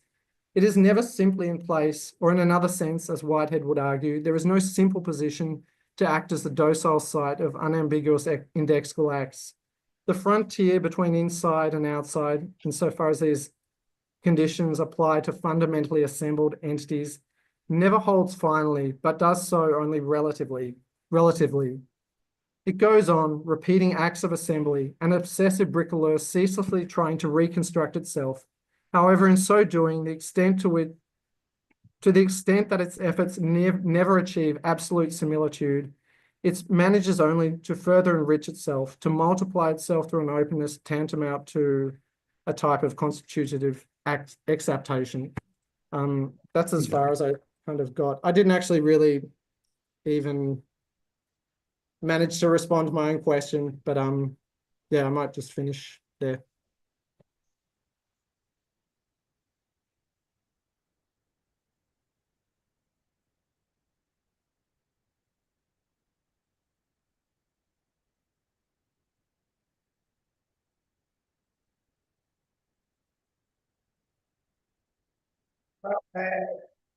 Can you hear me? We hear. We need to get out of the third screen or something like That's it. Yeah. but you cannot see it anyway. Yes. Maybe. Yeah. Can you stop sharing your screen? Yeah, and we can see each other better. Can I? Should I turn that off? Oh, stop. Yeah. Okay. Yeah. Brilliant. I think now you can remove fully whatever's wrong. Yeah. So we have a Lovely. Yeah, well, thank you very much. That was very nice, Phil. That was amazing. Very interesting. I never finished. I never got into the last chapter of Klosowski's book. So that's a shame because I mean, I suppose that's where I'm going to find the answer to the question, what it's like to be a memory assemblage. Yeah? So yeah, but thanks for the clue here. So now I know where to find the answer. Yeah, I think the what you said about Walker's work is very interesting because in a sense I'm very inclined to always think that you have to think about retention and retrieval as two dimensions. Yeah, And if you think of many dimensional, of three-dimensional objects in terms of an assemblage, then what is interesting to me is that, of course, you cannot prefigure any dimension cannot prefigure what's going to happen in the other, and this is what happens with real world objects, and this is what happens with these two-dimensional objects, say at least two-dimensional objects which are memory assemblages, because basically I want to say the same. I want to say that retention cannot prefigure retrieval, and I want to say that retrieval cannot prefigure or cannot, in a sense, estimate retention. So this is why, in a sense, you cannot have a specific content for retention, but also you cannot have a specific content for retrieval. You cannot forecast retrieval from retention. This is so I think this is to think in spatial terms, like A has been pressing. I think it's helpful here, yeah, because I mean a memory assemblage is a temporal assemblage in a sense, yeah. But if you think of it in terms of a spatial, in a sense, it kind of helps, yeah. I mean, spatializing time in this particular case helps. I mean, basically because, again, I mean, at the end of the day, as I was saying to Cesar, I would ultimately want to say that not only the philosophy of time is a department of the philosophy of memory, but also the philosophy of space is a department of assemblage, or department of maybe a department of assemblage theory. Yeah? So yeah, so that was, I don't know if I'm kind of got you right, but this is what I was thinking. As I couldn't engage so much as I wanted with the last chapter of Klosowski's book.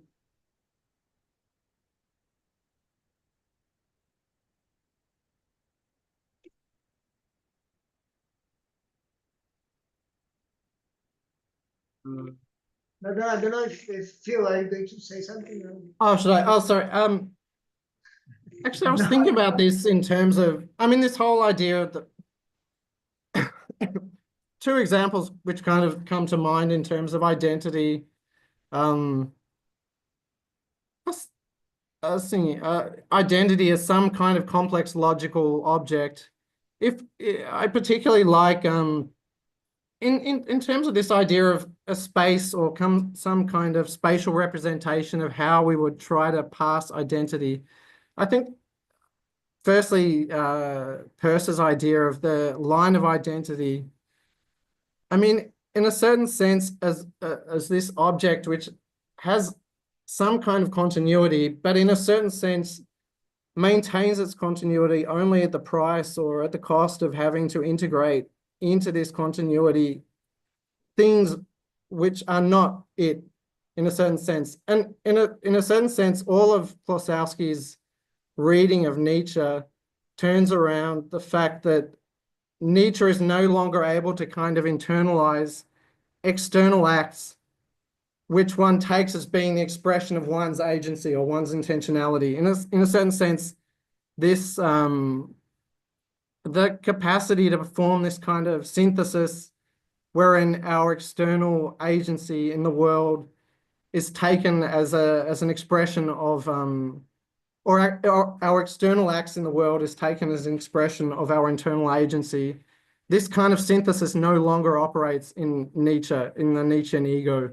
For Klosowski, anyway, this is kind of his reading of the Nietzschean predicament or the Nietzschean paradox. In a certain sense, Nietzsche is, and this is why he kind of has this idea that the Nietzschean ego is in this process of slipping towards a consciousness that wouldn't any longer have an intentionality and agency, because that the process by which one kind of is able to internalize external acts as an expression of agency has ceased to function in Nietzsche in a certain sense.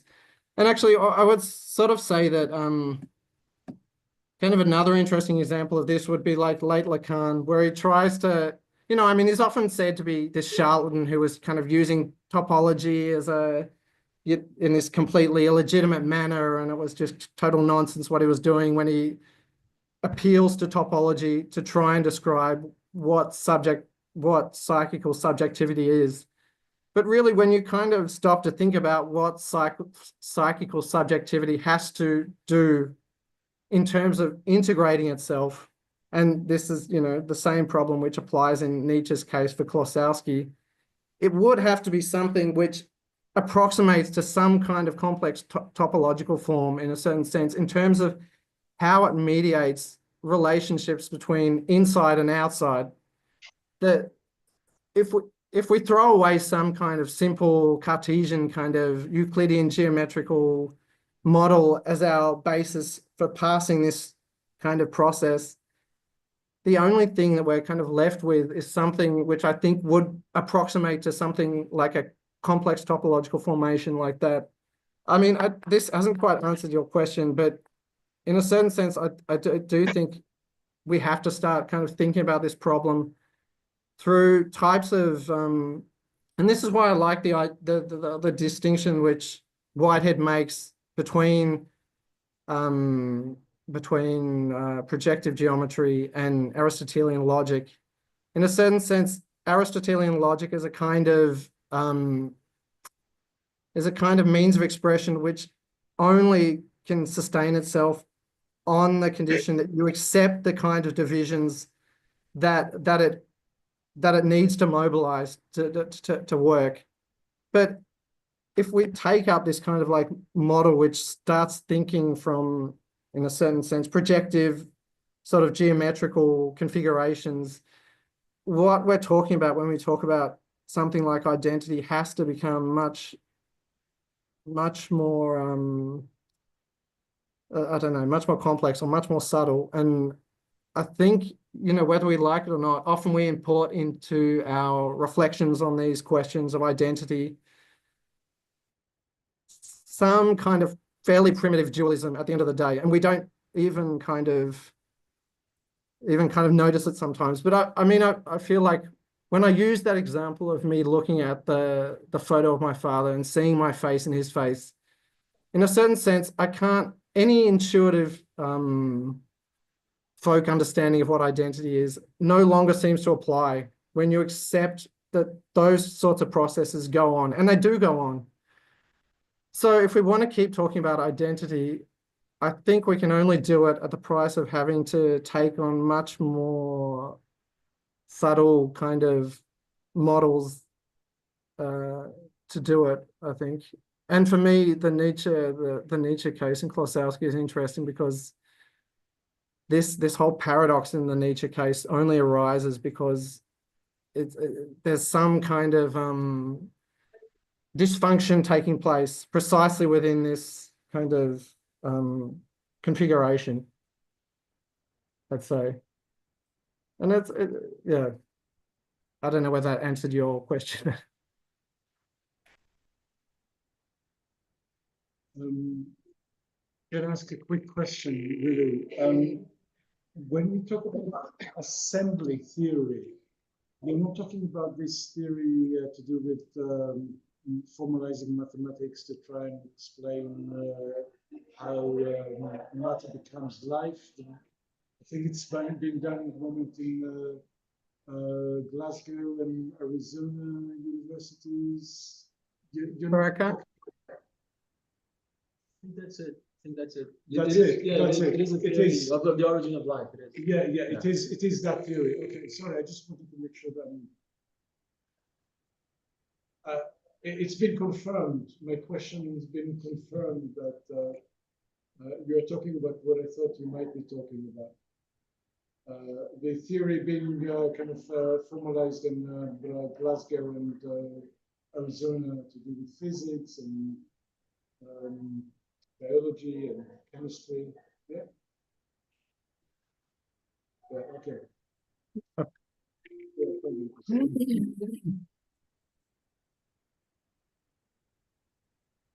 Well, any comments, questions from both sides of the screen? Yeah. I think I had one quick comment. I mean, it was interesting to see the coming up of assembly theory. I'm also assembly theory was like the lure, the whatever, the thing that called me into organizing my own presentation. And I'm also talking about assembly theory tomorrow. Yeah, yeah. I'm also talking about assembly theory tomorrow, and this relationship between assembly and the forming of objects and of matter in general as something to do with the spatialization of time and of temporal structures. So I think it is pretty much I don't know, an interesting line of thought to get into these issues, and the materiality of memory in these processes. So yeah, that's pretty interesting. And as you were you were talking about the thing with the traces, recognizing yourself in the traces of your father in the picture, and I was also thinking how curious it is, all the process of recognizing your own ideas with a very different yeah, the formation is pretty different, but you recognize your own ideas in the other presentation, and that's also, there is also a complex mnemonic process going on there. Demonic. Yeah, demonic as well. Yes, yes. Mnemonic. Yeah. But demonic in terms of separation. Yeah. Demons always separate. Yeah. That's interesting. Oh, that's very nice. Thank you for your presentation. Yes, ma'am. Thanks for the comments. Well, trying to react to this quickly before we wrap up. Phil, trying to react to this before we finish. Actually, I mean, this whole text that I ended up writing, I was in incredible doubt about. I mean, I put together some kind of ideas which had kind of come together for me in some way or other, but in a certain sense, kind of all the questions which kind of motivated me in writing the writing the text really found no solution in the writing of the text. But I mean, I just want to take up another example in terms of what you were saying about, because I read recently that new book by Stengers about making sense in common, about a Whitehead, and she focuses specifically on that example which Whitehead uses in Modes of Thought, where he takes the example of the body and trying to say that really when we look at what a body is, actually how we define the boundary of the body becomes incredibly difficult, where we say that the body ends and the world begins. Actually, it exists in a kind of like state of real flux in this sense. And I think Stengers was sort of saying that in a certain sense, Whitehead sort of equivocates a little bit and doesn't accept the conclusions of his own example in terms of saying that what is the extent that we use things like identity and an inside and outside, but when we take even an example as apparently clear in everyday kind of experience as a body and the fact that a body is there, when we start to kind of like describe a body with any degree of ontological richness necessary to the description of what it is, the clarity, we get less clarity regarding our ability in terms of being able to define what an inside and an outside is.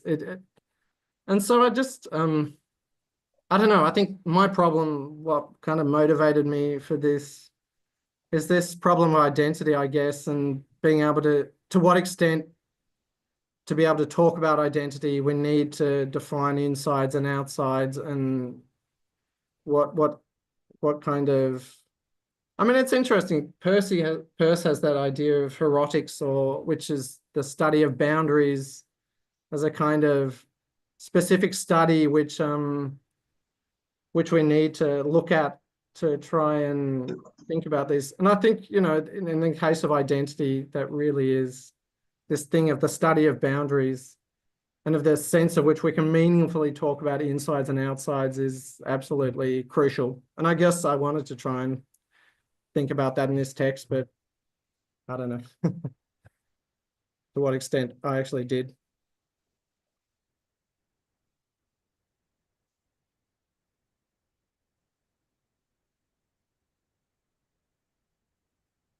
Yo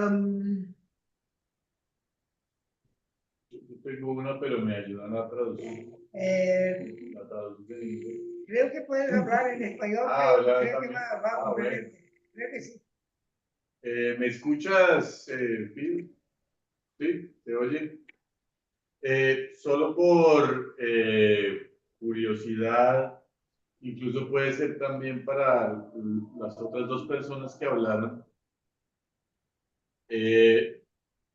Me inquieta saber dónde quedan, no sé, el nivel afectivo, emocional, una cierta lógica de la sensación, por ejemplo, en tu inquietud por la identidad. Claro, en organismos y en seres humanos sería una parte de la pregunta, pero si podríamos pensar incluso, pues si ustedes ven conveniente pensar con Deleuze en alguna lógica del afecto o alguna variación así no sea deleuziana, pero ¿dónde queda la relación entre memoria y afecto, entre memoria y emoción, o entre memoria y sensibilidad para ustedes, no sé, en sus problemas? Porque cuando yo leía el libro de Ilan, claro, hay una insistencia en la lógica de la memoria, retención, recuperación, adición, y el nivel afectivo aparece de modo indirecto en temas de justicia, temas que tienen que ver con el otro, pero no en la constitución misma del proceso de ensamblaje de la memoria. No sé qué pueden decir sobre eso. Gracias. Realmente, eu diria que nesse aspecto, minha apresentação não... Oh, sorry, Sorry, I only speak English or Portuguese. I don't know what would be more. I think And my Portuguese is, depending on the day, not all that great.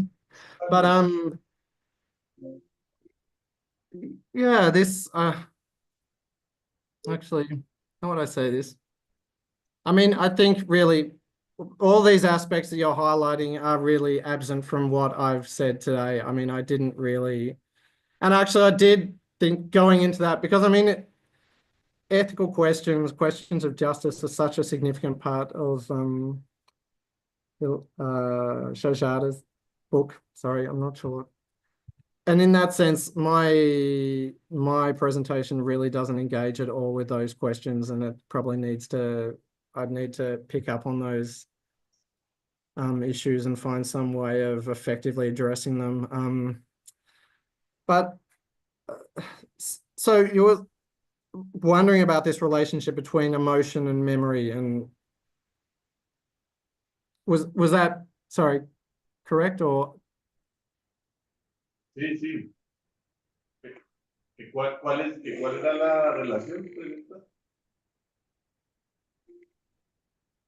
Yeah, I mean, I don't know. I could give some standard answer about, I don't know, emotion acting as somatic markers for certain, for the construction of certain kind of patterns of mnemonic patterns, but I mean, that's pretty banal kind of. I'm sorry, I don't think I have anything interesting to say at this stage, sorry.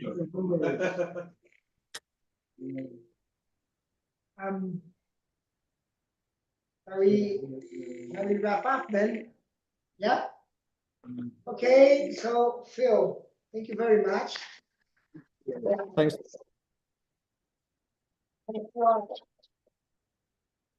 And I want to say something else, just something I said in the beginning, maybe you weren't here. that we're going to collect your contributions into a volume of Cosmos and History. And then basically we agreed here that the deadline for your sending of these contributions is going to be the 30th of September. So you have like about 5 months, yeah? So yeah, we'll 5 months to reply to Shadra's reply. Is that yeah, exactly. And of course, we will work on your whatever you say. So we have like still a way to go in our dialogue. But thank you very much.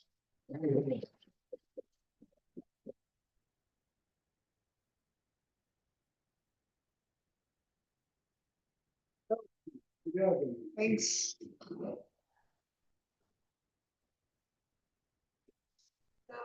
So, Bye. I think before that, don't you want to close the transmission? it closes automatically?